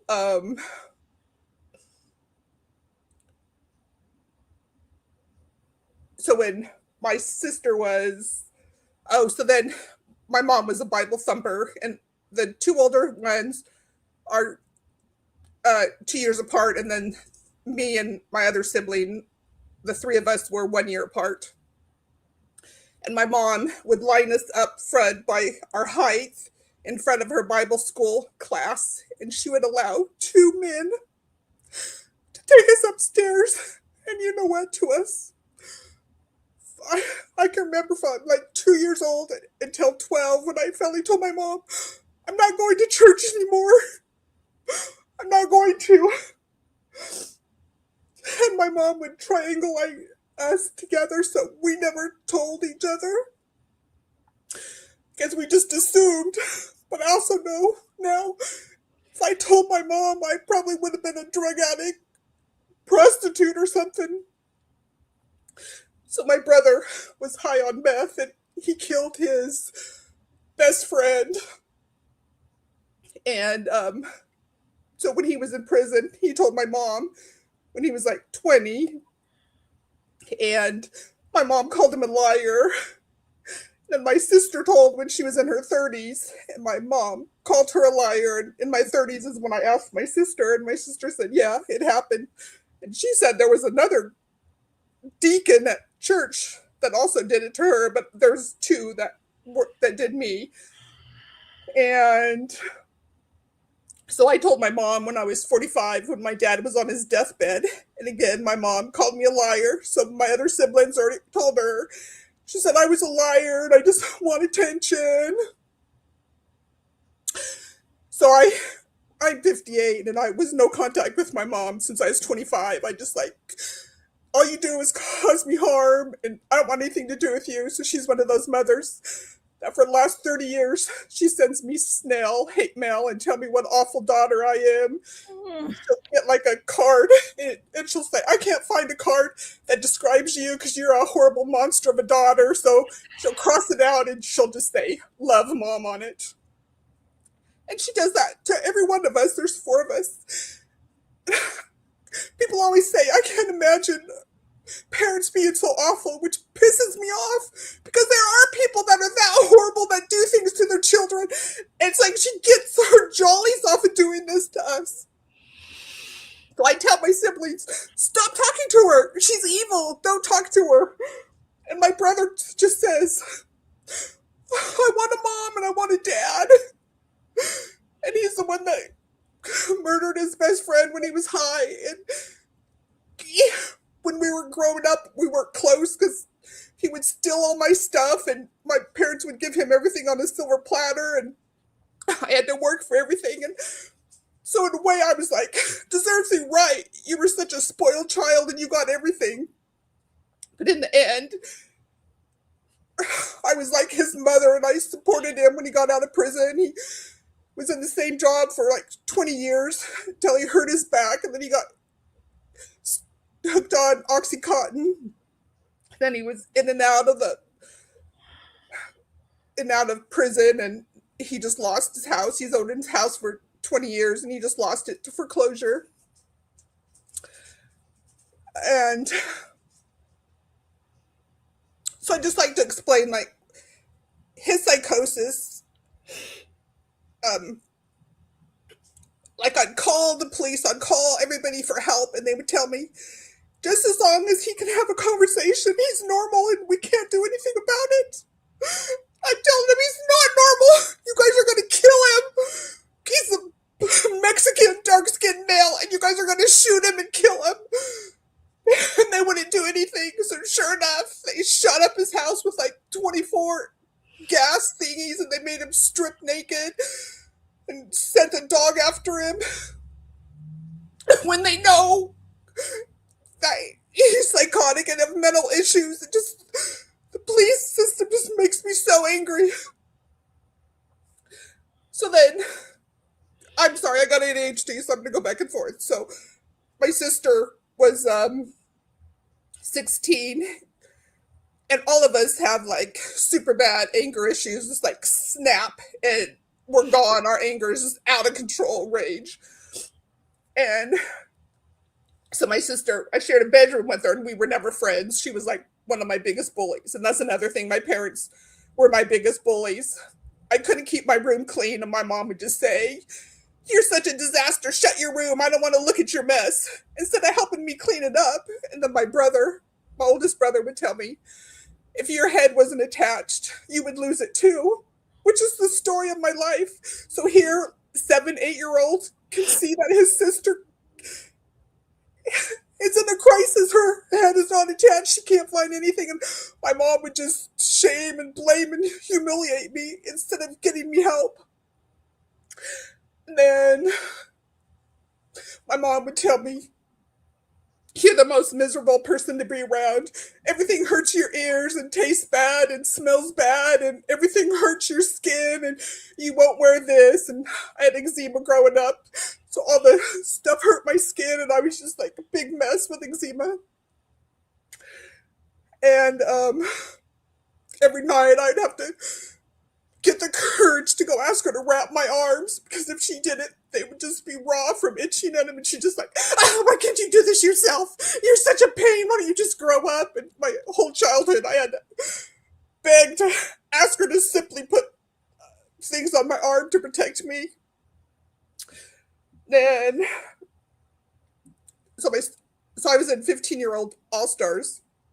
And I had to get up in the morning early to go practice because it was too hot in the afternoon. So my sister would be in the bathroom, and I'd be banging on it, tell her to open the door, and she wouldn't. So, you could get a end of a fork and open the lock. So I'd open it up, and she was naked, and she had contacts in her hand, and she was trying to flush them down the sink. And usually she's combative, and yell and scream, call each other names. So I'm like, what are you doing? And she's telling me, like, they told me to flush the contacts down the sink. They're evil. I'm evil. I'm a sinner. And that's how she talked the whole time. I'd ask her a question and she'd just be monotone. So I'm trying to get the contacts, and then I'm yelling at my mom to come help. And then all you know is they took her away, and they took her, and then I went to practice. And she was acting like the weeks before, she would just sit in bed with her legs crossed, and she'd be reading the Bible and talking to herself. But like in that tone, she'd read the Bible and just talk back to herself.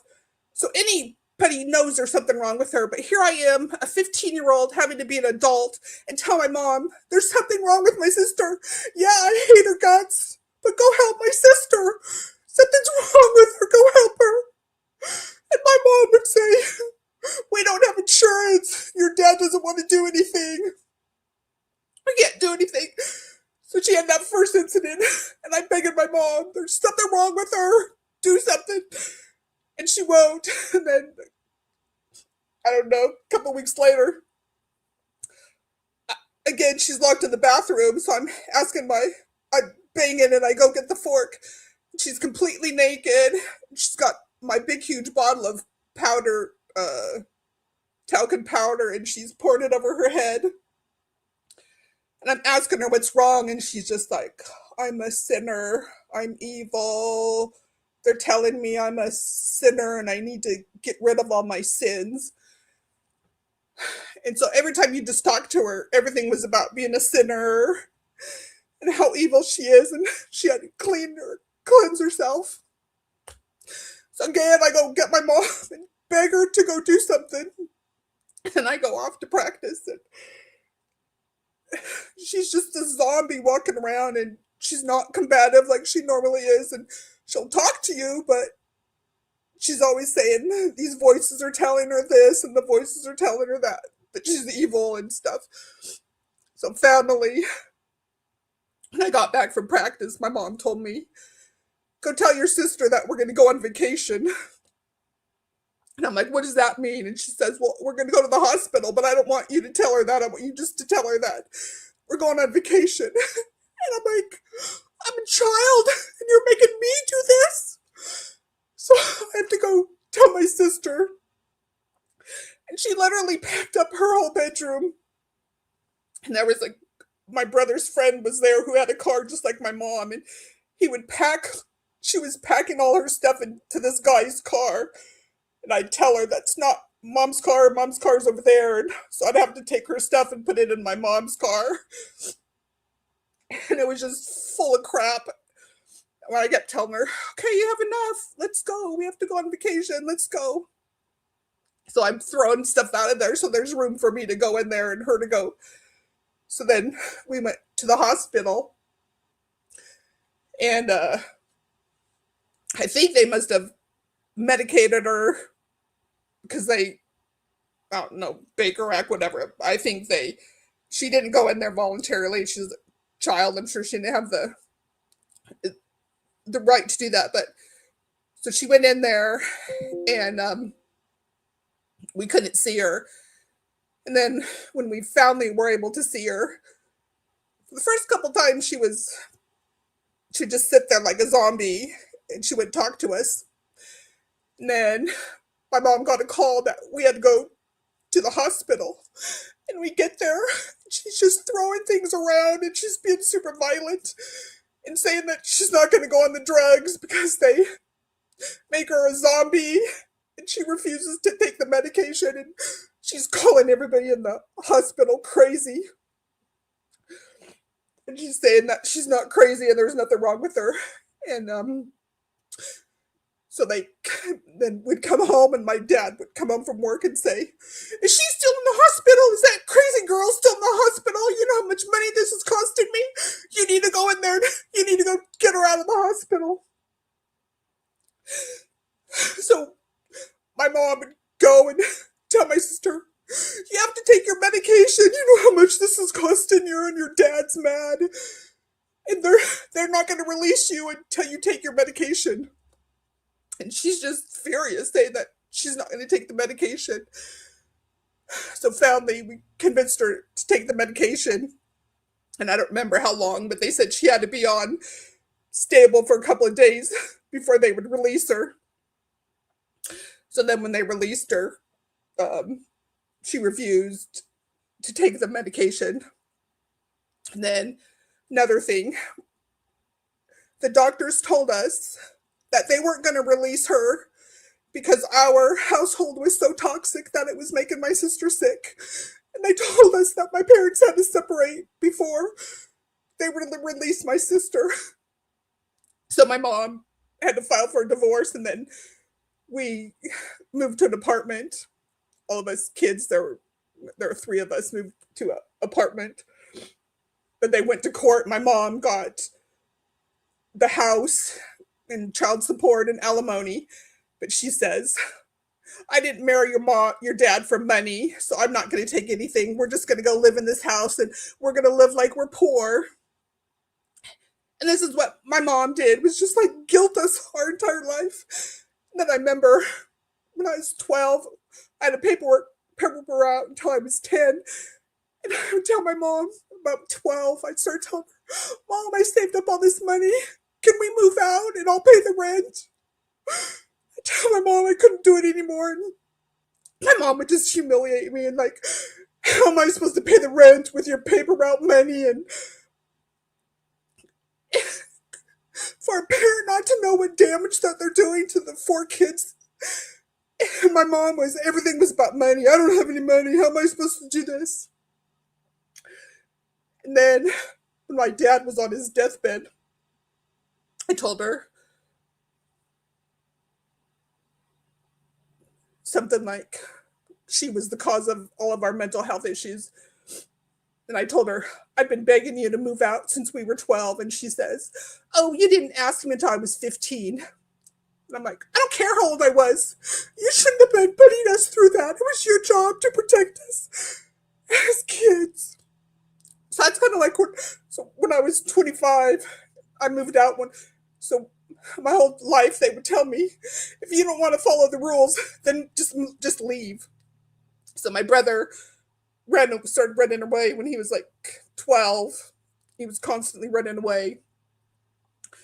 So my parents, mostly my mom, would tell me, "If you don't like the rules, then you could just move out." So from 12 on, I was saving my money so I could move out when I was 17 is when I graduated. So when I was 17, I moved out because I could not live in that household anymore. I can't remember what I was going to say. It's okay. Take your time. It's okay. So, Yeah. Take a breath.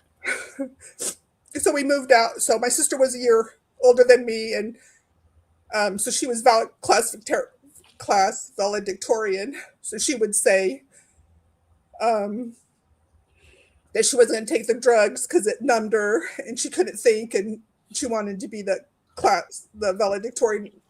That's why she was saying she wouldn't take the medication. And then also to go back, I remember I could never read. I was begging my brothers and sister to read to me, and my sister was just horrible. She'd make fun of me and just tell me, "Read yourself. Read it yourself. Why do I have to do it for you?" And I tell her, "I can't read. I can't read. Will you read this to me?" And she'd just make fun of me. And then when I went to first grade, the teacher was making me read, and I couldn't read. She had this big yardstick, and she would hit me on the back of the chair and tell me, read, I want you to read. And I couldn't read. So I was in reading from 1st grade until 6th grade because I couldn't read. Nell knew I was in reading class. And it wasn't until I was in outpatient treatment I figured out that I'm dyslexic. I can't read because I'm dyslexic. And I couldn't do math. Now I find out that I'm dyscalculia. I'd count on my fingers and I couldn't. My mom would ask me what time it is. I could not tell what time it is. And now I know it's because I have dyscalculia. So the best thing was when those digital clocks came, when they'd flip and they'd have a number. So that's the only way I could tell time, because it would flip and then I could tell what the time was. But I couldn't tell time on an analog clock. And I couldn't memorize my alphabet. Like, people would say it backwards and I just couldn't do it. So my mom would just make fun of me and I would pronounce all my words, try to say my words, and my mom would just humiliate me and tell me, that's not how you read. Why can't you just do it? It was so funny, and she'd always say, because of you kids, I wanted to be a teacher and I can't be a teacher. And just the way she treated me my whole entire life. And I'm like, witch, you're awful. I had learning disabilities my whole life and you treated me this way? And yeah, so then after 6th grade, they just moved me on to 7th grade. I could never read. So I always got super good scores, but it was because I'd go home and I'd lock myself in my bedroom and I'd read it over and over and over, trying to comprehend what I was reading. And now I know why. It's because my dyslexic, I was reading the words wrong and they didn't make any sense. So I'd read something, it just didn't make sense because I didn't have the words right. And then another thing, I figured out so many things in intensive outpatient. So when people say things to me, I can't understand what they say. And so they say something and the word doesn't make sense. So I have to go back and put in a word so that it makes sense. I'm like, oh, that's what they were saying. So then by whatever they said later on, I don't know what they said because I'm so trying to figure out what they said in the first place.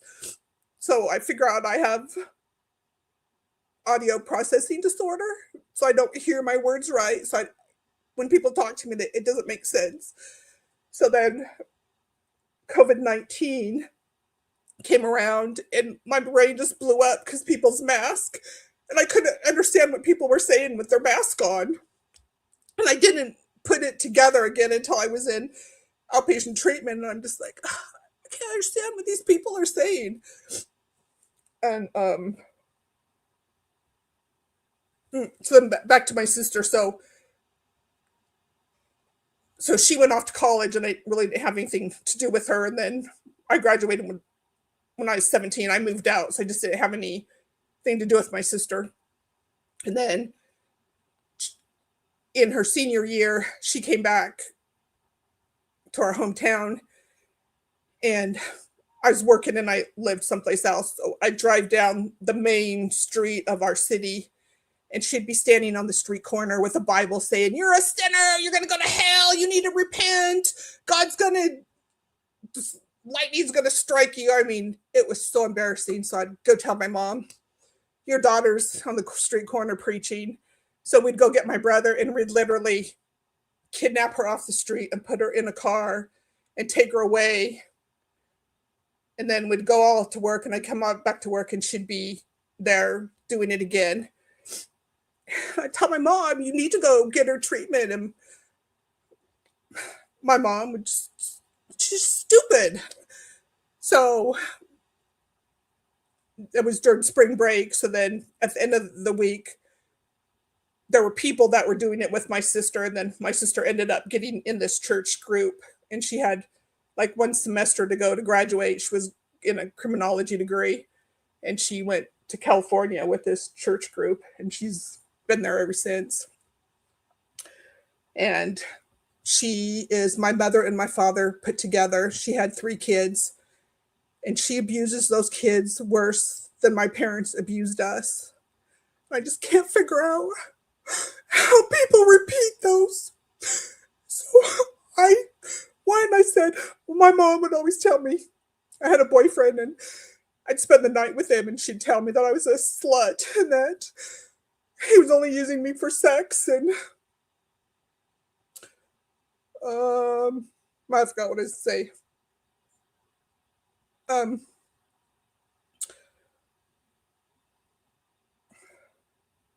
I forgot what I was going to say, but here's another point. So my mom would just tell us our whole life that boys were there to have sex and boys would never like you. And then when I was 55 years old, this woman kept emailing me on Facebook asking me to respond, and I wouldn't. I'm like, who is this stupid person? And they kept email messaging me and commenting on my pictures. So I was just about ready to delete her. And then she says, could you be my sister? And then she posts a picture and it's a spitting image of my mother. Like, what the fuck? So she said she was given away for adoption in San Antonio, where my mom was. Then she says, I think my dad was in the military, and my dad was in the military. So she had it all down. So I call my mom and ask her. Of course, she says, oh, you're a liar. You always make everything up. Well, that's another thing. I was a scapegoat. Everything was my problem, and I was the cause of all the family problems. So I hadn't talked to her in like 30 years. She sends me snail mail telling me how I'm still the cause of all the problems, yet I haven't talked to her in 30 years. So then when I was 19, I went to my mom's reunion. And our entire life, my mom would tell us that our mom and dad died young, and that we didn't have parents, and she didn't have any brothers and sisters. And she would never talk about them. And then one time, somebody called. I was still living at home, so I had to have been about 15, and some guy called, and he said his name was Jesus, and he was my mom's brother. So I tell my mom, Jesus called and he says it's your brother. My mom just was pissed. I don't have a brother, and it's not Jesus, it's Jesus or whatever. So she denied it. And then, so when I was 19, I went to my mom's reunion, and then lo and behold, I meet her brother. And one day my mom was crying, so I asked her friend, and they talked Mex text. And we were not allowed. My dad was racist. My mom's full-blooded Mexican, and we were not allowed to eat Mexican food or talk Spanish, Mexican in our house. So I don't know anything about Spanish. So my mom's friend was talking Mex text, so I could kind of understand what they were saying, but not really. So I asked my mom, what's going on? And she said that my mom's dad had just died. I go, what do you mean? He's been dead our entire life. What do you mean he just died? And she said, no, so she told me that he shot his wife and then he fled to Mexico. And I'm like, what? So I guess my mom never wanted to tell us that. So then another day my mom was crying, and I asked again, what's going on? And my mom never cried. I mean, she's like the worst witch. So seeing her cry, I'm like, whoa, my mom's never cried in her life. So another time she was crying, and I asked why she crying. And then they said, so-and-so just brought up that your mom gave a child up for adoption. So that person's asking about that. I'm like, why would somebody ever bring this up? So I went home and I told my family, Mom had a child and she gave it up for adoption. And they're all like, oh, baloney, Kathy, you always make up these stories. So I just went out of my head. And then, so when I'm 55, this woman contacts me. And so sure enough, it's my full-blooded sister. And my family was already dysfunctional, toxic, and my mom was. So I didn't talk to her. So my family is saying that she can't get out of bed, and she's so mad that her secret got, I mean, she was like 85 years old to find out that your child that you gave up for adoption is now wanting to speak with you. And then my sister just kept saying, I need to talk to your mom. I want to do is tell your mom that I turned out okay. And I'm telling her, you're lucky that you went and got adoption. My family was hell. My whole life I was asking my mom. So this is another thing. Since like 12, I'd ask my mom to put me in foster home or give me up for adoption. I couldn't live that way anymore. My mom would just say, oh, you think a foster home is going to be better than this? At least you got a roof over your head. So this woman was just like adamant, I got to talk to your mom. And I'm like telling her, you know what you just did to our family? My family's already dysfunctional, and now you're coming into my family. So she's contacting all my brothers and sisters. And my other brother just would not talk to her, and he's like, bullshit. And my sister's like, yeah, who cares? But, you know, get out of my life. And so my mom, of course she took it bad, but I'm like, I don't give a shit. You're such a horrible parent to me. And I'm like, okay, it's found out. She's your daughter. I mean, I don't expect my mom to accept her. I don't expect my mom to talk to her, but this woman kept saying, I'm going to go where your mom lives and I'm going to go talk to your mom. And I'm telling her, stop it.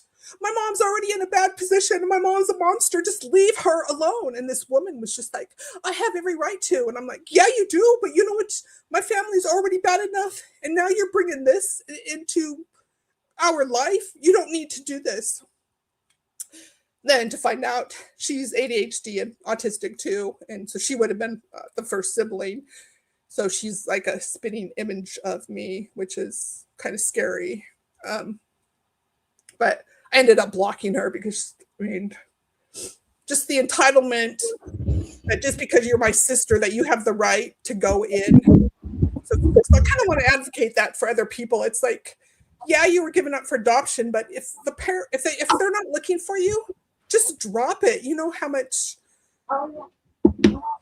more trauma it caused to our family. And she would say, well, like, I have all these abandonment issues. And I'm just like, you know, fine if your mother, if she was a nice person, but she had 4 more kids that she couldn't stand. So why do you want to meet this woman so bad? And then to top that off, I find out, so I asked my aunt if my parents had another child, and my aunt says, oh yeah, before they got married, your dad had another child before they got married. And I'm like, oh great, now I have 2 siblings? And then to go back to my story, my mom would tell me that I was going to get pregnant, no one was going to care about me, and then to find out that she had the time, I didn't know that she'd given a child up for adoption. Now just to look back and just think, the way you treated me and called me a slut because I was sleeping with my boyfriend when I was 18 years old. I mean, it just shows you how this is. Some people are just not equipped to be a parent. So, hey, Kathy, you've unpacked. Babe, your microphone. Oh, hold on. Let's I don't know why it does that. Hold on. So I'm just going to say this while he's looking to fix that, and hopefully the professionals can chime in. Last thing I want to do is give an excuse like to your mother, but I feel like you need to know that it sounds like she was incapable of loving you, and hopefully now at your age you have realized you're worthy of love, and you were lovable, but that she, you know, I don't know, because like I said, I don't want it to seem like I'm giving an excuse for a mother, so I'll let you. No, you're right. Just because someone gets the title mother doesn't make them a mother. And you got cheated of having a mother, Kathy, that you want so desperately. I see that, and I'm just hugging you, and I'm so sorry. And Bob and I are talking about, because there's some people who saying they want to reach out. And yeah, and that's what I was gonna say. You know, you've unpacked a lot here today, and I don't know how often, if you ever talk about this, and I'm concerned. I want to make sure you have somebody to talk to when you're off this live. All right, I don't want, you're not alone.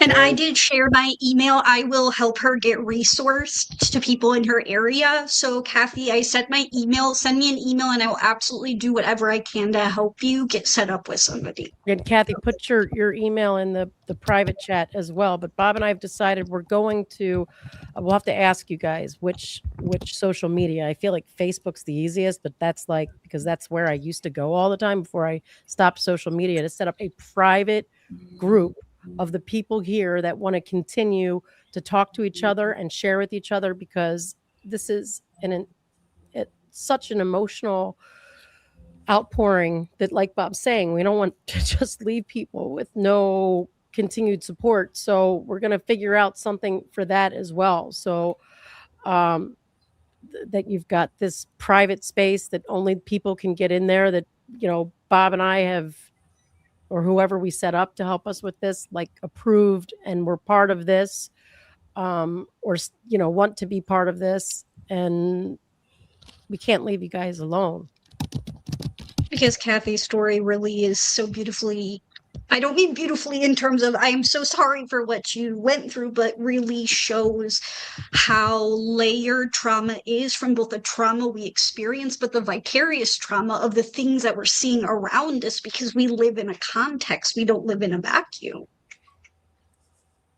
So I'll make it quick. I want to tie the two things back. So I was going through a toxic workplace at my work, and I was saying I'm having anxiety and depression, and they would just tell me, you're disorganized, you can't communicate, and you can't manage your time. And I knew in my head I was doing the work of 4 people, 5 people, and that's what they would come back every single time, was that. And I was confused because I knew I was, but at work I wasn't. At work, my desk was a mess, but I could get my job done, and I have an IT background and I can automate everything. So they wouldn't help me. So then I had a nervous breakdown, and then I started using the word, I'm in a mental health crisis. So I sent a message to the superintendent, and his response was, if you're sick. I told him I wanted to talk to him, and he said that I gave him an ultimatum. He told me, I wrote it down in a 10-page thing, and he said, that's not how this works. And then I had 400 hours of leave, and he says he told me I'm abusing my leave. So basically he didn't do anything for 3 years. Then I was put under investigation. But so he told me to stop roaming around mental illness because he's got a long history of mental illness. So he was basically telling me, since my mental illness didn't compare to him, to shut the F up. And this is an employer. So I just want, because I'm speaking out so that employers know, stop doing this to your employees. And there's federal laws about discrimination.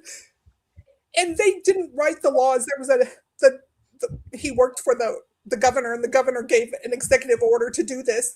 And they didn't write those policies. And I kept asking them where those policies were. So after they put me under investigation, then they implemented some of those laws, and the reasonable accommodation, they never did update it. So anyways, I went through, so they demoted me, and they wouldn't let me put me on. They told me that I could resign or they were going to terminate me. And I told them, yeah, go ahead and terminate me because I'm not signing this. And then they were forced to give me PFMLA. And then when I returned, they demoted me. So anyway, so a year later, I was going through the same crisis. They still weren't doing anything. So I checked into the intensive outpatient treatment, and I would just like to tell people what it was like. And again, this is during COVID-19, so it should have been inpatient, but we were just on the computer. And what it was just talking about mental illness and how to take meds. And I can't remember, I mean, these people are on here. So it was just all the things that could be wrong with your body and how your brain works. And so here I'm in a mental health crisis. I can't stop thinking, and I'm supposed to pay attention to what they're teaching us. So I thought it was going to be in there and we'd talk about what our issues are, but it wasn't. It was like education of all of the things that could be wrong with you. So they were talking about executive dysfunction. So after the thing, I told the counselor, I said, So this is what they're calling one-on-one is there's a counselor that teaches these class and they're telling you that that's a one-on-one. So unless you set up an appointment, and if you get an appointment, so I set up an appointment and I told her, all of these executive functioning, my brain does not do any of these. I have no memory. I can't I'm disorganized. I can't remember what they are, but I can't do any of these. I've never done any of these my whole entire life. And then she told me, well, you're probably ADHD and you're in paralysis. You can't think because your work won't give you any help. And I'm like, yeah. And I was simply asking for them to give me a position description and expectations, which is mandatory by the law. And they would not give that to me because then they forced me to do my supervisor's job. So anyways, and then the next one, they were talking about your senses. And then I told the lady, I've been told that 10 years ago, I found a book that says that I'm a highly sensitive person. All of this stuff is jacked up for me. And then she told me, well, you're probably autistic. And then again, they told me, we're not your provider. You're out of network. So you need to go to your doctor. So I went to my doctor and they told me they don't diagnose autism. So I got no help. And then, so I was under investigation the second time and they wouldn't listen to me. Let's see, how do I explain this? So I'd be in a meeting asking for help and these images would come in my head, like my perpetrators with their head blowing off. And I'd like shake it off because I didn't want these in my head. I'm like, oh, what's going on? And so I'm in these meetings begging for them to give me help, allowing me to stop working because I couldn't work. And they were telling me, no, you need to go to work. And these images would just, whoever was talking to me, like their head would just blow off. And I'm like, what's that? And then finally in one of the meetings, I mean, I was having thoughts of her head blowing off. And in the meeting, I finally told her, now I understand why Kelty jumped off the 19th story. So she's like, oh, you're suicidal. Oh, you're suicidal. So they made me talk to a counselor, but I had to return to work the next on Monday. They made me return to work and they did nothing about it. And then they lied on paperwork and said that I was going to kill my coworkers. So then I went through an investigation and I knew I was going to get terminated because they wouldn't listen to me. So I checked into the mental hospital. So here's another thing. So in 2021, I wanted to check into the mental hospital and they told me there's no beds, that you have to go to the emergency room and you have to sit there until a bed opens. So that's how you get treatment. You have to sit there. And I said, well, how long is it? And she said, I don't know. It could be 1 day to 3 days to whatever. You need to sit there and then that will hold your spot. And that's how you're going to get into the mental hospital. I'm like, I can't even function. I have to sit in the emergency room. And she's like, yeah, that's the only way you can get in. So I was calling up my doctors, telling them that I was having a heart attack, and I was telling them that I can't think. I think I have Alzheimer's. I can't remember anything. And they're just like, oh, there's nothing wrong with you. What's going on in your life? Are you? I'm telling them I'm getting fired. I'm under all these investigations. They're like, oh, yeah, it's just anxiety here. Take these medications. So like they're saying they just push these medications on me. So then I enter into the mental hospital. And I literally so they told me, so I was drinking a lot because it was the only way I could cope. So they told me, one, I couldn't get in there unless I quit drinking for like a week. And then, so I got in there. So I kept calling the emergency line and I would tell them, I haven't taken a shower in like 2 weeks and I don't brush my teeth and I can't take care of myself and I can't pick up my dog's poop. I can't pay my bills. And the person on the counselor line just told me, what do you mean you can't brush your teeth? Go brush your teeth. And like, I could get up and like go brush my teeth when she told me that. And I'm like, well, yeah, when you're telling me to do that, I can do that. But I don't have anybody sitting in my house telling me to go do that. It's not like I don't want to do that. I just can't get my brain to go do that. And then she's like, well, there's nothing wrong with you. If you can get up and brush your teeth, there's nothing wrong with you. And I'm telling her, lady, I haven't brushed my teeth in a week. I've been taking a shower in 2 weeks. I want to do it, but I can't do it. And she's like, well, there's something wrong with you. Well, she'd say, well, there's something wrong with you, but something's not right if you can go get it and do it now. So if one of the counselors can explain that. But yeah, I wanted to, I just couldn't do it. So, so my toilet was backed up and I didn't have the capacity to call someone to fix my toilet. So this is embarrassing. I was pooping in a 5-gallon bucket. So I told the counselor, I can't call anybody for help. I mean, I'm pooping in these 5-gallon buckets. And then I checked in the mental hospital and they told me, well, you can't come into the mental hospital unless you agree to not spread poop all over the walls. I'm like, I never said I was going to spread poop against the wall, so I don't know if that's why they let me in. But so everywhere I went, they would say, are you still spreading poop on the walls? And I'm like, it's not what I said. So then you check in, they give you a blood test. So they wanted to see what I was on. And I don't know, to see if I was drinking or what, but they gave me a blood test. And then I talked to the psychiatrist for no more than 15 minutes. And they just like give you your background and what's going on with you. And the reason I checked in was because I kept calling for help and they kept telling me, our psychiatrists are booked for 9 months. So we can't test you for ADHD or autism for 9 months. Anyway, we don't even test for autism, but we can't test you for ADHD for 9 months. So the only way you can see a psychiatrist is if you check into the mental hospital. So I checked into the mental hospital and I'm like, when am I going to get my testing? When am I going to get my testing? And they're like, oh, what are you talking about? We're not going to give you any testing. So now listening to Lindsay, it makes me wonder if they ever got the paperwork from the outpatient treatment.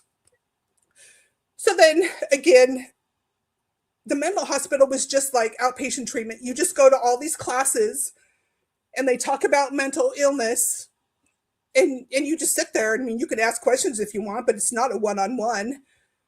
And Kathy, can I intervene for a second? Because I think you're saying something that most people don't know. My name is Samantha, by the way. You're right. When people go into mental institutions like Lindsay did, like you're describing, primarily that's just for medical stabilization. So that's for medicine. But most people don't know that. And they're not describing that well in the trial either. So, you know, this idea that you get therapy or you go to groups, you go to education groups, as you're pointing out, but they're not actually really therapeutic groups, right? They're not even probably as therapeutic as what you're experiencing here with all of us. So, and I very much appreciate you being willing to share so much. It's beautiful. I'm watching the chat and I see everybody is just really moved by your story and your sharing. So I very much appreciate that. So it makes me mad listening to them saying, oh, she had all this treatment. No, she didn't. And it makes me so mad that that's what they think treatment is. So we would go to these classes where we'd meditate. And then the guy would say, and he was just a pompous ass, he'd say, like, so how did everybody do in your meditation? And I'd say, meditation? How are you supposed to meditation? My brain is just ruminating, and I'm just thinking of what I coulda, shoulda. How am I going to save my job? I'm single, and I'm responsible for my 2 dogs and my house payment. It's just me. How am I supposed to meditate? And he's just like, oh, that's normal. Most people can't meditate. So I think like every single day we went to meditation, and every single day I'm telling these people, I can't think, I can't meditate. My brain will not shut off. I just think over and over, and they're just like, oh, that's normal. And it's infuriating. Yeah, Kathy, can I jump in really quick? I don't want to cut you off. Yeah, you're fine. I want to speak to what you're saying, because to add on to what I was mentioning about, anti-punishment, anti-carceral mental health, the most common thing I hear from neurodivergent people is how much they struggle when they go inpatient, because the system itself is not designed for people like us that are neurodivergent. The lights are loud. There's people watching us all the time. And while people do mean well, going to the hospital isn't like the like magic fix all that society kind of like makes it out to be. So I just really want to like validate that your experience of like really struggling with that is unfortunately not uncommon. Not at all.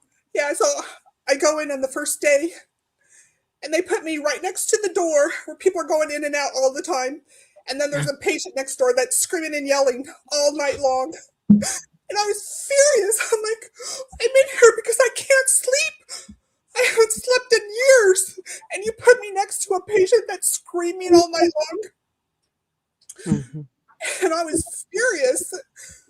And I'm passive and I'm taught to not speak up for myself because I'm neurodivergent and we complain about everything. So finally, the next day I got up and I told the nurses, that door slams every couple minutes. There's a person screaming next to me all night long. How am I supposed to sleep? So they ended up moving me and putting me into a more quieter place. But you can't sleep. And here they are every 15 minutes. Somebody said this. Every 15 minutes, they're checking on you. So I'm just falling asleep. And they're opening my door and it's slamming shut. And I'm supposed to sleep? It was so infuriating. Well, Kathy, I definitely want, you got to make sure you give us your email or something, because a lot of people are sending their phone numbers or their emails so that you can have that, you know, like someone to continue to talk to. And Krystle said she would help you after this. So I just want to make sure you don't forget to stick it in the private chat. Yeah, and Kathy, I in the private chat, I added you. There's a number to a friend that's heard your story that wants to be your friend. She wants to be able to talk with you. She's a hospice nurse, but she's feeling everything that you're saying. So go into that private chat. Her phone number's in there. Her She's email. not the only one. I've got a couple people here too as well. Yeah, I just want you to promise me. No, that go you're ahead. gonna- Let her finish. You can finish your story. I I'm just sorry. want you to promise me you're going to reach out to somebody after this. I'm concerned. Like I said, you've unpacked a lot. So every time we'd go to these group meetings, I'd say, when am I going to meet the psychiatrist? When am I going to be assessed? And they're like, we don't do that here. Like, what do you mean you don't do that? I was told that if I checked in, that they would give me tests. So that's another thing. Like all of those psychiatrists, I'm thinking, damn, Lindsay got way more better care than I did. I never filled all of those questionnaires that she filled out. I was in the outpatient treatment for 14 days and inpatient for 7. I never filled out those questionnaires. It just infuriates me that I'm in there for help. And Samantha's right. So I'm figured out now that their purpose is just to make you a zombie so that they can check you out. Right. And so I'm not speaking to anybody yet. So you go and you check out for your meds. So I go check out my meds and they're giving me more prescriptions and prescription. I'm like, what is this? Why are you giving me this? I haven't even spoke to a doctor. And they just keep, I don't know what they're doing. I mean, I couldn't even think straight. So I don't know what they were doing my meds, but it was more than before. When I went in there, all I was on was whatever that leather lady, fake Zoloft. So I was started with like 25 milligrams. And by the time I went into the mental hospital, I was on 200 milligrams. It did absolutely nothing for me. And I kept telling them, I feel nothing. It does absolutely nothing for me. My brain is so anyway, so they kept giving me more drugs. And I mean, I was kind of advocating for myself, but I wasn't. I'm like, okay, this is a hospital. They know what they're doing. So I just take the medication. And then one night I had, maybe on my 4th day, I had night horrors. So if I'm saying the wrong words, tell me. I was having dreams that people were killing me and I was killing them. And I felt like I was screaming and I was kicking my blankets up and down. And I couldn't stop. And I'm like, you want them to stop, and they won't stop, and like I want to scream, but I feel like I can't scream. And it felt like it was going on for hours.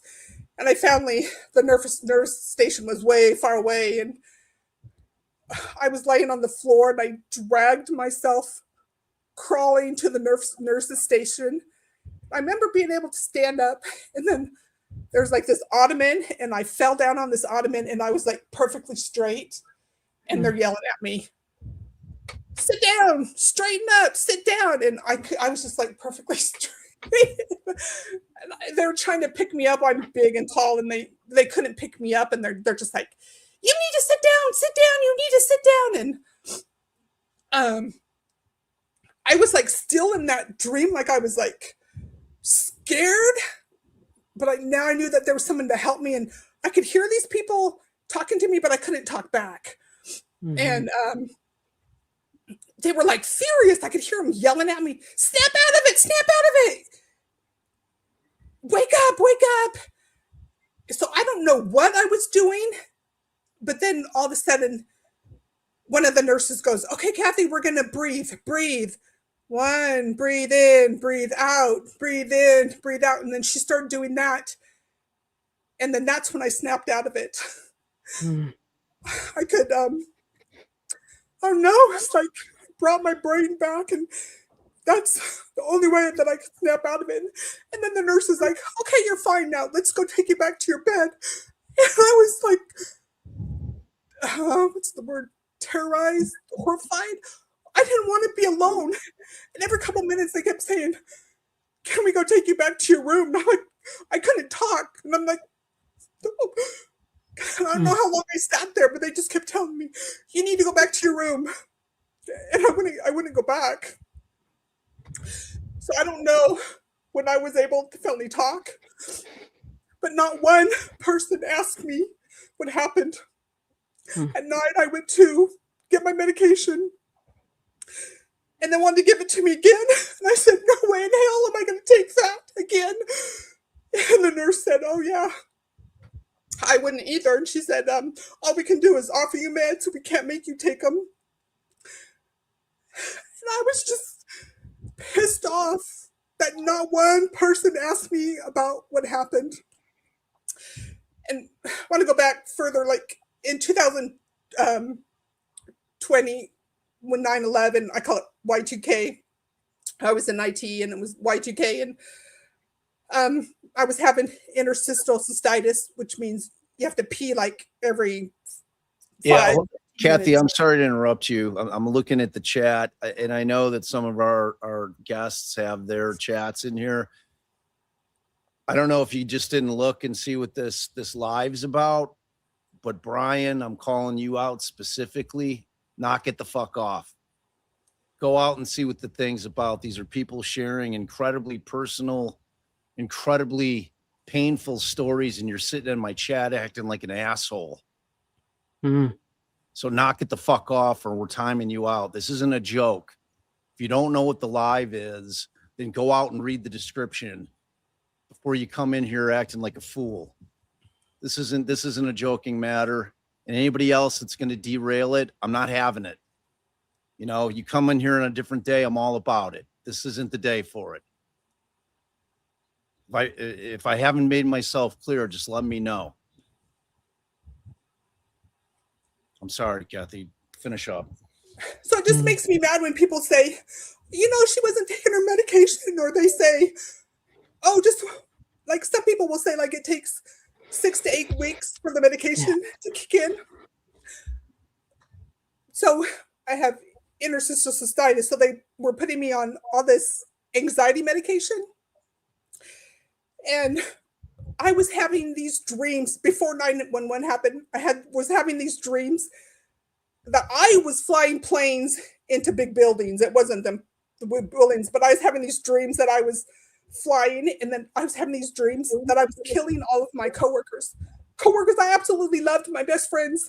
I was killing them, and I would literally go into work, and I would peek around in their cubicle and go, oh, they're alive. It's just a dream. I cannot tell reality from a dream. And then again, the doctors have like explained it. It's like when I'd sleep, I would get like, you would get to this one place where you knew the dreams were going to start to happen, the night tours or whatever they were.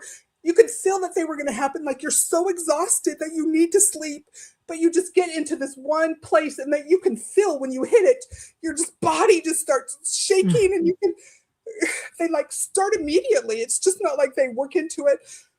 Immediately, whenever I got into that state, I was killing people and they were killing me. And I couldn't tell if it was real or not. Like, so once I got there, I'm like, I knew it was dreaming, but when you're in there, you don't know if it's a dream. You don't know if it's a nightmare or what. So literally, so I probably did that for 3 months or something. Then finally, I told my neighbor, they had invited me to dinner, and I told him, I'm having these dreams like I'm killing everybody. And he's like, you need to get off that now. Medication does that to somebody. Nobody ever told me that that was a side effect. My doctors never checked in on me, and so I quit taking it. So it's horrible that people aren't told this, that there's not more education out there. So when they started giving me the anxiety medication again, I told them, you know what, the last time I took them, I had really bad side effects. I was having these, I call them night horrors. I don't know what the term was. And they didn't care. So they gave me the Zoloft, and just everything that they gave me, nothing ever worked. And then, so I would see, so I guess the people that were giving the education, one of them would be your person. And then, so I saw that person twice. I saw him like 3 days in before I had that night tour. And then he would tell me, Kathy, you're not going to get better. Your employer does not care about you. They don't care about your mental health. All they want to do is fire you no matter what you do. Because I kept saying, I could have did this and I should have done this. And it's my fault that I'm getting fired. And then they're telling me, no, it's not your fault. And nobody had ever told me this. I was going to a counselor. So they never told me this. She told me, you have to quit your job. Or it was a he. You have to quit your job. You're not going to get any better. You're just subjected to this. You have to stop. You have to quit your job. And I'm like, I'm single and I own a house, and who's going to make my payments? I can't quit my job. So finally, when I was in there, the best thing that happened was they convinced me that I wasn't going to get better unless I quit my job. Oh. So I did have to quit my job. Yeah, so then you're really not allowed to talk to other people unless you're in these sessions. You're not allowed to go to their room. Like, I wanted so bad to make a connection with somebody. So there was a woman I made a connection with, and I went to her room, and immediately they came over and said, you can't get into people's room. I guess that's the downside to some of these inpatient facilities. But you know, Kathy, like I said, before you leave us, you've got to give us your email. There's a lot of people that want to reach out. We'll put it all in one email so that you have it. And we are going to start this group. I've already put out a poll to see if Facebook or Discord is where people want it. And if you don't care, either one works for you, say, I don't care. And we'll set it up. But thank you so much for sharing. And Can I just one more comment, and then I'll stop. So, so they discharged me, and like somebody was saying, they just discharge you when you're on your own. So when they discharged me, they made a plan, and then they're required to give you a psychiatrist. So I did get a psychiatrist when I got out, but I didn't see her for like a month. So I went in, and I told her I was in outpatient treatment, and they told me that I have ADHD and autism, and I need to get evaluated. What do I need to get evaluated for that? And again, she says, oh, we don't do autism. And then she said, it takes 6 to 8 months to diagnose you with ADHD. And so when you go in there and ask the questionnaire, they ask if you're S a while or A a while. So I had been denying it. So this is another thing. So I denied it. I was having all these dreams and I denied it. I didn't want them to tell my employer so that I would get fired. So I didn't tell anybody about this. So yeah, so I went through all this. I didn't tell anybody I was having all these thoughts. So I quit my job. So I didn't already have a job, so I didn't care if they told my employer. So she asked the question and I said, yeah. And her answer was, it's not for the Kaiser staff, is it? And I was so pissed off because it was. I'm like, every one of you freaking people failed me. I'm begging. I'm telling you exactly what my problem was. And you guys won't diagnose me. And here I have a psychiatrist. And I told her I'm losing my job. I told her I was going to get fired. And she won't test me. I was so mad. And I had to go inpatient. They made me go in person. So luckily they gave me that questionnaire. How did your service go? And I just ripped into her, telling them that they won't give me a evaluation when I know that's what my problem is and they won't evaluate me. And then so a month later I went in and she tells me, oh, so you gave me a bad evaluation. So you're mad at me because I didn't give you a ADHD testing. Here's your paperwork. Do this testing and still it's going to take 6 to 8 months. Whoever's telling you that you can just meet once and you're going to get diagnosed is wrong. And she just kept making all these excuses why they couldn't test me. So I took the test and I scored 87 out of 100. And then she tells me, this doesn't mean you have anxiety. It doesn't mean that you have ADHD. It could be other things like trauma or PTSD or whatever this stuff. And so then I quit my job and lost my insurance, and that was the end. So I just want to make it clear on all these people that say that you can get treatment if you ask for it. I asked for treatment, and this doesn't even go 3 years earlier. I worked at DOC, and I went through 3 years of hell, the same thing. And I had to quit my job here, and then I go to another state agency. Same thing, 3 years of hell, where the same thing is you're disorganized, you can't manage your time, and it's not true. And now that I look back, it's because I was a high performer, and I was a high performing my supervisors, and they didn't want to look bad. Another thing is because I'm a justice warrior with my autism and I can't keep my mouth shut. And I kept saying systemic gross mismanagement. And I would refer to the policies that they were supposed to. So I guess neurotypical people aren't that.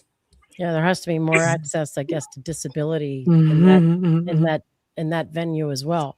So that if you and there's a lot of ableism, unfortunately, and lack of education by providers about neurodiversity and people who are neurodiverse and what that lived experience is like. Unfortunately, I'm so sorry the system failed you, Kathy.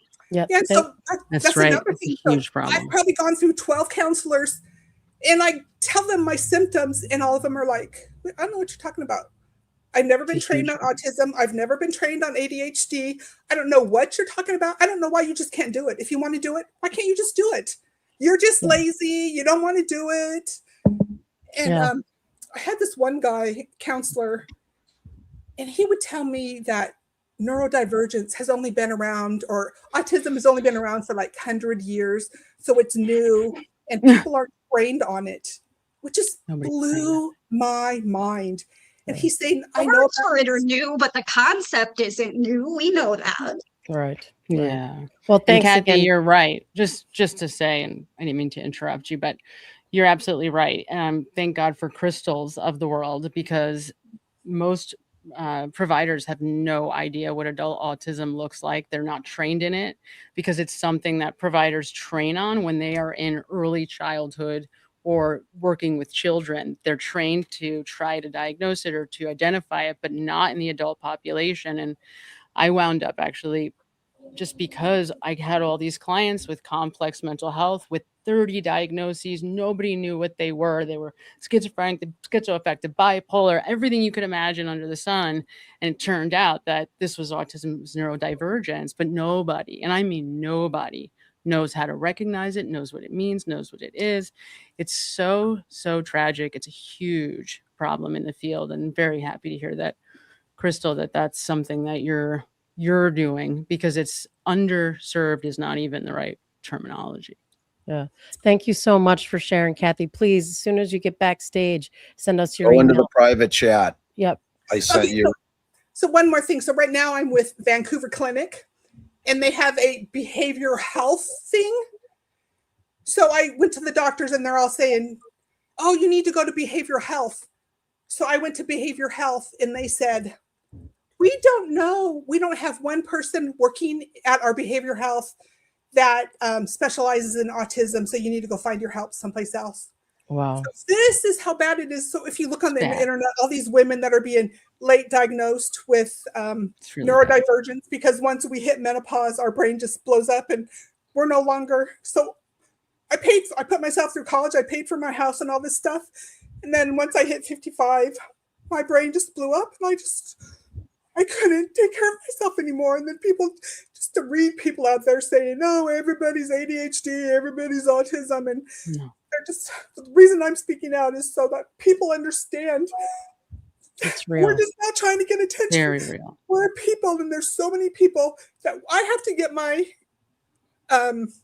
knowledge from all of the good YouTubers out there that are specializing in autism because, they're telling Lindsay she could go get help. I was trying to get help for like 8 years and I could not get help. And I had Kaiser insurance for 8 years and I could not get help with my diagnosis when somebody told me what it was, but nobody would diagnose me. And then now this new clinic, they tell me that they don't.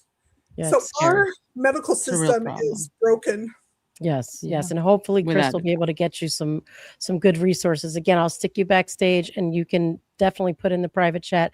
Thank you so much, Kathy. Our hearts are with you. Kathy.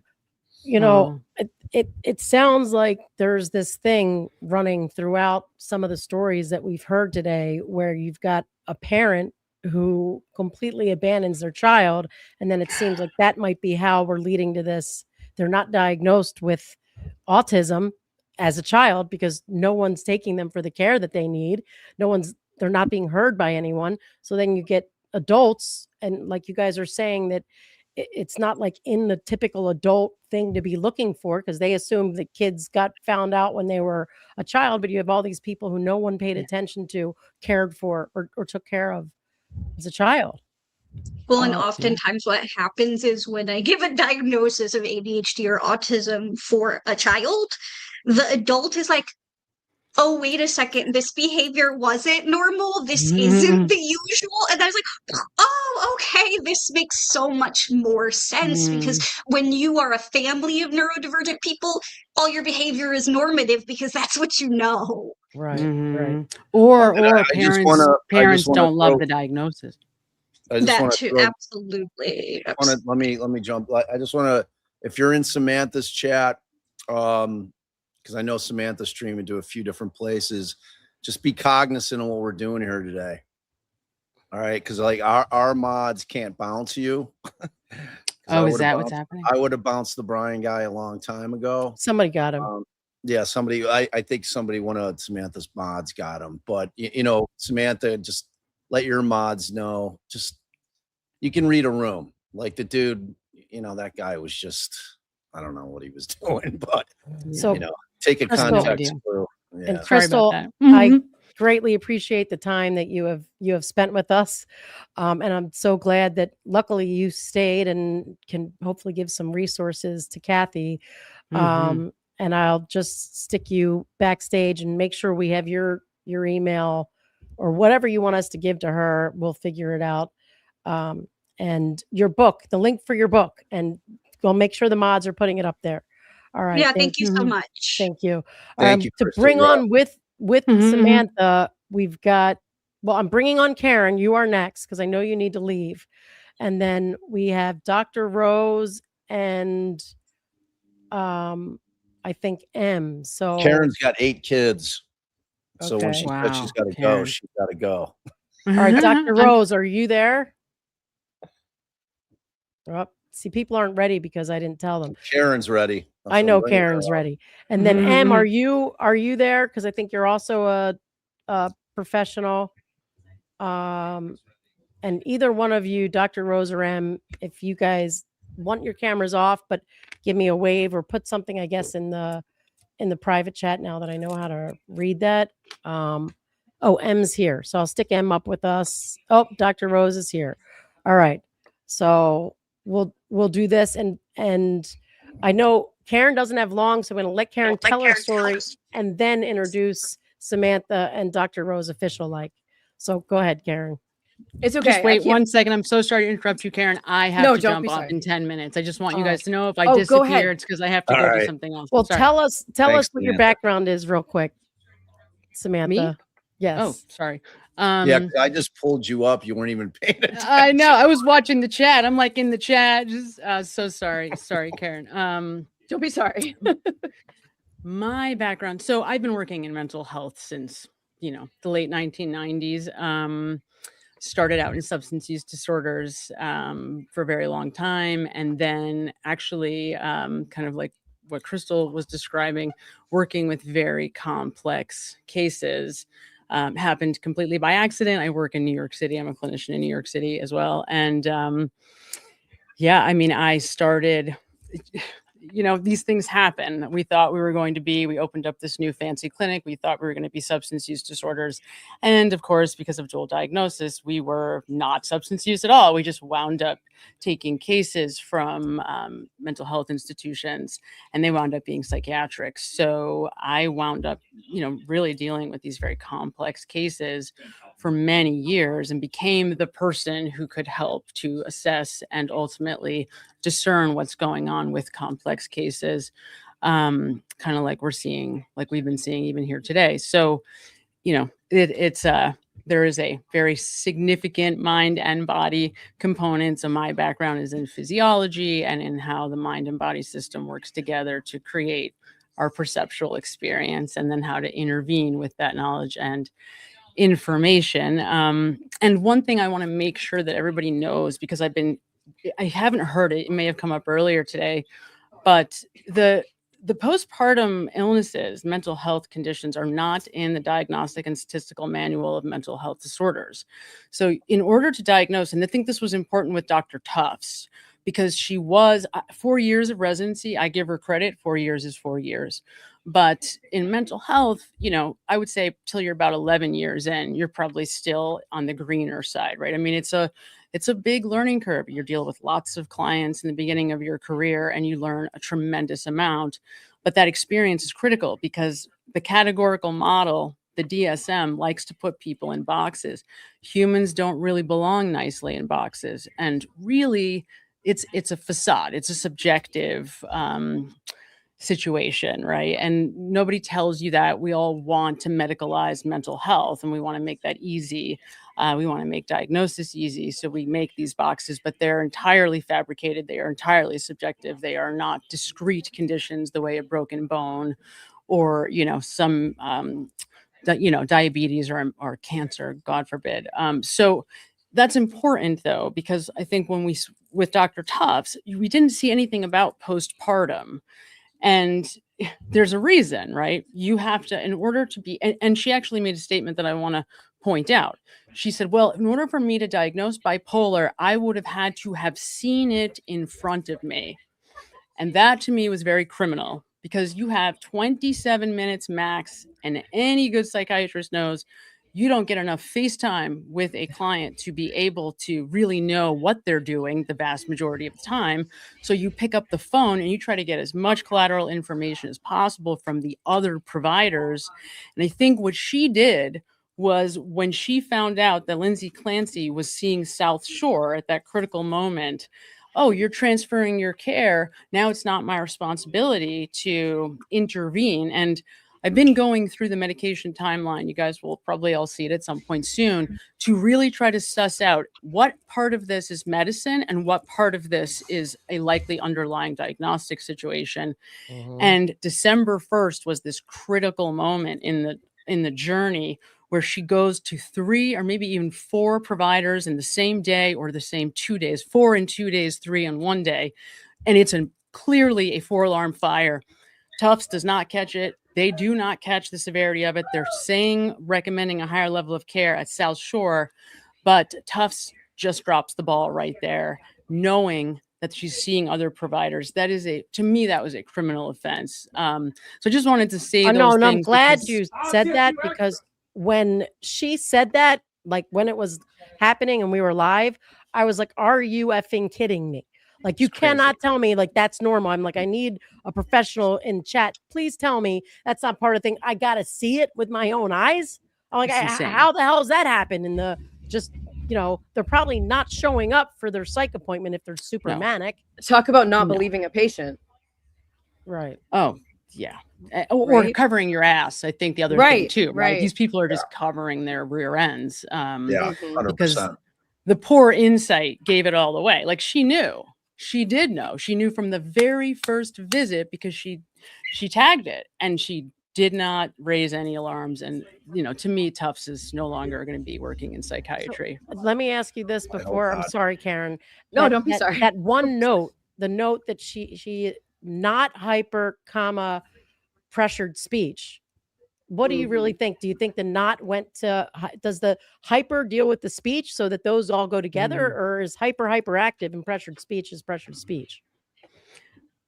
My assessment is that she was assessing her as not hyper and that there wasn't pressured speech based on the sentence that came before.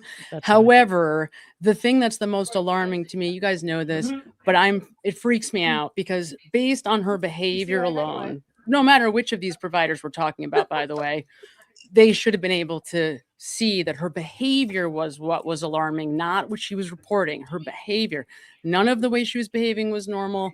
There was nothing normal about it. You could feel it, you could hear it. And because she presented well, as you guys have been pointing out really nicely, because she was a nurse, because she, went home, studied the lingo, knew about half-lives and rebound anxiety, for some reason, these guys, they were either duped or they're pretending they were duped now to cover their butts. Right, for liability purposes. That's why I was saying before you came on, Samantha, I've been in the courtroom. Every single provider that's been up on that stand had their lawyer or the facility's lawyer sitting in court. So, and I was trying to tell people they have to understand that that's going on behind the scenes in terms of what you're seeing in terms of the testimony, which is, it's just a thing in terms of, what they're saying and how they're responding to questions, and whether or not they're being forthright is something that frankly, I would like, and I love Reddington and Allison pointing this out. I almost would have liked for him to dig into it more with the litigation aspect of it, because he brought it up. I think it was with Gelada, and that I don't even think he brought it up with Tufts, and I think it's important for the jury to know that that's going on, that exists in the courtroom, but yeah. All right. I know, Karen, you don't have a lot of time, so I'm sorry, you guys. Don't be sorry, Samantha, guys. I feel horrible. I didn't know we were going to have that hour. No, before, I know. I get it. I wish we had more time with you, honestly. So go ahead, Karen.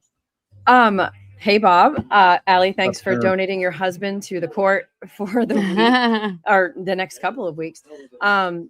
What a wild case this is, and what a beautiful thing you guys are doing by bringing attention to it. Bob and I got to speak to Lindsay's parents together the other day, and what an honor that was as well, to be able to hear, directly from them. And it was the second time I had spoken with them regarding just this in general. I lost a dear friend of mine to postpartum psychosis back in 2005. And there was no talk about this. We just went to her funeral knowing that she had had a baby 13 days before, and,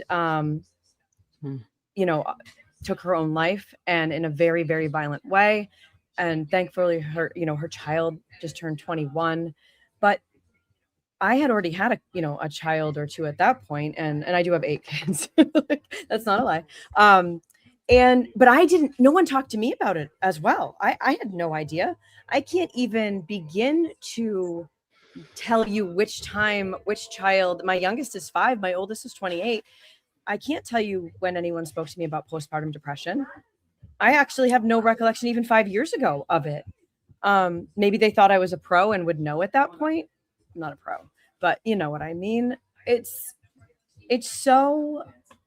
such a thing that no woman wants to talk about. We don't want to be told we're not good mothers. We don't want to feel like we're not good mothers.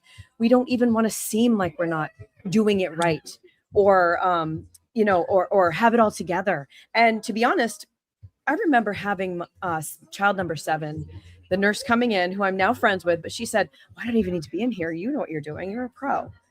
But like, that's kid number 7, right? But what if at that point was the point that I actually needed somebody? You know what I mean?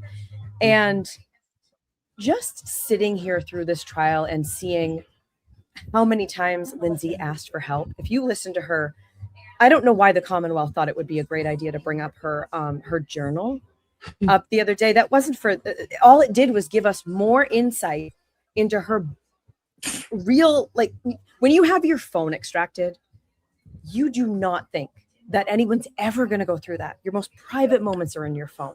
You're sending texts to the people that you never think would be seen, let alone in a courtroom and seen by international TV at this point. So she wasn't writing that for anybody else. Okay. Right. Those were her most private moments. I feel like I'm failing as a mother. And it wasn't because I didn't like my children. It was because here is number 3, and I don't feel like I can parent him like number 1. And so seeing the insight into what her thoughts were, and just talking to her parents, Bob, you remember, they said, she's so smart. This is a smart, intelligent woman who was failed on each and every level because nobody made an actual plan, because there was no plan. So that goes into my own personal story of my father, who has bipolar, who was diagnosed when I was 11. So I was a former police officer and dispatcher. My parents were both police officers. My father when I was 11, went into psychosis out of nowhere. Now, in hindsight, there are signs leading up to it. Maybe there was some depression, but he had never been diagnosed with anything till the night that he took out his duty weapon and fired it up the stairs because he saw demons and he thought they were coming into my room and into the other rooms upstairs. And at that moment, we still didn't know what was going on because nobody talked about this kind of stuff. This is, again, same, this is 1995, 96. And all we had was, there's a cop in the house with a gun shooting it off. And oh my God, we need to protect him from other police officers coming and what is going on and whatnot. So in hindsight, I have all this hindsight because I have now grown up with this kind of stuff. But for somebody sitting on the jury and not quite understanding what one goes through or how you can hide psychosis, I've been talking to people during the week and saying, if you were standing next to my father, and the last time he went into psychosis was 2023, I believe it was fall of 2023, because his medications are ever evolving, and you can become, they can kill you. So this thing that saves your life can also take your life. And he ended up with NMS, which off the top of my head, I cannot remember because I'm so sorry. Like, my brain at this point is like scrambled from the last couple of weeks, but it's basically the end of the commercials where it's like, if your body goes into, like, your system starts shutting down and all this stuff. He ended up in the hospital. He went off his meds and he went into psychosis.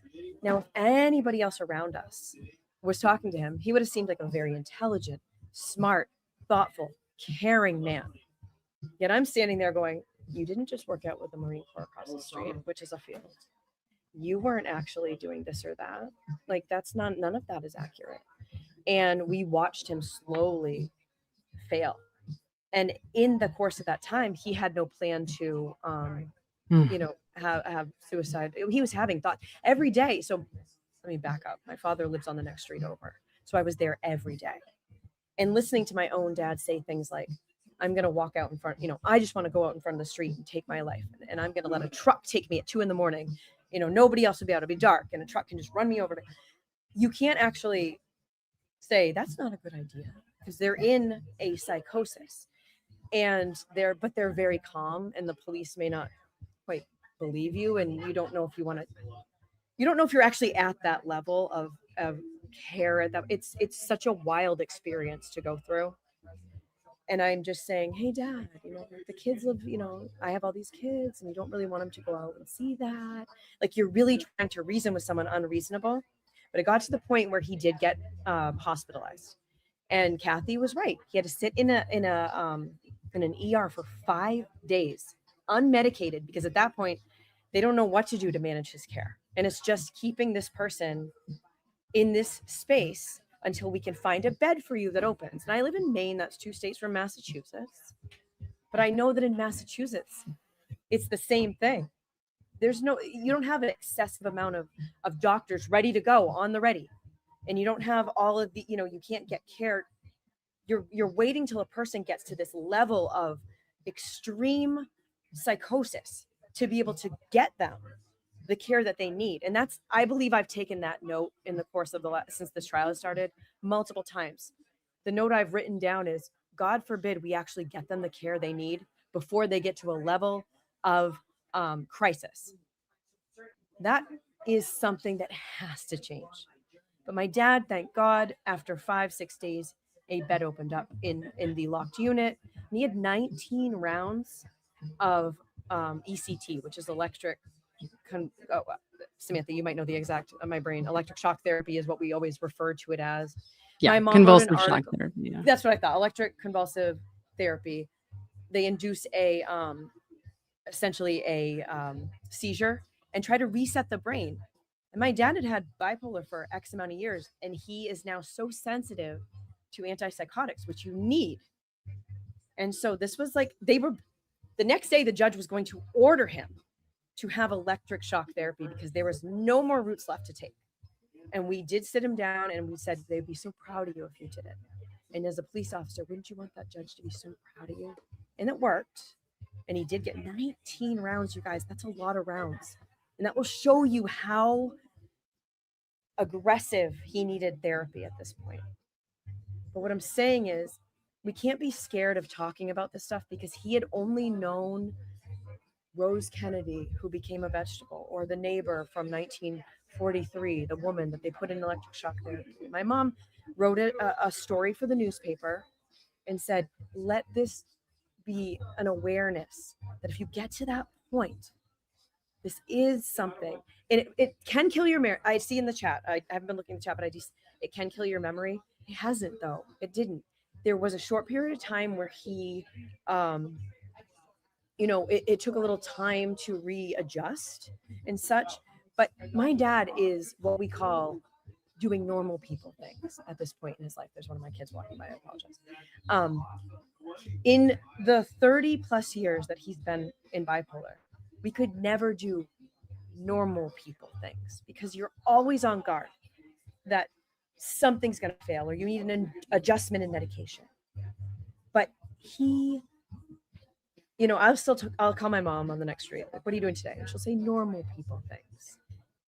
Let me tell you that we don't take that lightly. And we also know that at any moment, somebody in bipolar could go back to something.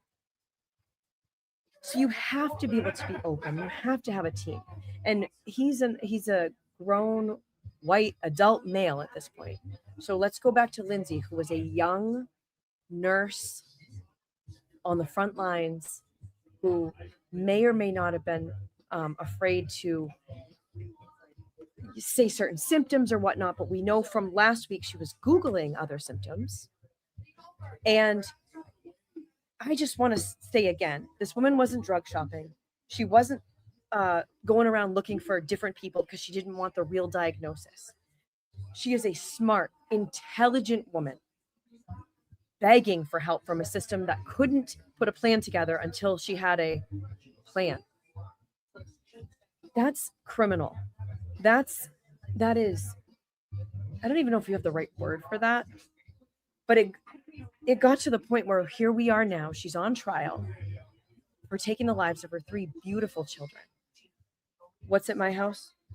Oh, people are it says hearing the scare- music. The Oh, beat. I'm so sorry. It's my husband's birthday party. And I move. figured that it I don't was, want but you people got confused. Listen, so. I'm so sorry. Let me move. I just don't Karen, we're doing a second one anyway. Go Okay, celebrate with your husband. Like, seriously. No, but this is Let her important to finish. my Yeah, she wants family. to finish her. Yeah. This is truly important to my family. And I Samantha, are you Samantha. leaving? I gotta go. Yes. All right, Okay, you're no, awesome. I don't want to We take want you time. back here. either. No, you're all right. You're right. awesome. Anytime. You're incredible, Anytime. Samantha. You're Bye, awesome. you guys. Bye, Have a great everybody. weekend, Sam. Thanks. No, go ahead, Karen. And now there's no No, beat, it's so just perfect. I'm sorry. I'm so sorry. They turned it up. They're cool out there. I'm uncool. This is my winding down from the last 2 weeks of, hey guys, of being, sorry, people are now arriving, of being at the trial. I'll be back Monday. But you know what? It is, I saw someone comment on the Reddington interview I did, and I just want to say, you have to, there were some people that thought I was insensitive because I did a very quick interview with him. I called it like on the spot with Kevin Reddington. And it was like, what's your favorite food? What's your last, if you had a last meal, what's your, I want to state, Kevin Reddington came up to me in court and said, Karen, let's do something fun. Because Kevin Reddington knows that this is so heavy. This is very, this weighs on you. And there are so many people so invested in this trial that you have to protect your own mental health as well. And Kevin Reddington has to protect his mental health. So when he came up to me and said, hey, Karen, let's do something fun, I was absolutely not going to say no. So I understand why some people may wonder what the hell I was doing. But a lot of people important. are saying they loved the interview. Oh, so. Thank you. Thank you. It's important. And Bob, you've been there sitting in court for the last week. You've got to, too, that this is not easy. This is heavy. We sat there I don't think you heard the 911 call. Did you hear the 911 call? No. Okay. Is the 911 call Monday? Okay, that's right. I saw it. My days are now like sort of coming in together. But that's the point. You have to protect your own mental health. Thank you, guys. Thank you. He's a regular man who has taken up this case, which is so incredibly heavy. And he cares about his client. He's not in it for the money. Does he get paid? Yes, we all have to get paid. But he is so caring of her family. And I will tell you right now, there are so many defense attorneys that just do it for the money. You guys aren't those defense attorneys. Kevin Reddington is not those defense attorneys. Sometimes you just kind of get assigned a case. He has taken this family on. This is an extended part of his life. And he understands you must take care of your own mental health. And he says these things, you guys. So he also wants to do stuff that is fun. And you can't just talk about this 24/7.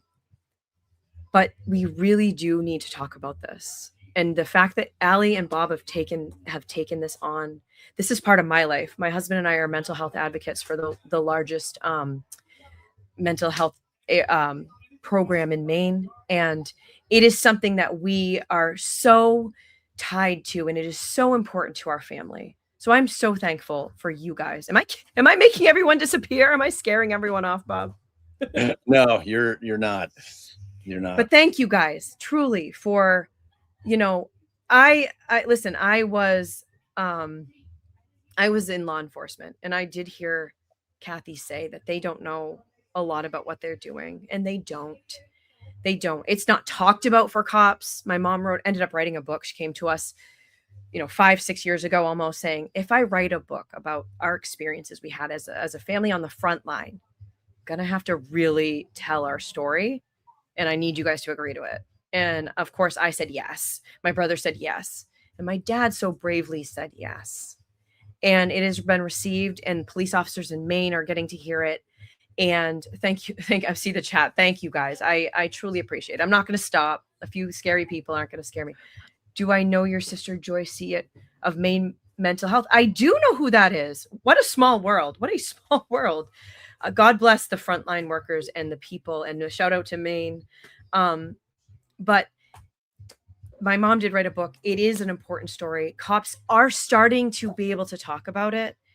They have brought on social workers. We aren't just going straight to the take a cop. We're starting to recognize, and by we, I mean people who have formerly been in law enforcement or are in now, that we don't have all the answers, and that you can bring a social worker to the scene with you, and it might be life changing. And they should. I've seen it, and frankly. they should.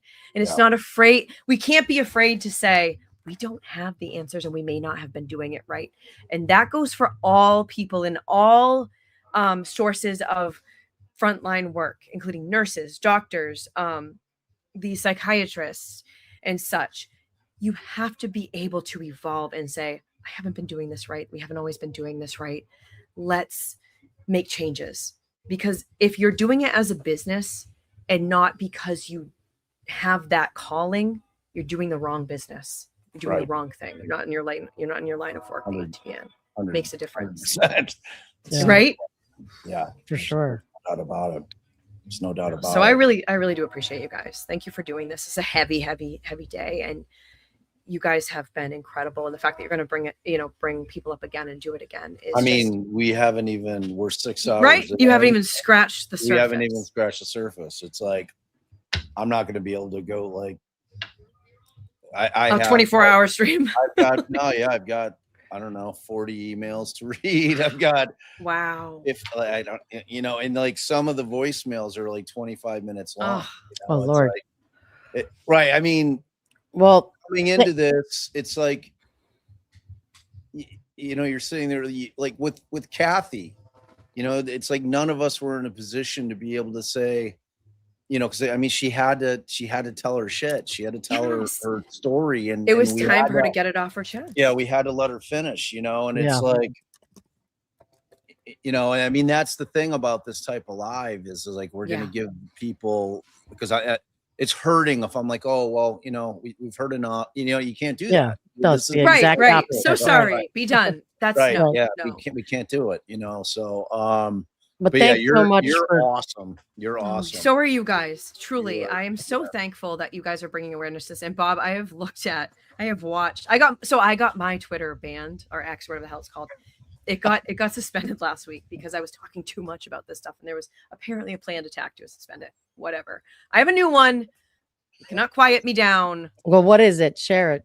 It is Karen Goldberg, my name, in capital M-E, like Maine or medical, whatever. Medical examiner, right. Medical examiner. Yeah, no, that's the one job I have not done.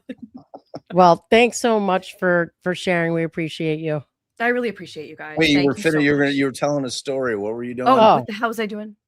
Oh, you said like you. Oh my God, I have ADHD and autism. So Kathy, no, she was just saying she got banned for No, yes, she was digging into something. I don't know, and then you got banned, and you got a new. Yeah, I was, I apparently pissed off the wrong people on the YouTubes, and whatever. This is so important that I don't care. I'll make every Twitter I need to make, and the people will find who needs to be. You know what I mean? I believe that. Yeah. And you can't stop it, and you can't stop us from talking. So I remember now. Thank you. I have seen the comments coming after you, Bob, for saying simply a human statement of, I would like to give her a hug. I would like to give her a hug as well, guys. Come for me. It does not scare me.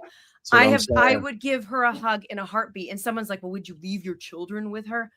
Oh my God, you guys, you're missing the freaking point. Okay. Right. They just, these are folks that don't know nothing about the case. They're just, they don't, what I mean? they have to have something to argue about, and maybe they need their own mental health care. That Brian Walsh guy, like who's got 4 million followers. And I assure you, right. 398,000 or whatever, 809, 900, like 95. They don't know. They don't know anything about the case. Right. They're just like, what, murderer hug? Oh, how could you dare? I can't sit near a murderer. No, these are real humans, okay? And everybody deserves a defense. And when it comes to mental health, it is a whole different level. And I'm sorry I raised my voice, but it makes me fussy.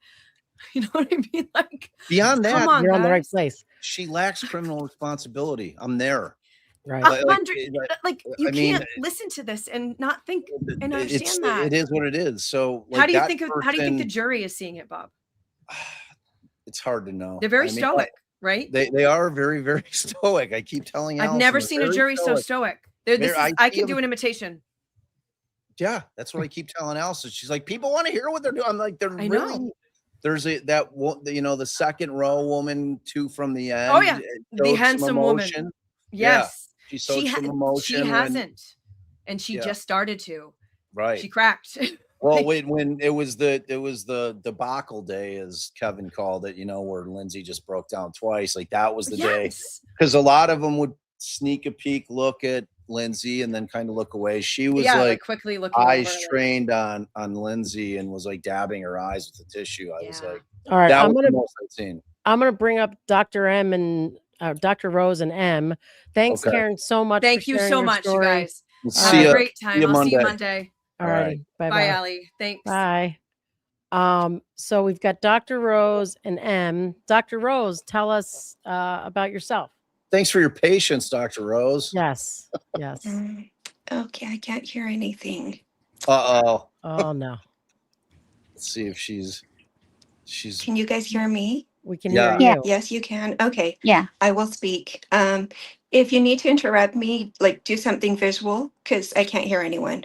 Oh, Okay, so my first name is actually Karen. Rose is my middle name. But because, well, obvious reasons, I go by my middle name, social reasons. So I have been watching, like I said in the private chat, I'm a longtime listener, first time caller type thing.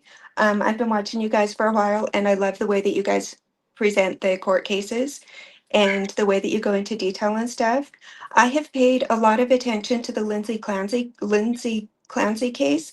And I've watched a bunch of different podcasts about it. And I have some notes that I wrote down.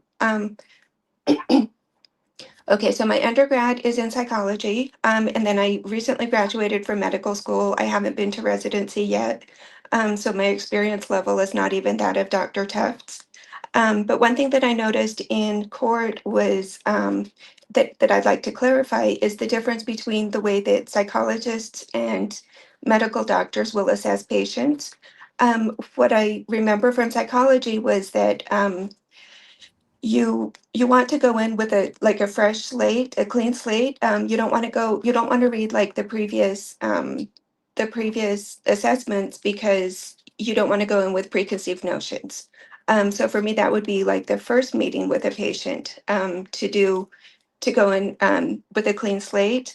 As an MD, you do want to go in and read all the different the patient notes, everything that had been there. Let's see, I cannot read here because it's okay. Yeah. Oh, that was to Izzy. As Sorry. an MD, you do want to see like the patient's previous history, whatever lab work has been done. All of that goes into the assessment that an MD will make, which is something that Dr. Tufts, in my opinion, my inexperienced opinion, that she should have done. But as far as the psychologists taking her at the way that she presented with them, I understand that because that's the way that I understand it to be done. Let's see. I have seen a lot of things about the correlation between when she stopped breastfeeding and she developed more extreme psychological symptoms. That made something like click for me because years ago I had a hysterectomy and then I went through major depression, like trying all kinds of different meds. And, they say at least 2 weeks, possibly 6 to 8 weeks to see the result or the effect of the medications. So I went through all that. And at the same time, I was going through empty nesting where I went from being mom to my child becoming independent. And I attributed it more to the social environment of trying to figure out what I was when I wasn't, or who I was when I wasn't just mom. But it also correlates with all that happened after the hysterectomy, not just when my child moved out. So what I'm thinking is that there really is there most likely is really a hormonal influence to that. And I'm going to think about that more. Let's see. From Kathy's story, when she talked about how her sister couldn't be discharged from the mental hospital into an unhealthy family or an unhealthy home environment. I understand that to be the enmeshed family system. It sounds like it really was an unhealthy home environment. And if you get someone psychologically to a healthy place and put them back into the unhealthy environment that they came from, it's setting them up for failure. So I can understand that. Let's see. Oh, and then here's my here's my nerd brain. Karen said that her dad had an NMS. It's called neuroleptic malignant syndrome, and it's a common, well, not common. It's a well-known adverse effect of antipsychotic medications. So yeah, that's just my nerd brain. I had to look into it. Let's see, the ED wait times. Yeah, so like when when a patient presents to the emergency department, it is an unfortunately long amount of time that they have to wait before they can get placed in a psychiatric hospital. And that needs to change. That's one of the societal things that I think needs to change. When I was doing my undergrad in psychology, they talked a lot about how correlation is not the same as causation, but there's a huge correlation between like addiction, homelessness, and mental health issues.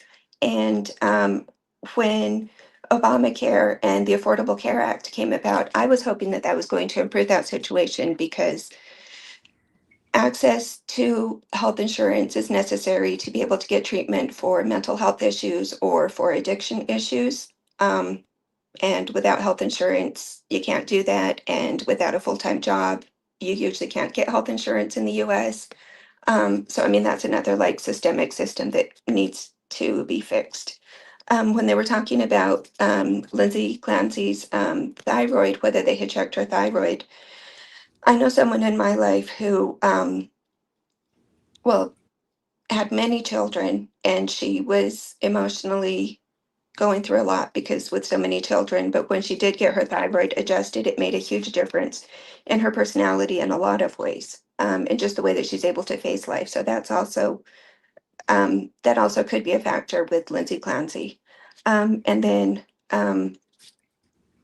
so I'm Mexican, and in Mexico we have a leyenda, like a legend about La Llorona, who's basically a woman who the conquistadores came. She fell in love with one of them. She at one point, I guess he was planning on going back to Spain, and he wanted to take the children that he had with him, but he didn't want to take her.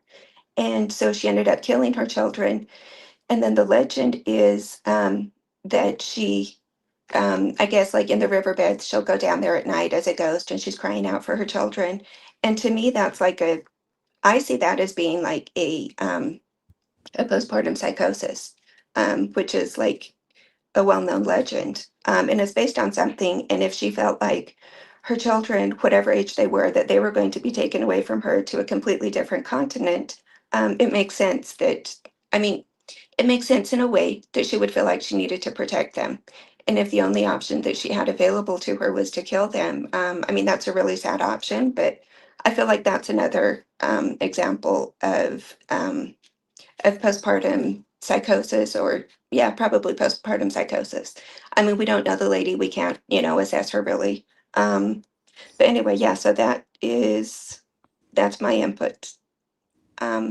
Well, I greatly appreciate that. I still can't hear anyone. Let's see, maybe if you put it in the chat. I can hear you. We appreciate you. Okay, yeah, if you have questions, if you can put them in the chat, because I still can't hear anyone. All right, well, I'll just let her know that we'll. Okay, I don't see anything, so I guess I'll go ahead and go. Thank you. Thanks for having me on. I've been watching you guys, and I've been watching Samantha also for a really long time. So it's a privilege to be able to meet you guys. Thank you. All right, M.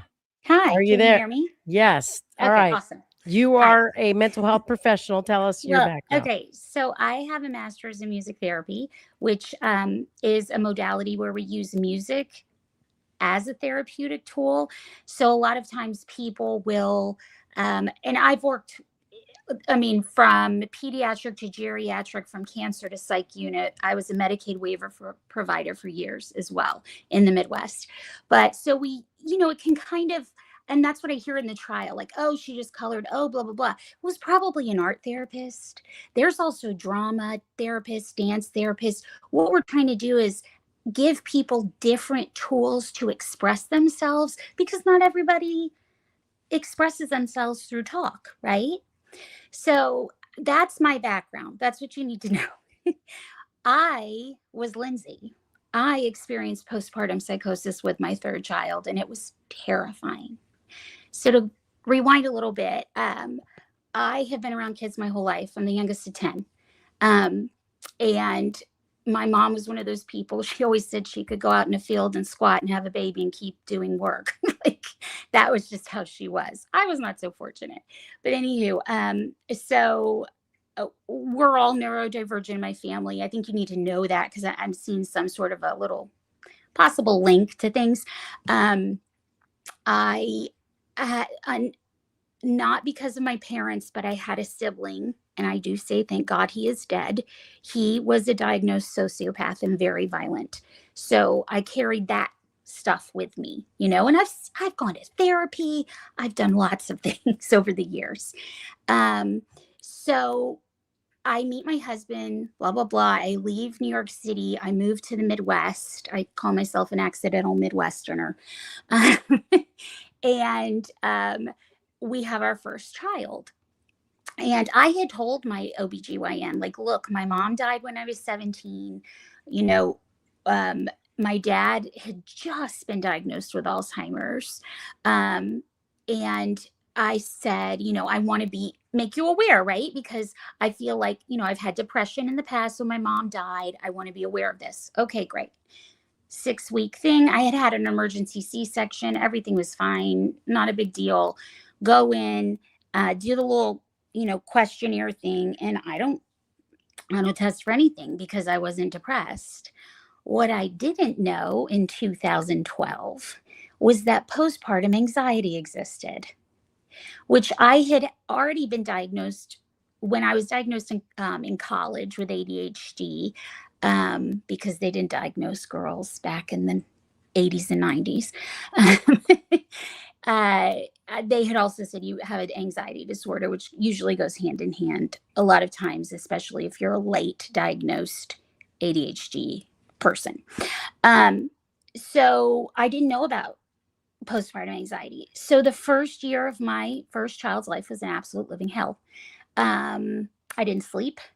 And I don't know if it's because I watched Criminal Minds while I was recovering for those first few weeks on the sofa. But I just would have like these wild scenarios going through my head at night. Like I knew that people were going to come in and like rape and kill me and kill my husband and take the baby and put him into sex trafficking, right? I mean, and I knew, Allie, it was nuts. Okay. As that Robin guy says on that other show your husband goes on, I knew it was nutter thinking. Okay. Like I knew it, but taking a shower was scary because I just had all this anxiety. Okay. Blah, blah, blah, blah, blah. So I use all of my tools in my little bag that I got in, grad school of therapeutic modalities to talk myself back into this, right? Like into reality. It's okay. Blah, blah, blah. So, and I breastfed him. And that little kid would not stop breastfeeding. And so finally I had to wean him at 14 months because he was getting real aggressive and trying to pull my dress to my top down in the return line at Menards. I know Feed you know me now. Okay. Yeah, Menards was, and doing his baby signs and hitting my boobs and and I had all these contractors. So once I had stopped, nursing, things kind of got back to normal, right? And because I have ADHD, when you nurse, you can't take a stimulant. Okay, so like I was white knuckling life and I was still seeing clients and, driving all over God's kingdom because I was a Medicaid waiver provider. So we then take care of my dad. We bring him up from the South where I was raised and we care for him. We have him in a special facility, but I'm there all the time because I have been a healthcare worker. I know you need to show your face. And look, Dad was not easy. Okay. He was a pill, but he was a wonderful human. And we got better care in the Midwest than we would have in the South. And he passed. Okay. So then I go back to my doctor. We want to try for number 2. And my oldest is 3 at this point. And I start telling her what had happened with my oldest. And she was like, I cannot help you if you don't call me. Well, I said, I didn't know postpartum anxiety was a thing. So this is like 2015, the fall. Okay. So now I know postpartum anxiety is a thing. So we make a plan. When I get pregnant, I'm going to start this anxiety medication that one of my sisters had taken. Didn't make you gain weight, worked real well. Because of the familial line there, I was like, okay, I feel good to take this. So I end up having an amazing pregnancy, February 2016. Great until week 35, and I developed preeclampsia out of nowhere. So they take him that night, and literally in my room that night, as I'm hooked up to the potassium line, they're giving me Pristique, which is an anti-anxiety med. Had the best postpartum with him. Fantastic. And this includes him in the NICU for 12 days. It was a great postpartum because my anxiety didn't have a chance to take hold with all those wild hormones. He decides to self-wean at 10 months, which, oh my God, that was awful. But anyway, that's his personality, right? And I had been worried about taking meds in nursing, but my doctor was like, look, the babies can feel. So I would, she was like, it's fine. And I would rather have a happy, safe mom, it's okay. So it was great. And then when he was about a year old, with the doctor's help, I slowly got off the medication. I was fine. So we decided when he was like 1, my husband's Mexican American. So it's funny that doctor was talking about La Llorona because it's actually a gorgeous song as well, Mexican folk song. And if you heard it, you would know it. It's been in lots of movies. And so we wanted our boys to appreciate their culture and understand that they aren't horrible people, because at that point in the Midwest in 2016, it was real volatile in our area. And I didn't want to put my kid in school and for him to, he's a half white kid, but with our last name, you're going to know, right? And it was just nasty in our area. So we moved to a very, very safe city in Mexico. At that point, it was like rated the second safest city in North America. Great move. We drove down. It was gorgeous. We loved it. We were never going to have another kid again, Allie, because of the preeclampsia. And I had like, what they call a window in your uterus. It had like the uterine wall had thinned, but they patched it during the C-section. But just to be safe, they said like, you shouldn't. So just everybody's FYI, if you live in another country that doesn't have central air and heat, make sure your birth control doesn't need to be constantly refrigerated. So we're there for like 4 months, and whoops, we find out we're pregnant. Now, we are fucking terrified, my husband and I, because of the preeclampsia, and we're old, and I'm going to be 40, that next May. And it's scary, scary shit for us. Like, we didn't even tell our families until I was 20 weeks along. Oh. Because at week 9, my blood pressure started going up. So luckily I had incredible care there. A friend I had met recommended me to this OBGYN who, come to find out, was like really well renowned, and she was just a force to be reckoned with. And her ex-husband and her actually had their practice because he was as a physician specializing in preeclampsia. And then they had a neonatal physician in their practice who had done his residency at Cincinnati Children's. I mean, just incredible care. I had their numbers we would text. My doctor said, you're giving me high blood pressure. I never want to see you back in my office pregnant after this child's done. So I knew I was going to deliver early with her. And at 34 weeks, I deliver. Well, they take her because my blood pressure starts spiking. But because because of the system was a little different there, I didn't start the Pristique in the hospital. And she was in the NICU. And it was a different situation because, come to find out, the reason my blood pressure spiked was I had a UTI. I didn't know I did. Everything was fine. I was just really tired. But I was 34 weeks pregnant. I was going to be tired, right?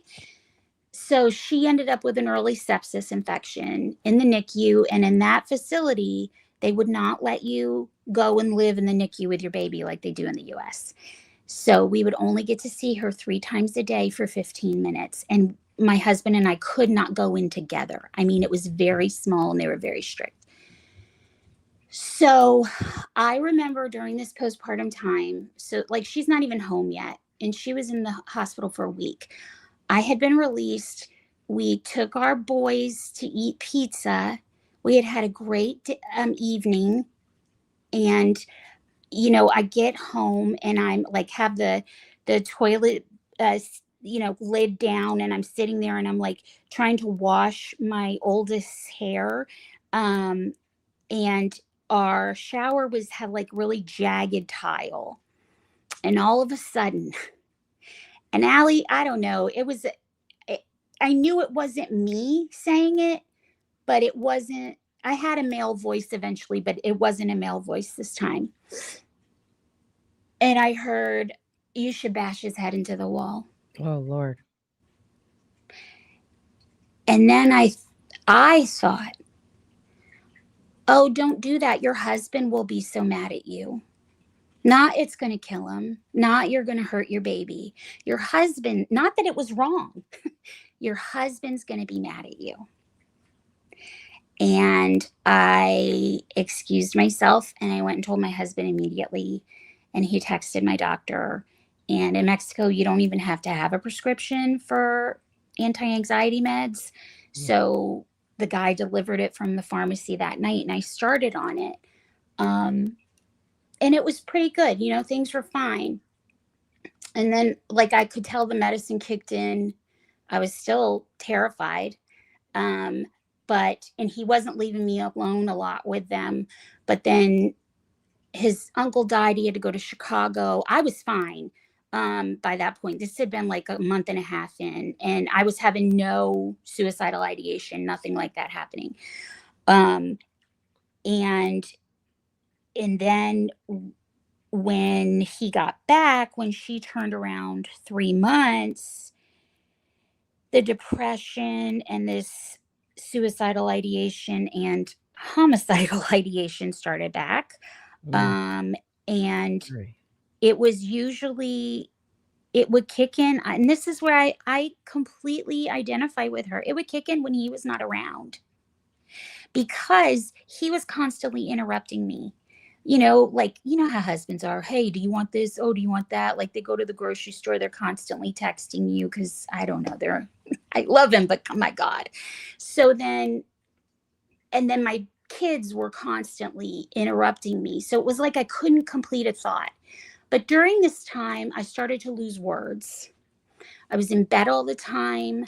I started to think ridiculous, irrational things like, oh, he's trying to get the boys away from you. You know, because he would just go entertain them in the living room because he thought I was resting and stuff. But really, I was like, he's trying to take the boys from you. These are all these just wild things I'm thinking. And there was one time he took the boys to a movie. And I mean, Allie, I'm going to be honest. If I had a gun, my baby girl and I would not be here. I wouldn't, because in my irrational head, I thought he was trying to keep me from things. And I mean, it wasn't me, right? Like, and then during this time, and that's interesting because Kathy had said that about those dreams. I, for years, had dreams where I was like trying to beat my oldest. I have never, neither of us have never hit any of our children, pulled them, nothing. We're very gentle. I mean, we get aggravated with them. Obviously, they're kids, right? And they get aggravated with us. But like, we are not cruel people.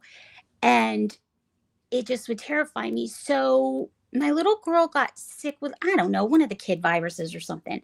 And her pediatrician wanted me and my husband to get some shot that we didn't have as kids that you get down there because it's tropical. Like, you know, so I had talked to my sister who was a nurse who kept checking in on me because she figured something was wrong because every time she would FaceTime me, I was in bed.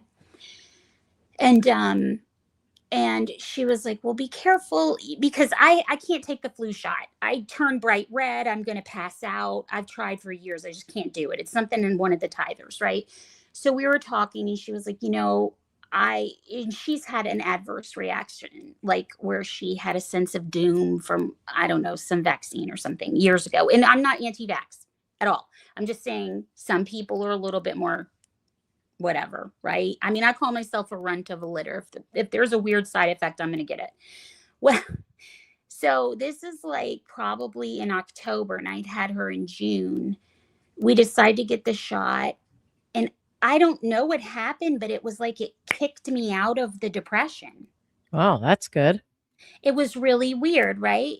Okay, so I'm functioning, I'm great. Fast forward to February, I'm still, within that first year. And I go to pee in our powder room, which was very, very tiny. And I hear over my right shoulder this man's voice. And he says, "You just should kill yourself already." And it was terrifying. So at that point, I'm like, holy shit, it's back. Just out of the blue. Out of the blue, I was peeing. It was like, and I had little kids. It was like a 2-second pee, right? Like there's, and completely out of the blue. And it was not in my head. It was behind me. And there was nothing behind me but a wall. So I had made friends with this lady and another lady who was married to a Mexican American, and they had lived all over the world. And I felt like I could confide in her, because I need to tell you all of this. In Mexico, they do not have foster care. So if they feel like they need to take your children away, your children go in an orphanage. And I was petrified. And I'm a permanent resident, and my husband and all 3 children are dual citizens. So the U.S. law doesn't, matter when we're there, right? Because we're Mexican when we're there.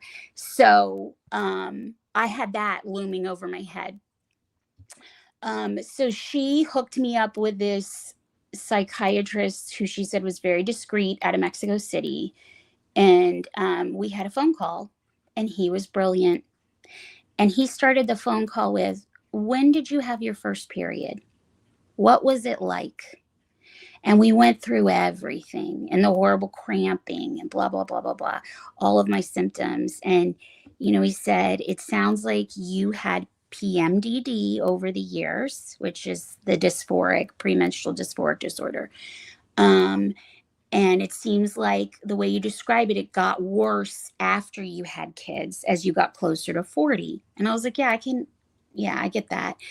And then he said, "This all sounds very hormonal, like what you're hearing in all of this, it's all very hormone related, and it's not going to go away until you stop breastfeeding." So he told me, and which I appreciated, I was already on a drug that worked, and we knew that worked and had a history of working, right? And there wasn't awful side effects with me. And he didn't throw another drug at me. He was just like, if you hear a voice or if you have suicidal ideation, take an extra one of those pills. And I did. And it seemed once I finally got her to freaking get off the teat, which took until she was almost 2, I had to like slowly wean her. Periodically, I would have these delusional feelings of somebody trying to take my kids. And it sounds like, thankfully, like one script would work for you. Like you could take it when it would come up and it would work. Yeah, I mean, I was constantly taking it every day. Oh. But then if these thoughts would come up, he told me just to take an extra, and it worked.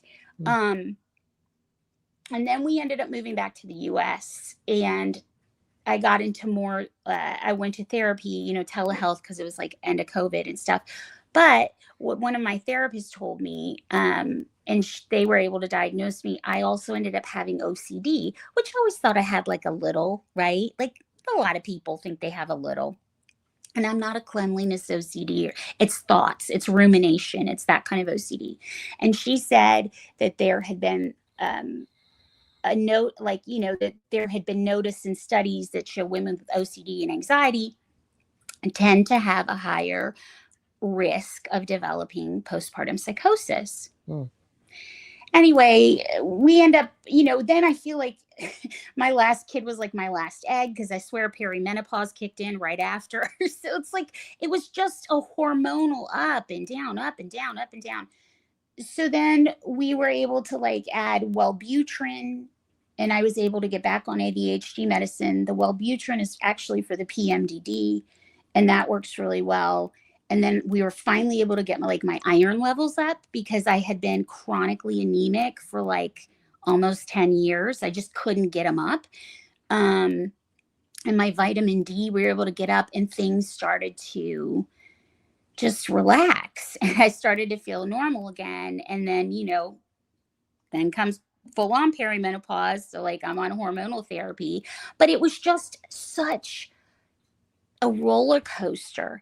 And I see her, and I didn't even say this part, but like, oh, and I don't mean to get emotional, but my husband saved us. He didn't leave me. He did not leave me. And even when he had to like go to Costco, because it was only during COVID in Mexico, in our town, it was only one person per family in the car and in the store. So he would constantly be messaging me, and I don't even know if he realized it, but it was like he was breaking. I didn't have time to sit there and ruminate because he was constantly trying to get my attention, or the boys were trying to get my attention. And I would get frustrated and irritated because I couldn't finish these suicidal type thoughts sometimes. And then I know people say, it's kind of contraindicative with people who are suicidal, but my husband would say, like, you're just not allowed. The end. He kind of became like a parent, like in that way, the way he speaks to me, like, you're just not allowed. We don't function without you. You're not doing this. And I was like, okay, dude. and he's not like a super demonstrative guy. So when he spoke up, it was like, all right, okay, easy going, man. I'll listen to you.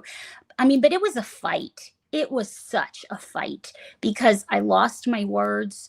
I couldn't read really well anymore. I had to start listening if I wanted to listen to books. I mean, still, I really do feel like there was some brain damage. It took me until she was about 3 to get my words back, where I wasn't constantly searching for words. Still periodically I'll lose words, but it made me want to hide. Maybe kind of like, not agoraphobic, but you know what I'm saying? Like I didn't want to really leave the house, or I became way too codependent on my husband because I knew he knew all the big, bad, scary things, and I was safe Still with loved him. you. Right. Yeah. And he still loved me. I mean, so, I mean, I don't know what to say. I just know it can happen to anyone. And I came at this from a healthcare background. And still had had to go through such a fight. And it sounds like you're luckily like you found a medication that worked for you, and then like taking that extra dose worked, because I mean, that's horrifying shit that you went through. Yeah. I really appreciate you sharing your story with us. Yeah. So I want people to understand, like, anybody can be Lindsay. I mean, my kids, they should have been dead multiple times. And I am not that person, you know? Right. So, and I used to think that years ago with Andrea Yates too. Like I saw her, I was young when that happened. I was in college, but I just felt for that woman. And I don't know. I just, like, this week, Bob, when y'all were in the courtroom and she's just sobbing and she can't go through it anymore. And I know exactly how she felt, because it really does take over you. And I honestly think it may have been all of the training I had, where I still had these little tools, even though I was, who's that guy in Tony's show that always says people are nutters, even though I was having these nutter. Robin, right? Yeah, Robin, right? Like, I love when he says that, but like, it's true. Like I knew it was nutter stuff. But wait, you knew that was Robin Dreek? It's impressive. I never know Allie. I didn't know Allie ever watched me on Tony and Robin. We met him at the wedding, and he happens to have like a more of a female name that happened to be my best friend's name growing up. So, and she mentioned it earlier. So that, that reminded me. Yeah. So, I mean, I knew, but it was like, you just couldn't snap out of it. And when they were reading her journals, I don't know one woman who hasn't had those thoughts ever about motherhood, and I didn't have them written down. Thank God she had them written down. I just think, like, if it had been me, nothing would have been written down because I was so paranoid that my kids were going to be taken away. Right. And that we weren't going to be able to get them back because we lived in a different country. Right. So I don't know. My dad used to always say, and this is what I'll leave you with, there by the grace of God go I. And if you can't put yourself in somebody else's shoes and realize how fast your life could change, I don't know what to tell you. Yes. And the charting, just tell those healthcare workers, chart. I teach healthcare workers now, and I teach them de-escalation skills and at last resort, some self-defense skills, because it is a violent profession. I mean, it's more risky to be a healthcare worker than to be a prison guard. That's a statistic. Yeah, we heard another horror story earlier. So chart and use those quotes, because that ICU nurse was a beautiful example. All right, guys, thanks for doing this. Thanks so much. Thanks, Sam. Bye. All right, so we still have, thank goodness. Ashley. She came back. She thinks she's been back. So we've got and remind the people who didn't hear you say what your background is again. So apparently I have a problem with hyperfocus. I'm nailed in. I am Ashley. I am a nurse practitioner, psychiatric nurse practitioner, been in nursing for 20 years, mostly see peds, but talk with a lot of moms. All right. So I'm going to bring on Ashley, then Alex, then Izzy. Wait, you have Ashley on. You mean Stephanie? I mean Stephanie, then Alex. Yes. And Stephanie. All right, and here's the game plan. So I had Tracy pull the link so we're done with having people on for today. We're going to have to do a second one. The way that it's going to go on the second one, because once people start telling their story, that's it. And this just snowballed. There was nowhere for me to fit in the voicemails and the emails. So what we're going to do is the next time is that we're going to do those first. And then what we're going to do is open up the floodgates and let people come in. If in the interim, before we set the next one of these mental health awareness lives, you decide, I sent an email, but I actually want to come on and tell my story, let me know. Email me. And if you sent me messages in Insta, Twitter, Messenger, they're probably buried. I don't have any of those. So you have to send the emails. I can't track them down any other way. We've been dropping the emails. It's truecrimepod@gmail or insider@defensediaries.com. Those are the two emails. So what we're saying is I'm going to wrap it after we hear our three remaining guests. So Stephanie, Izzy, and Alex. And then we'll set a second one. Everyone's story is going to get heard, I promise, but we're going up on 7 hours and my wife and I have to eat separate places. But. All right. So I'm going to bring up Stephanie. Hopefully she's still there. I think she is. Stephanie, you there? Hello. Can you hear me? We can. Wow. Patience of a saint. Stephanie was sitting back there for hours. Okay, now I'm trying to turn my camera on and I can't. So I think I'm in good company with the whole tech wizardry thing. Oh my goodness, it's right there. Oh, you're home. You're home. Hi. Hey. Welcome. Hi. Does Ashley go first or do I go first? You're going to share your story. Ashley's going to listen. Oh, okay. So first off, I heard of you all on Music City 911 with Brandon. Love that guy. I'm actually in Nashville. So I think he had you on for Idaho 4. Yeah. Talking about how they don't have a. Yeah. He's awesome. I love Brandon. I do too. His voice is very calming. Yeah. You both have really calming voices, but actually, so I am just had one of those days. I have 4 kids. I've struggled with depression even before I had kids, and I was really hesitant to share. I'm not sure which story to share because I've struggled with depression and anxiety and all the mom guilt that comes with that. And then also we had a really traumatic experience with my husband and psychosis. So I think maybe the psychosis story would be more relatable. It's as your far as your floor. Share what makes you what as far as Lindsay and relating to being outside of your mind. But I did just want to validate all of the moms or anyone that has mental health. You don't even have to be a mom to have it. And I just sometimes I feel really bad, or I'm hard on myself about my kids because they have two parents that are struggling. Dang it, I wasn't going to get emotional.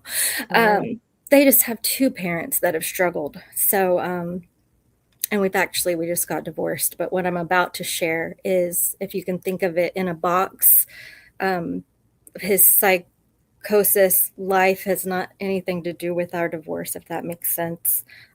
Because I don't know, we don't need to get into it. But anyway, so essentially back in 2019,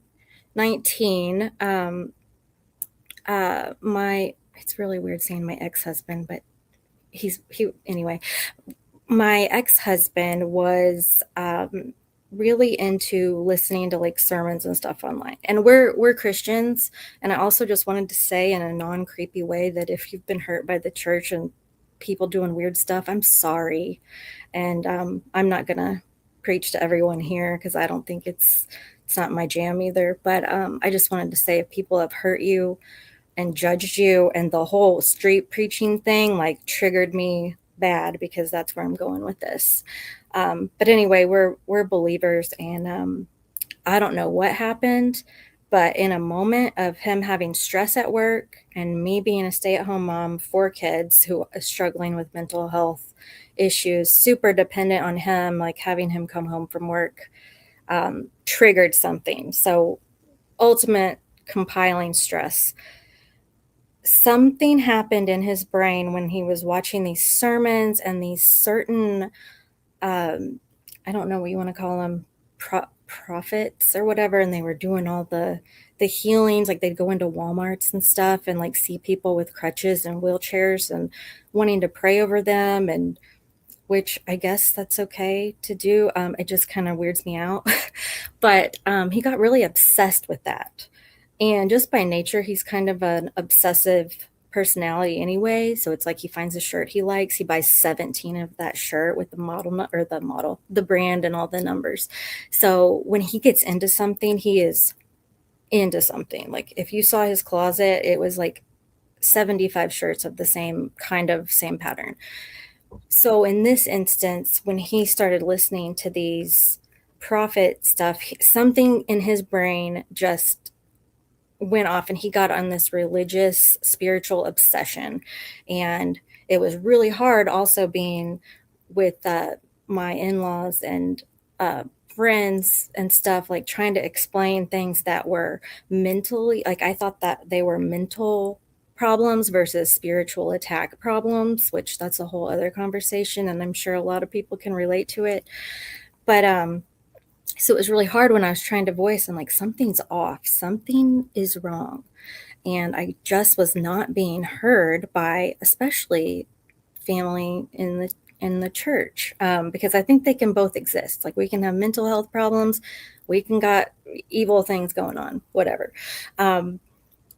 But so that's what I remember, Allie, when you were saying about, God told me to do this, or a demon told me to do this. Like I was like, I'm with you. I've seen this thing. But anyway, just to get back to my story, I'm going to have to, I don't want to, I'll talk for hours if I had to about it, because I want people to know that it's real and it's scary. But anyway, so 2019, yeah, he starts just doing these weird things where he wanted to, like, my son like pulled his his elbow out of socket or something. It's like called nursemaid's elbow or something. And like he wanted to lay hands on him and pray and all these other things. It actually led to me like having a mental breakdown. And I did some of those programs that the other ladies had shared, the partial hospitalization and then the IOP. And it was really life-changing for me as far as getting support for myself.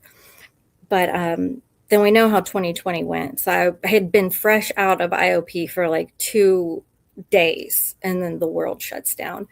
And my husband's still doing this weird stuff, but it's not every day. It wasn't all the time. It was just sometimes. And he'd say these weird things, or he'd say, "You've got to watch this guy." And he would be like casting demons out of him and all these people. And I'm already going through my own stuff. I'm like, you should really think before you send me things like that. And then of course, 2020, everybody's home. I get pregnant with baby number 4. So that was, oh my goodness, I'm just coming off of my own mental breakdown. My husband is doing stuff that's freaking me out. Let's have a baby, right? So, and that was hard too, because our family, you could see the disappointment in them when they found out we were having another baby. And I was a little disappointed in myself for not being more responsible. But now, I mean, he's 5 now, and there's just no way we could have life without him. But just thinking of my mental health in general. But just to fast forward, he was born in January 2021. All these so 2019, 2021, his mental, the way he was viewing the world and the things that he was doing, they were just very strange. And he had went to, Guitar Center or something, and he bought one of those amp things that come in a backpack or something, where you can has a microphone too. So it's the street preaching kit or whatever you want to call it. And I was like, "What are you doing?" And he's like, I feel called to preach on the street." And I'm like, okay, I mean, I guess it's not bad. I just think it's weird. He went through a few months of not talking about doing stuff like that, which I was glad, because I was kind of firing back at him. I'm like, "You're acting really weird." And then he'd get offended, and I was probably not talking in the most respectful way that I should be. But after our baby was born in January, something else clicked, where he had a couple normal weeks, and he's like, "I think my workplace is super stressful. I need to remove myself from that environment. I think it's going to help our family." And I was like, okay. We're like Dave Ramsey people. So we're like, we'll live off of our emergency fund and it'll be great. And we had a rental property and then the house that we lived in. And he said, "I think that we should sell the rental property and we'll have a cushion while I'm getting my bearings and finding a new job." And I was so excited about it. Well, then so he resigns on a Monday. Tuesday, he goes into work. Everything's fine. He's doing the transition program. He's like, "I will train the next person," or whatever. And then I don't know what happened, but Tuesday night, he snapped. And when I say snapped, I mean, he started getting emotional and crying. And I think it hit him of the magnitude of not having a job with a stay-at-home wife with 4 kids. I think it just was what am I doing? We're going to lose our health insurance. We're not going to have a stable income. Along with all the other weird stuff he was doing, he's like, "I think we need to sell this house too." And I'm like, "No, that's not what we're going to do. We talked about this. We're going to sell the rental property. We're going to stay here and we'll find something else." And he just started crying and stuff. And I was like, "You just need to go to bed."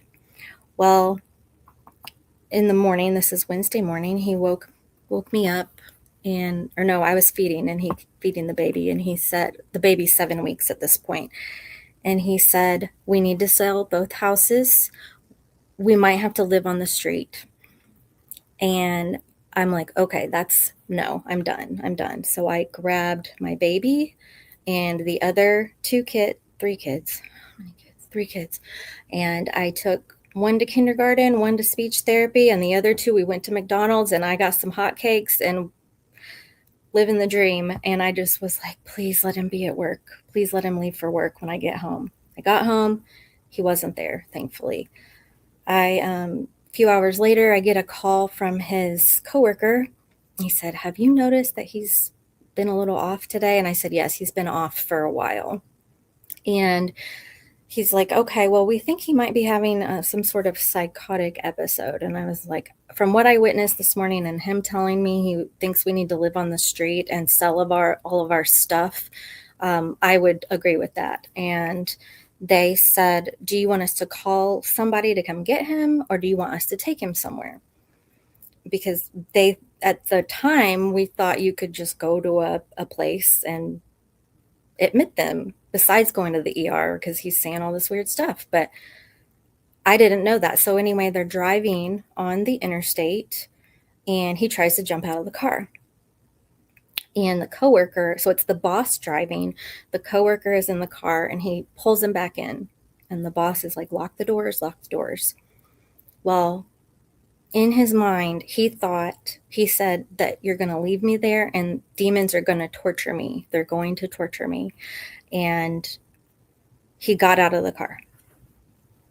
And the boss pulled the vehicle over. And this is the hard part. He took off all of his clothes and he ran into the interstate at 3:00 in the afternoon. And he was hit by a car. I think it was a box truck. And then he got up and jumped on top of another car and jumped over the median into the northbound traffic and was hit again. I get a call from Facebook Messenger. I didn't even know you could get calls through Facebook Messenger from this guy that I call the Good Samaritan, and he was crying. This grown man just weeping, never talked to him before. He said, I tried to save him. I tried to save him. I have no idea what's going on. I hadn't talked to the boss or coworker. This man got out of his car and tried to pull him off of the median, the walls that split the interstate, tried to pull him off because he had a son who was schizophrenic and he saw his eyes and he knew that he needed to help. And this man didn't know. He got out of his car. Cars are like piling up and stuff. Luckily they stopped and he tried to pull him, and that's when he got over the median and was hit by the northbound traffic. And I think he thought he was dead, and he was just sobbing, and I had no idea what was happening. And then the coworker called me and told me what happened. And so my baby is 7 weeks old. It's 2021. Hospitals are still doing COVID procedures. And he's in the trauma unit. Like, it's like you see on ER, like these aren't rooms. They're like, there's a person and a curtain, a person and a curtain. And I have no idea I'm trying to get this right. The first day he was there, I didn't want to see him because I was scared. But I had a doctor come in, and I know I'm talking a really long time, but I feel like it might be helpful, or maybe even just encouraging, to share. I thought, okay, he's been hit by 3 cars. He's probably got like brain damage. He's probably paralyzed. I had the nurse write down his injuries. He had a face fracture, a laceration on his forehead, a fractured rib, road rash,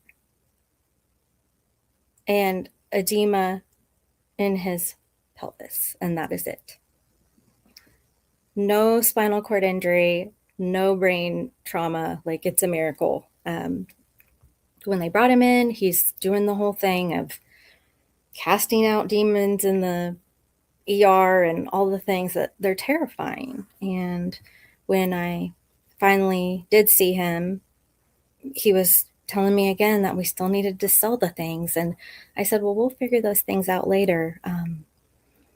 But anyway, those are the nitty gritty details. But fast forward, he was, when you have road rash, apparently, I guess you go to a burn unit, which I didn't realize that. So medical people, you probably already know that.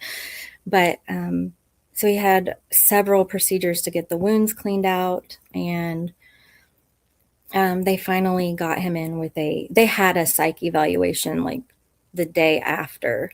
And it was just a really long process of physically healing and then healing the mind. He was eventually diagnosed with bipolar 1, which he had never even displayed any symptoms of just depression, anxiety in general.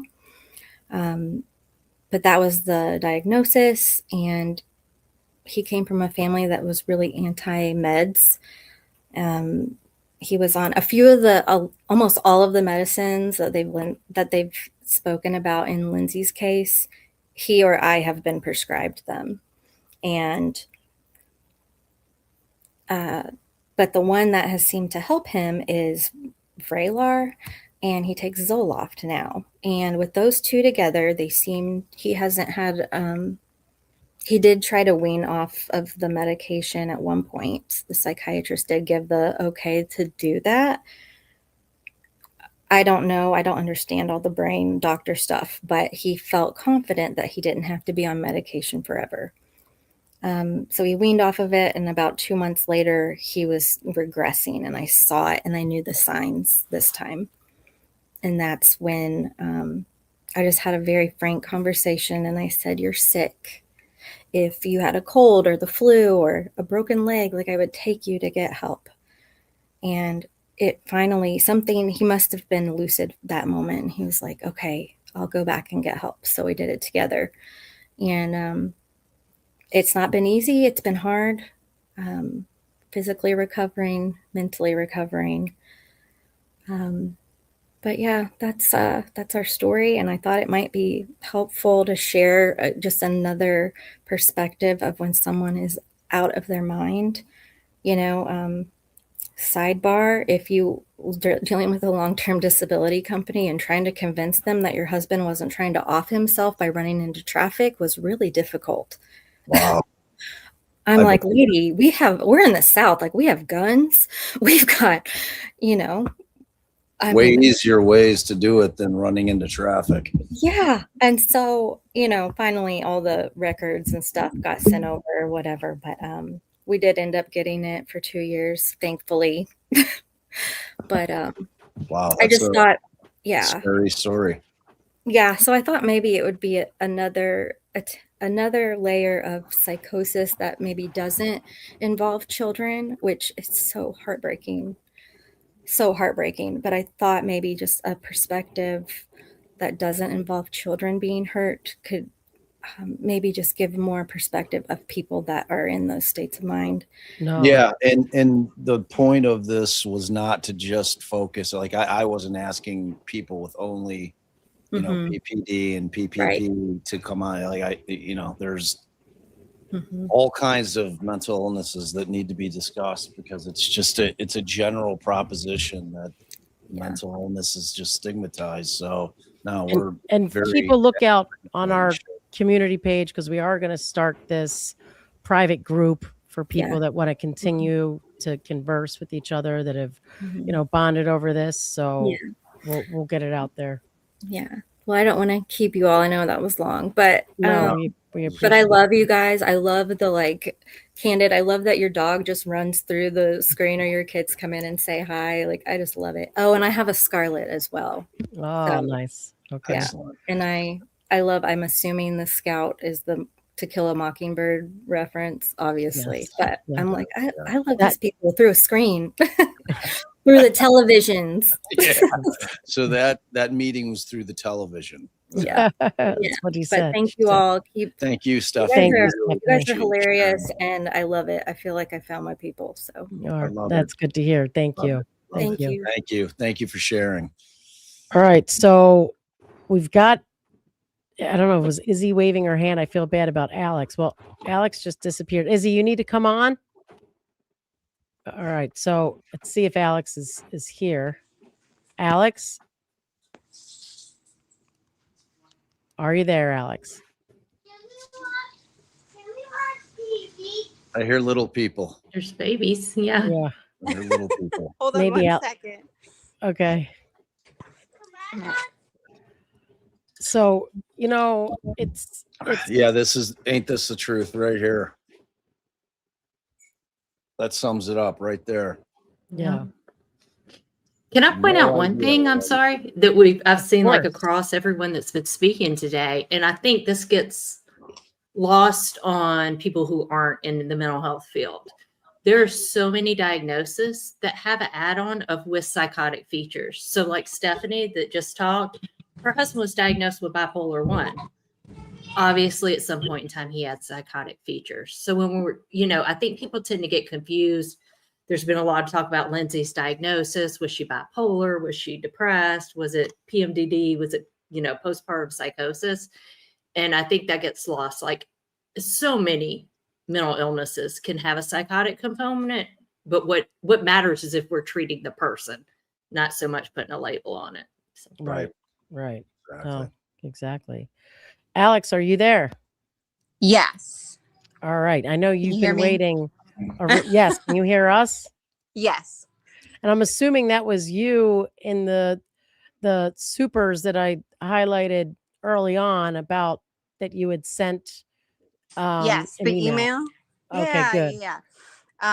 It was funny when you guys brought it up on the screen. I've been having issues with my sound, and of course, it was all muted, so I heard nothing you guys said. But yeah, that was me.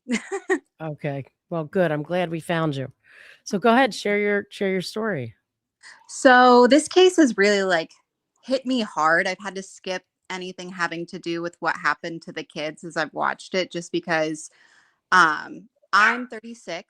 I have 3 kids, 2 boys and a girl, just different ages order than Lindsay's kids. But my daughter is almost 5, my son is almost 3, and my baby's 8 months. So Wow. very close in age to her kids. I have bipolar type 2. I think she might have been diagnosed with type 1. It's kind of been not very clear through the trial, or maybe they've mentioned it when I haven't watched, but No, I think we'll have to be standing by for the defense's case in chief to hear fully where they're at. And I had, so my first pregnancy, perfect, great, dealt with a little bit of childhood trauma, PTSD, won't go into that, but that was just I was prepared for that. And then with my second, I ended up with postpartum OCD, which I didn't even know existed. You hear about postpartum depression.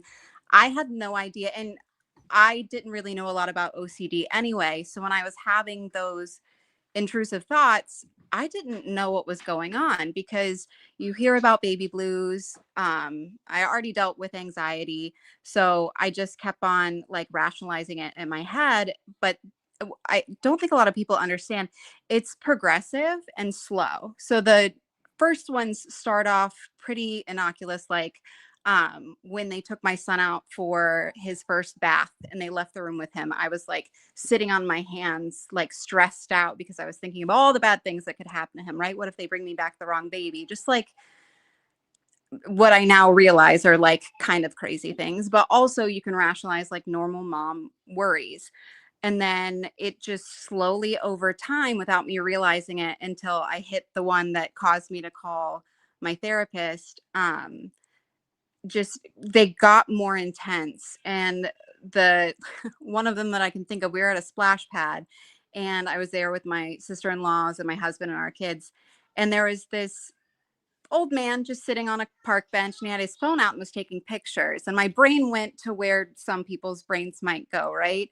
And I leaned over to my sister-in-law and I said something to her is that guy weirding you out? He's kind of weirding me out. And she was like, yeah, I guess so. Didn't think it was a big deal, but in my head, it was red flags, right? Siren going off.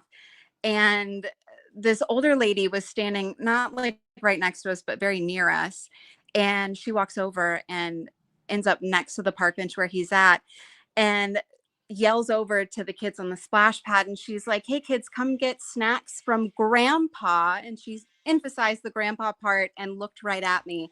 And when I tell you, I've never felt more like embarrassed, guilty, and shame all at the same time, because he was just an old grandpa taking pictures of his grandkids. And my brain is telling me he's this terrible, awful person. So that kind of made me pause, right? And then the one that caused me to call my doctor and be like, hey, something's going on. I'm like, something's not right. I was sitting feeding my son. My husband had taken our daughter to go take a bath, and I was just feeding him. Everything was fine. And then all of a sudden I had this thought in my head that my husband's going to drown our daughter.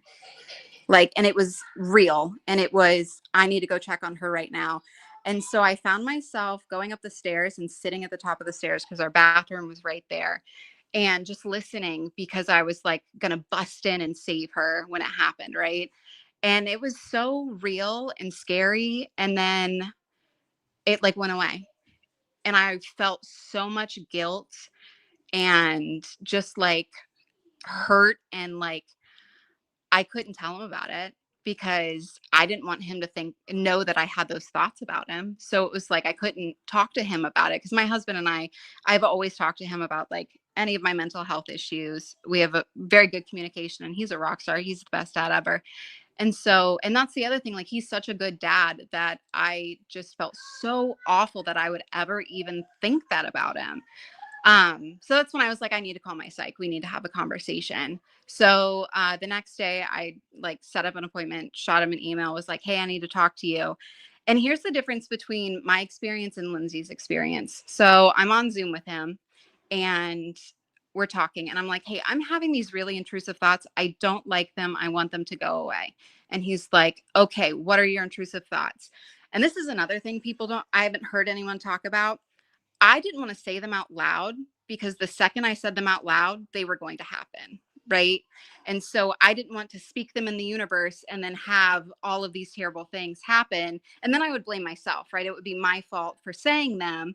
And it's this whole like spiral you go into. So I was like, I don't want to say them out loud, because like my brain is telling me that they will actually happen. And he was like, okay. And he met me where I was at. And then he said, are they about you hurting yourself? And I was like, no. And then he was like, are they about you hurting your kids? And I said, no, they're about other people hurting my kids. I'm terrified of everyone. I didn't leave my house for probably 3 months after my son was born. Refused to leave the house. I was terrified of everything, everywhere.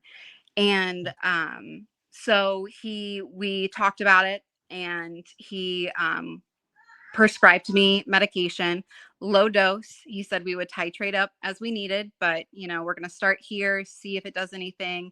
And he was like, if there are any negative side effects, call me, let me know, and we'll adjust and go from there. And I feel like had her psychiatrist just dug a little bit deeper, right, into those intrusive thoughts, because she might have said, I'm close to having, ideations.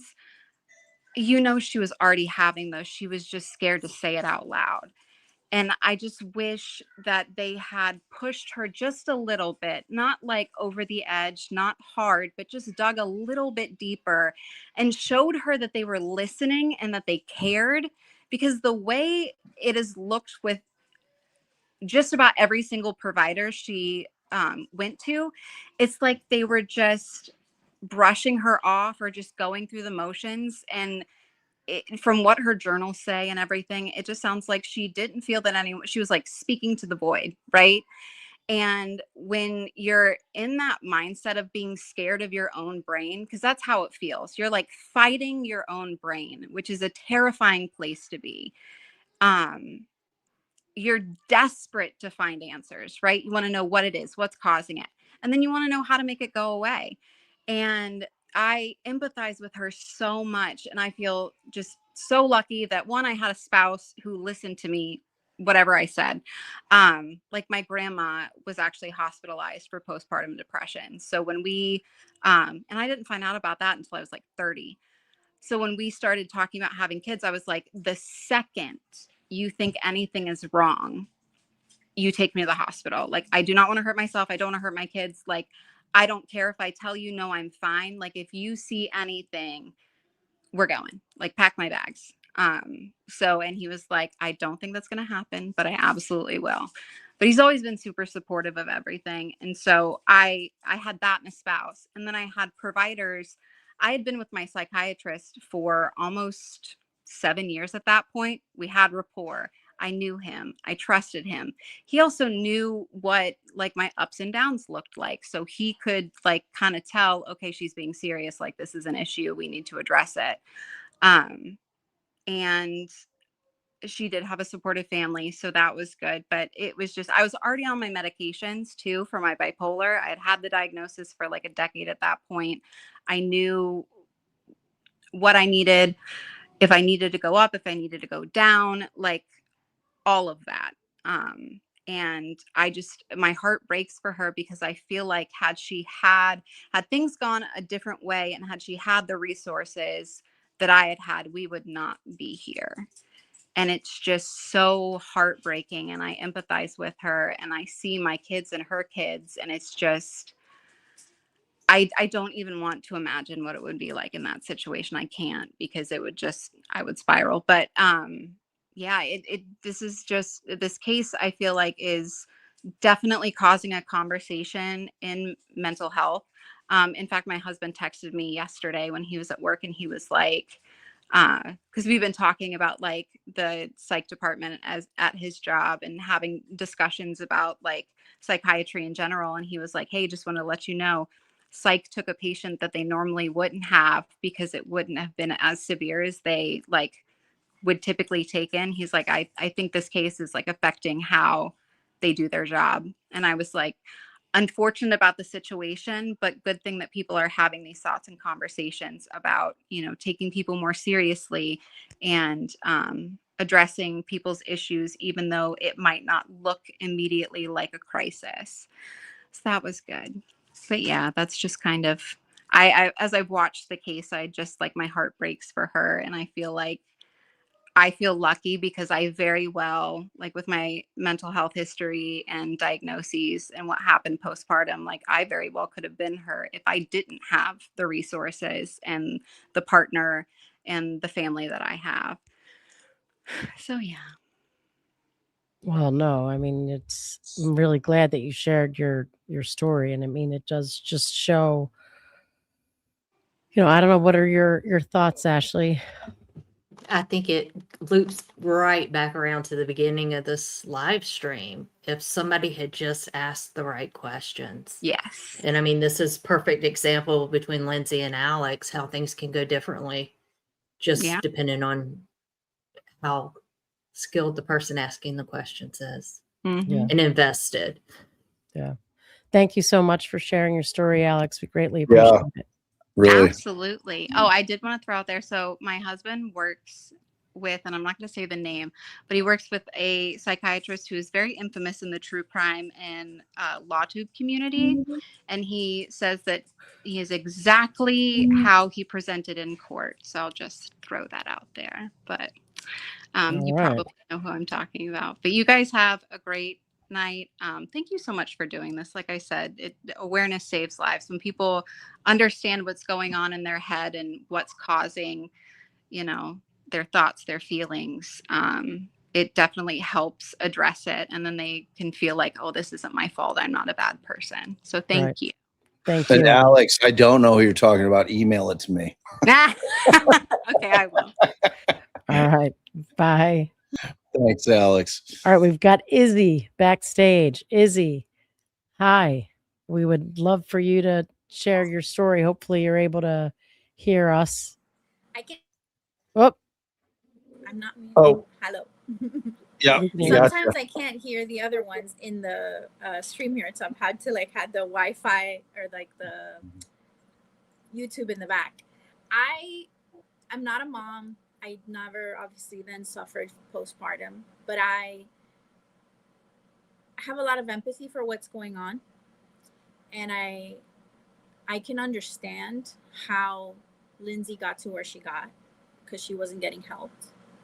And so just the 2 cents that I wanted to add to this conversation was like, well, how I became involved, like how I've been taking care of my mental health, because sadly I've had some instances of passive ideation, or like some, you know, and it's a little bit more than just like having the thought of like it's not an intrusive thought.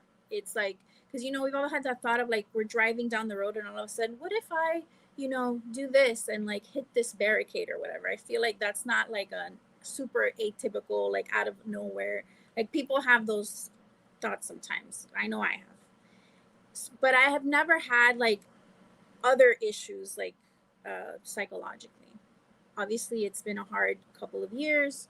There's stuff going on in my family and in my life that have made it like more difficult, and I've definitely felt some pressure. So I did have those passive thoughts, but that has never happened to me before, and that is exactly when I sought help.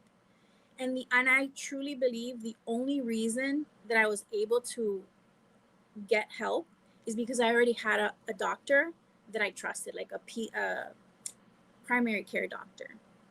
And this is really difficult to find as an adult. I don't know if this is like, I don't think this is a unique experience as an adult. It's really hard to find good doctors that you can talk to, that they can talk to you. So I found my doctor through my parents. My parents are going to her, and I have never left her. I live in Miami, and I moved across the state, and I would still come back to Miami. I would drive 3 hours to come see her because I did not, I didn't want to have to doctor shop.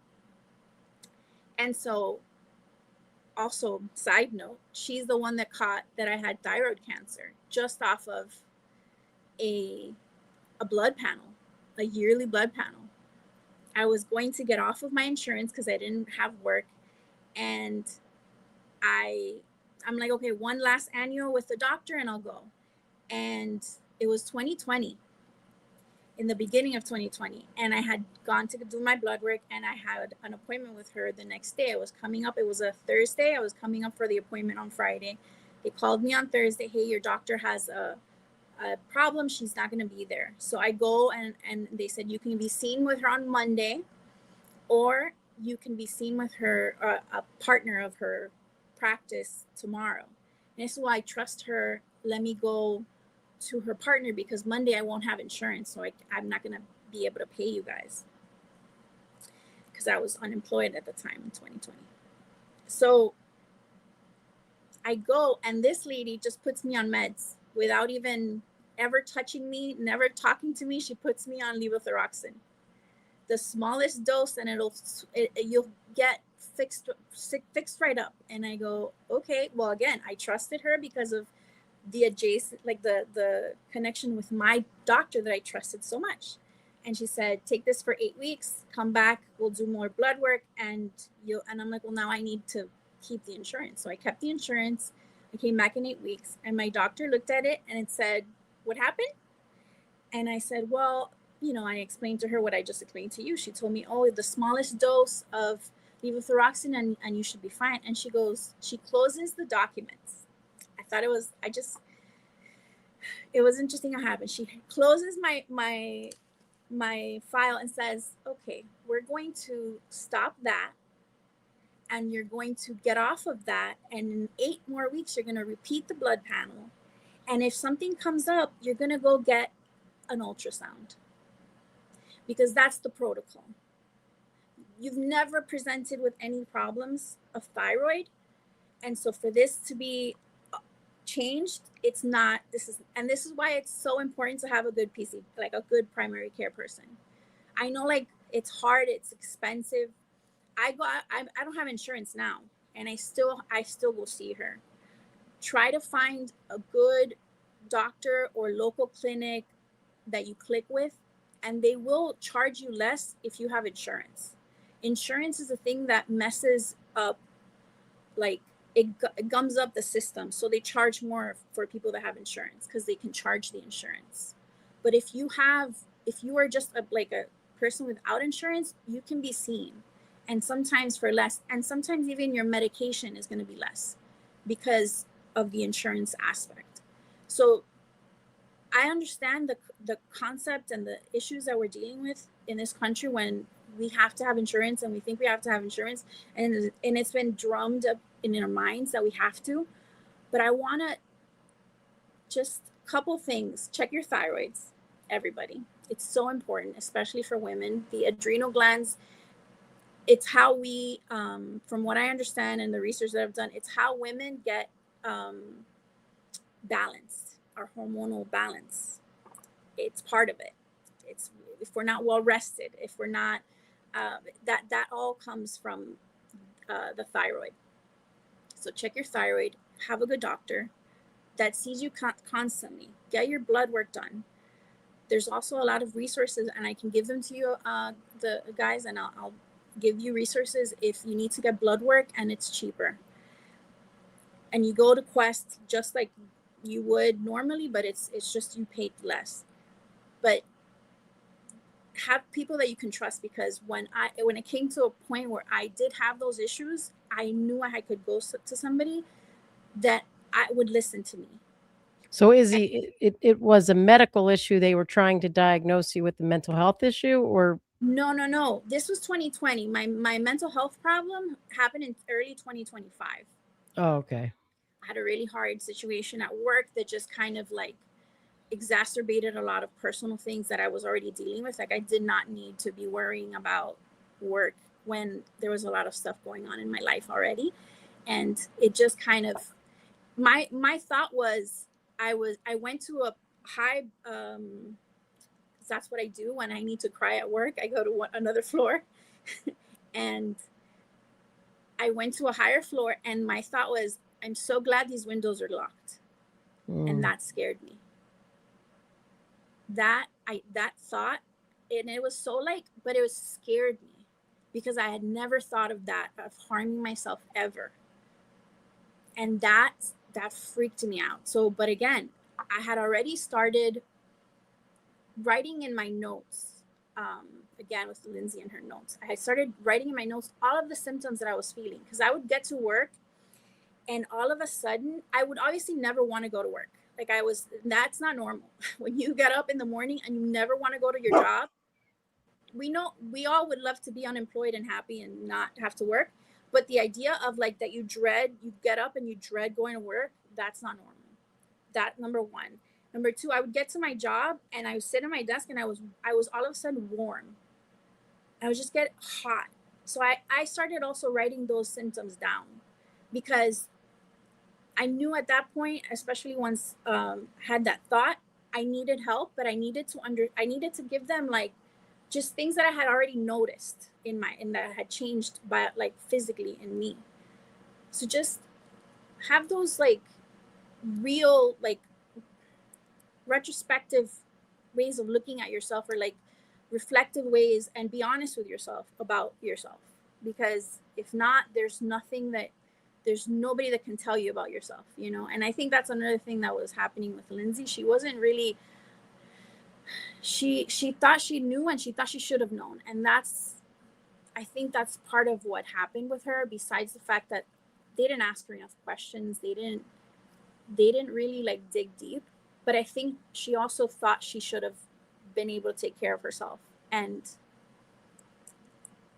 we can't do everything. That's another thing that women, no offense, Bob, women get taught a lot about, like, just we're supposed to be able to do it all. And I say moms get superpowers when they become moms. Like, moms are amazing. And honestly, it's what women do is amazing, but we also understand that we are under-researched biologically. And so we have to watch out for each other and watch out for ourselves. We have to. Because if not, then you make really good points. I really appreciate you that was sharing just your my story. 2 cents. It's a heavy conversation, but I didn't want to leave it. Like, I didn't want to just have heavy thoughts, because we have to also be empathetic with ourselves. And the way that we talk about ourselves is the way we're going to talk to other people. So we want to be able to like be kind to ourselves. No, I appreciate you. Thank you very much for sharing. Bye, Thank Izzy. you, Izzy. Bye, guys. We appreciate you. All right. Well, it was a pretty powerful day. There was a lot. There's a lot. Well, Ash, you've powered through with us. No problem. And can I leave you guys with one last thought that Izzy brought up? Oh, we would love for that. It is always okay to fire your doctor. It is always okay to fire your prescriber. It is always okay to fire your therapist. It is so important to find the right fit for you. So, yeah, I was trying to see if we had any medical questions in the supers before we let Ashley go. But there's so many. I don't see any that are like direct question. Unless you're seeing something, babe. I didn't see any when I was kind of scanning through them. Okay, so here was one. With all of the postpartums, curious, did she experience a worsening PPP or PPD after pregnancies? And I don't know if that was directed to a woman or specifically that was sharing a story, or if we're talking about Lindsay, which we wouldn't really know quite yet, right? So just globally, yes. Once you have a postpartum diagnosis, every following pregnancy increases your risk. Not only of also having a repeat, but of it being more severe. And that's especially true if you have an underlying bipolar diagnosis. Okay. Awesome. Okay. And then Sub Rosa says, I know Sub Rosa was one of the people who was backstage waiting forever. And then she just couldn't wait anymore. BPP is not regular psychosis. It quickly shifts between deep maddening and total clarity per hour. Madness. Oh, and total clarity per hour. Acute mania and deep depression dominate this type. So once again, back to we don't have a clear diagnosis for PPP. And I think it really varies by person. Like, what's the underlying problem? Are you having major depression with psychotic features? Are you having, postpartum OCD, postpartum, bipolar issues? So, but yes, it can shift very quickly, and it can be different for everyone. Yeah. All right. Well, is anything else you want to say in closing, or no? Thank you guys so much. It's been a great day. Well, we appreciate you hanging with us very, very much. No Yes, problem. Thank you very much. Thank you so much. Y'all have a good evening. Bye. You too. Bye-bye. All right. Bye. All right. We got a ton of supers and jewels. M's BDC says, feeling especially proud of being part of this community today. Thank you, Bob and Allie, and everyone who choose to educate us by sharing their stories. Yes. And I know there was an Andrea. We're not done. There was an Andrea who was backstage for a while who also didn't get a chance to come on. Well, that Andrea gets family hug. And then also Andrea Collins, I think they're probably different. I shall wait to see if I get my family hug. Family hug. Welcome, Andrea Collins. Yes. And Stitched and Solved says, happy National Relaxation Day and happy birthday to me. Happy birthday, Stitched and Solved. Happy birthday. Happy birthday to you. Happy birthday to you. Happy birthday. She's going to be in and out today, and I'm proud of today's show. Keep up the good work. Prayers to all those who need love and support. Babe, do you see where our poll came? Because I kept trying to see, and I clearly don't know how to do it. If it was Discord or Facebook. Caroline says, Dwyer says, hi all, and thanks for sharing. Pat Clancy's org, Heard with Love, has as a way to submit your PPD, PPP stories. Highly encouraged. All right. Well, thank you for that. Happy Cammer. Thank you. Petty for your thought. Facebook. Oh, By a Facebook. landslide. All right. So we're going to set it up on Facebook. We're going to need some help, some mods who are willing to actually maybe alternate moderating, because the last thing, we can hope that we're only letting people in that we've kind of vetted and cleared, but then we need to be able to boot them out if something goes sideways. Formerly, Persephone. yes, Persephone. All right. Now I put it together. Can't watch a trial too hard on my heart, but watching recaps and wanted to show support today, especially. Love you all. Thank you for covering this. It needs to be on the forefront. Thanks for your generosity. Thanks, Persephone. Ritzy1, thanks for doing this. Mental health awareness is much needed. Thanks for your generosity. Thank you. And Amber 23, probably long gone. This is from 11 o'clock. Thank you so much for your generosity. Thank you both so much for hosting this safe space forum for women to tell their stories and be heard. And then Jessica Bella is a new member. She was backstage forever. So I'm we had sorry. so many people piled up back there. It was crazy. And so many people trying to get in. So I'm so sorry you didn't get on. Alex, we read and heard from. Jessa said there's a reason mental health is so far behind. It was seen as a woman's issue. Hysteria, from the Latin word hystera, which is womb/uterus.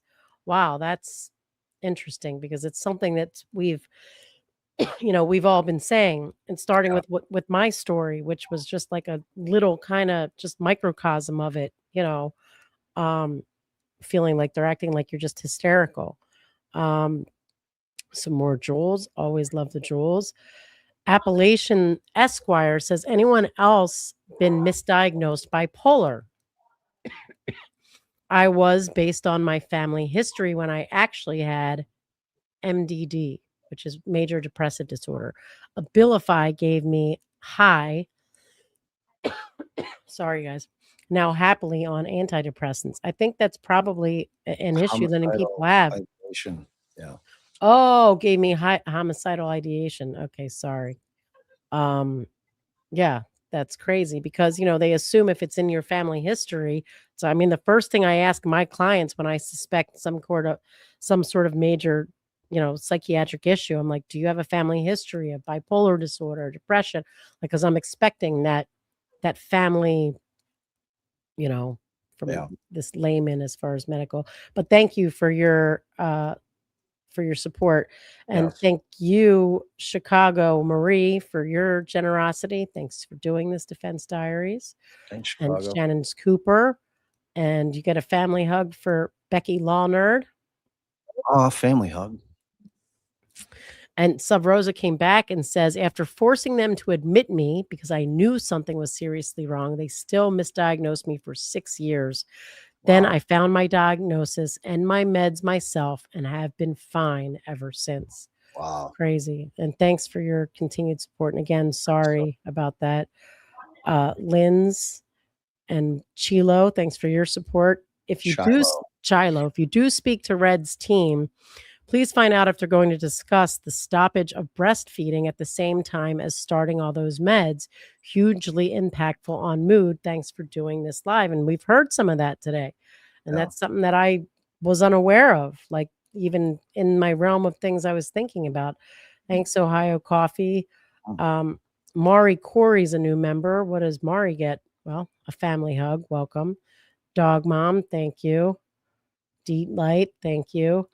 Kai says healthcare in Switzerland isn't perfect, but I could stay at a hospital when I didn't want to live, but didn't have a plan. 1 week costed me less than $100, meds and all included. Wow, that's crazy. That's family hug. Sorry, my computer was I got her. Ritzy came back, continued generosity, misdiagnosed by the ER twice within the same 2 weeks. A week later, I was admitted with an ischemic stroke and pulmonary embolism. Misdiagnosis was migraine and anxiety. Since then, treated for MDD and PTSD on top of POTS. Wow, that's scary. And I don't know if we're saying it was all just POTS and you were getting and your pulmonary issues and they were misdiagnosing you, or you had that as well. But it goes back to what we said basically at the very start 7 hours ago. Cassie Baby gifted 5 Defense Diary memberships. Thank you very much for your generosity and your continued generosity. She comes back and says, thank you for spreading awareness. You guys have the biggest hearts and you're appreciated. Oh, you're appreciated as well. Megan, not Megan, says, thank you for this. I sent it to my daughter-in-law. Hopefully she is in here. If so, hi, baby. Thanks again, DD. Well, that was also 6 hours ago. So 7 hours ago. So if she was, hopefully she saw it. The real sisters in crime, Katie and Miss, all sending some jewels. Nurse Mandy says, thank you so much for doing this. My OB discussed at length PPD and PPP after having my baby and actually referred to this case as to how bad it can get. This topic needs to be talked about more. Yeah, we're hearing that for sure. Kristen Vasquez and Scorpio, thank you. Julie Jensen, thank you, Julie. This conversation is long overdue. Praying for all that suffer through the system. Thank you, Matas, for bringing awareness. Hoping things can change for the better. Yeah, us too.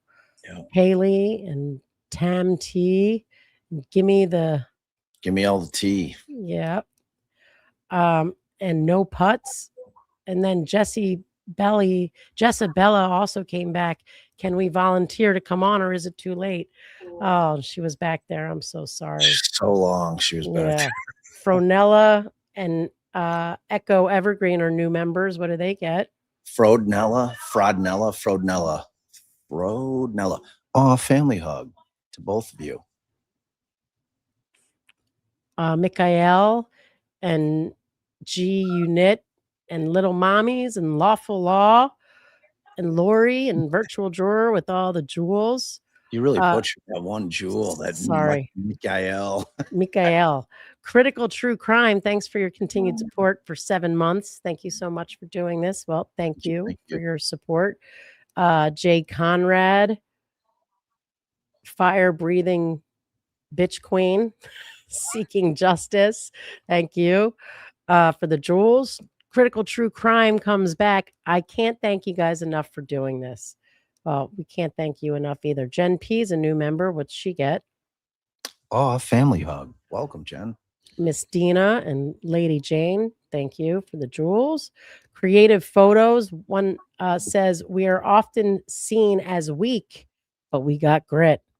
Yeah.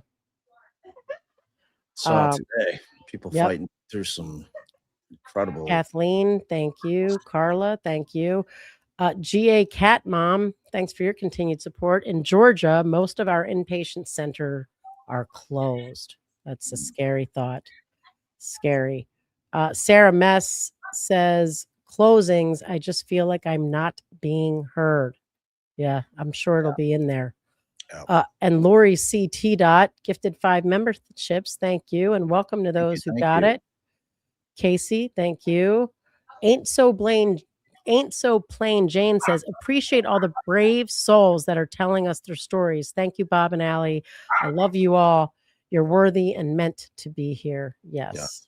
Yeah. Thanks. Goodman's gifted a membership. Thanks for your generosity. Thank you.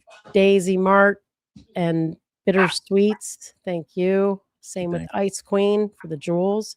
Sarah Mess closings. There wasn't a box for that. Yeah. Toughs, right? No.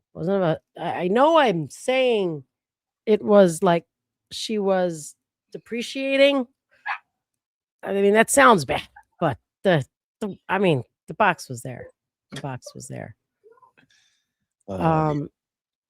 NH to FL, thank you. Song. Wait, you skipped this.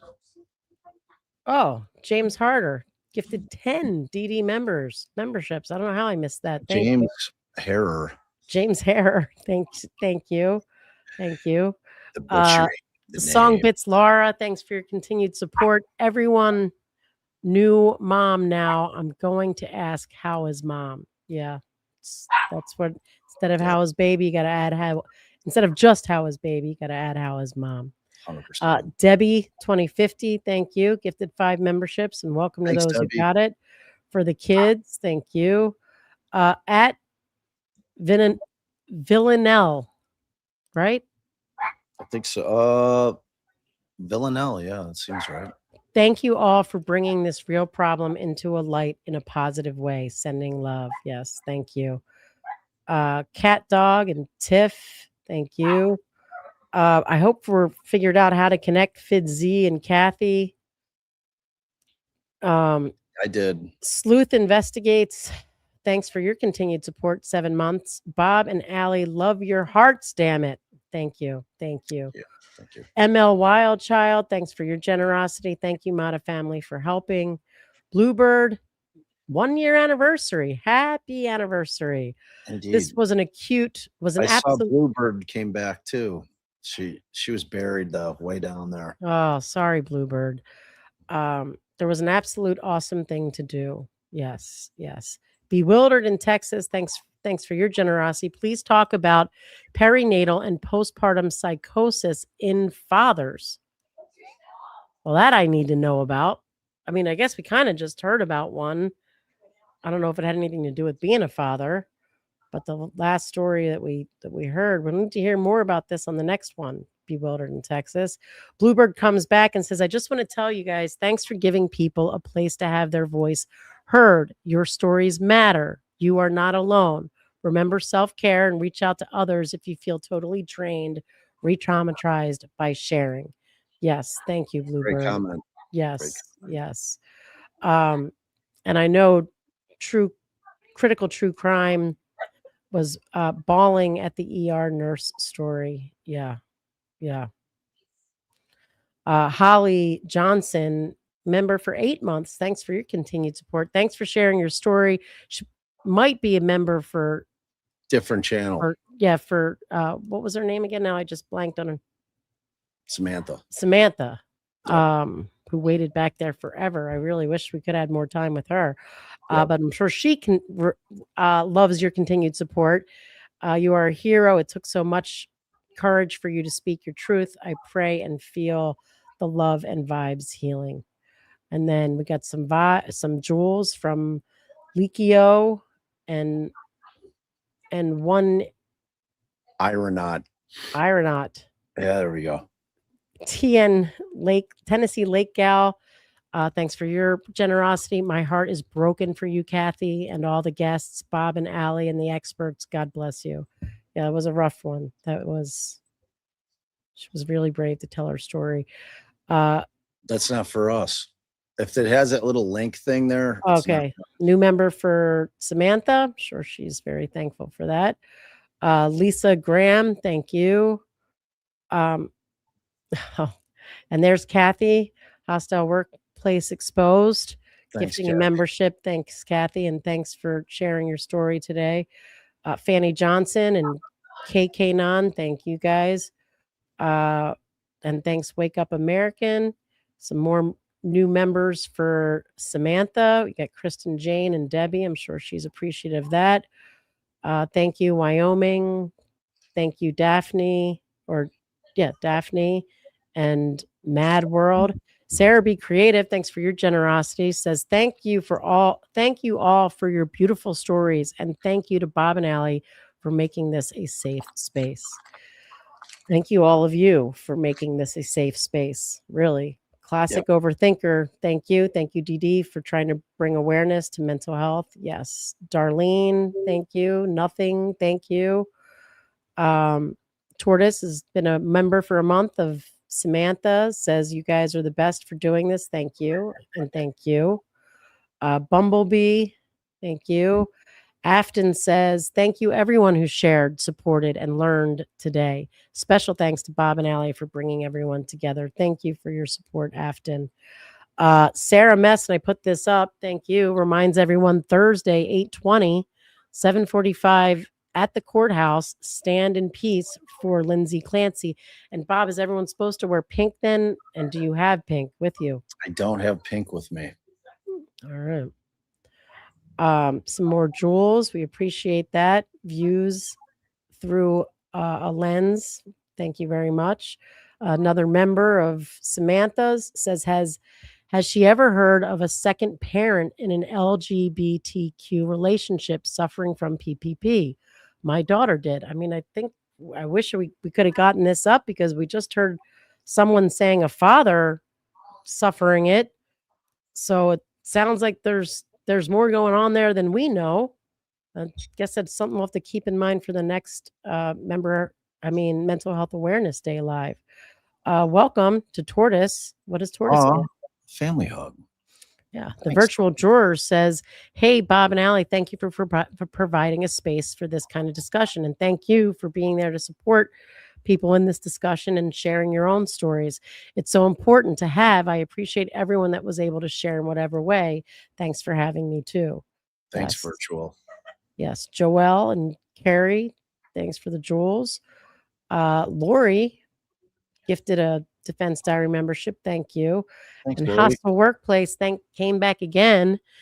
Thanks for your support. My insurance, Kaiser, was sued in 2023 and 2026 for inadequate behavioral health. I used Washington and Oregon. Please go over the lawsuits. Yeah, we'll have to look into that. Birch and Deer, thanks. Thank you. Lori gifted another DD membership. Thanks, Lori. Yes. Melissa Filson, member for 16 months. Thank you for your continued support. Thank you for taking time to raise awareness. Love y'all. Love you too. Red on Redondo Beach says, email. I have PTSD from my husband trying to unalive me. He is also on the air in LA. Perfect social justice story for Cam. Wow. All right. Well, the email, a true crime pod or insider at Defense Diaries. And yeah, we'll look into that. Sure. Samantha's Bergen County, sending jewels. Thank you. Sorry, butchering it. Just a girl from the 6. Just gifted a girl 20 Defense Diary memberships. Thank you so much for your generosity. And then lastly, music to my soul. So proud of y'all for this live and your coverage of this case. I'd be happy to help as a mod if you need it, especially if it ends up on Discord. It sounds like it's going to end up on Facebook. So we're going to have to see who can help with that and try to get it up as quickly as possible.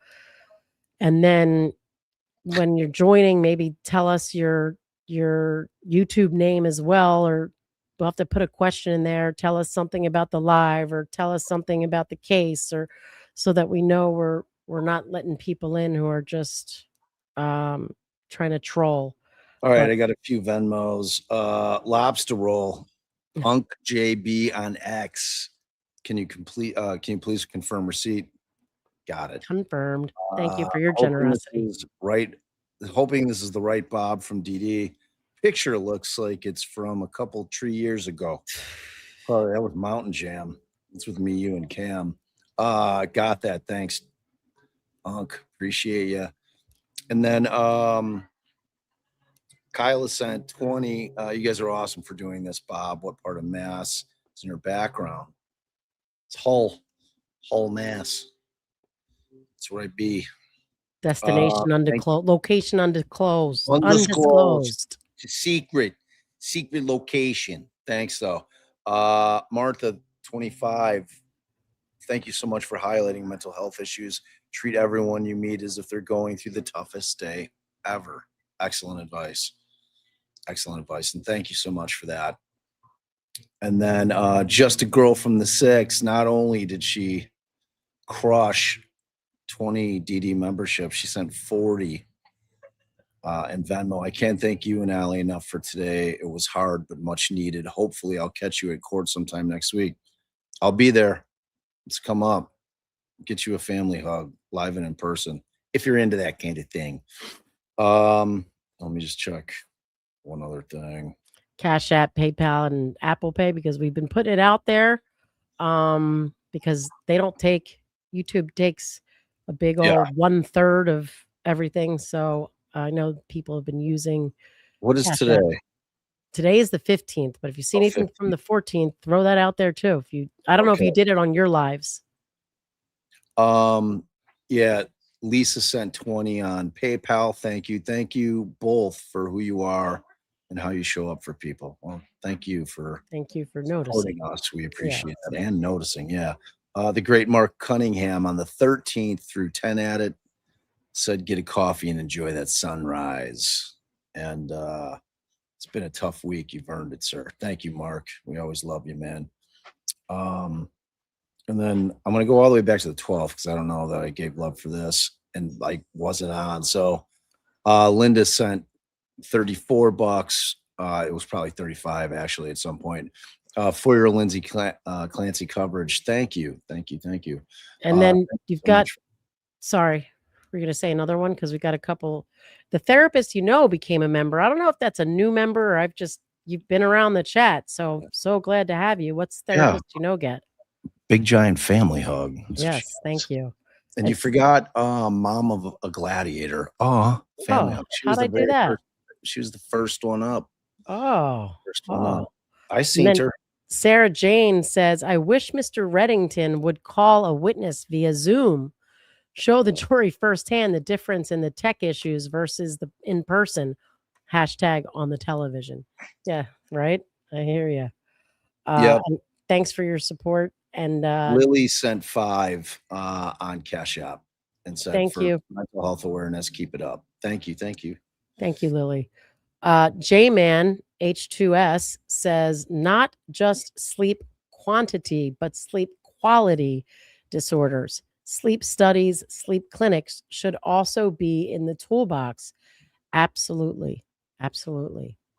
Yep. And thanks, Jen, for the jewels. We love the jewels. Anything else, babe? Jewels.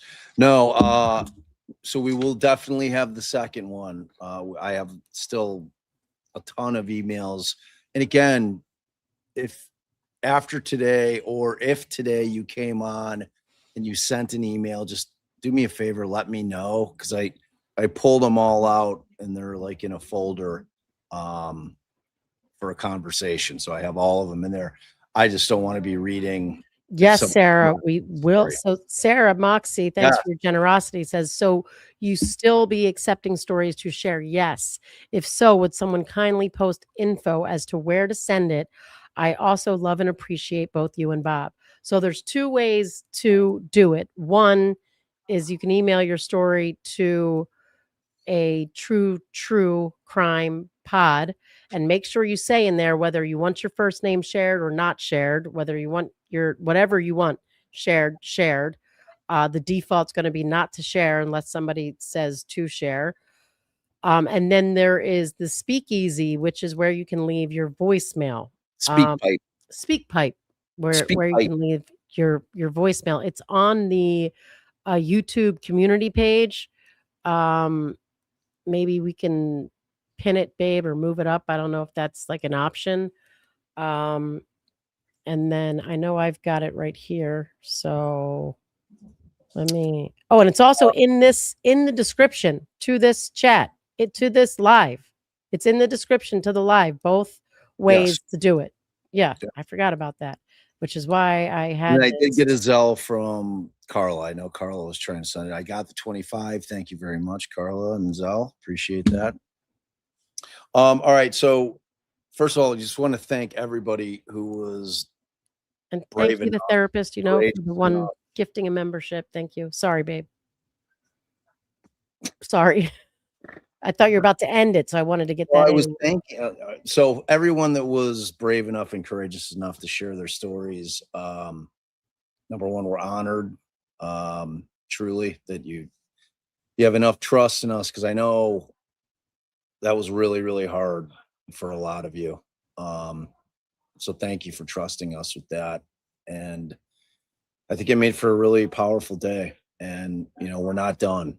We're not done. There's a lot more to hear. I mean, and again, everything doesn't have to be postpartum. There's so much to talk about, and it's a big area. and we have space for everybody to talk about it. And, you know, we'll take on all comers, you know, and you've got a place here so that we can keep this conversation really rolling because it's that important. So thank you So for all that. don't forget to, if you have any interest in the private group that's going to follow from this, go on Facebook, and I don't forget what it's called. Like, follow, subscribe. I forget what it's called on Facebook, to Defense Diaries podcast. And then it's going to be a private group in there. There may already be a private a group, but that is not the group. This will be a special private group for just, you know, the Mental Health Awareness Day continuation. And if you haven't subscribed, you're out there on X, you're out there on Facebook, please hop over to YouTube just to subscribe. It's free. It's free. It is free. It really helps us. It really helps Like, us. share, subscribe, all the YouTube things. And then Afton, throw Afton up. She threw a 5 DD podcast memberships. Thank you, Afton. We adore you. Yes, thank you. And thank you, Bill. Loving the trophies. Mods, thank you for putting in 8 hours of hard work today. We truly appreciate you. And that's Mods from Samantha's channel as well. And I think Karen had hers in here too. I don't know if she had a mod in Defense here. Diaries on Instagram and Yeah. Snapchat. Yep. I mean, not Snapchat, TikTok. TikTok. Yeah. It's the Insta's been blowing up. So yeah, check me out over there. I've been posting on Insta and on TikTok, but focusing a little more on Instagram.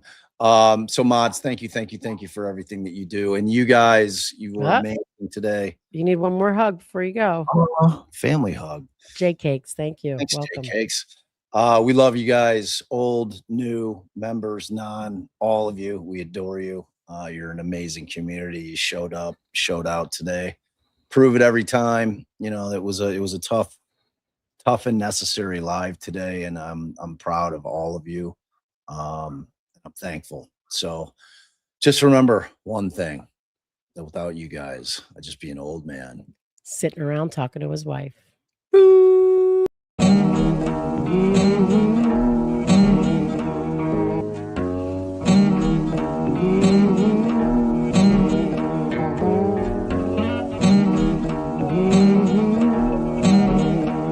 After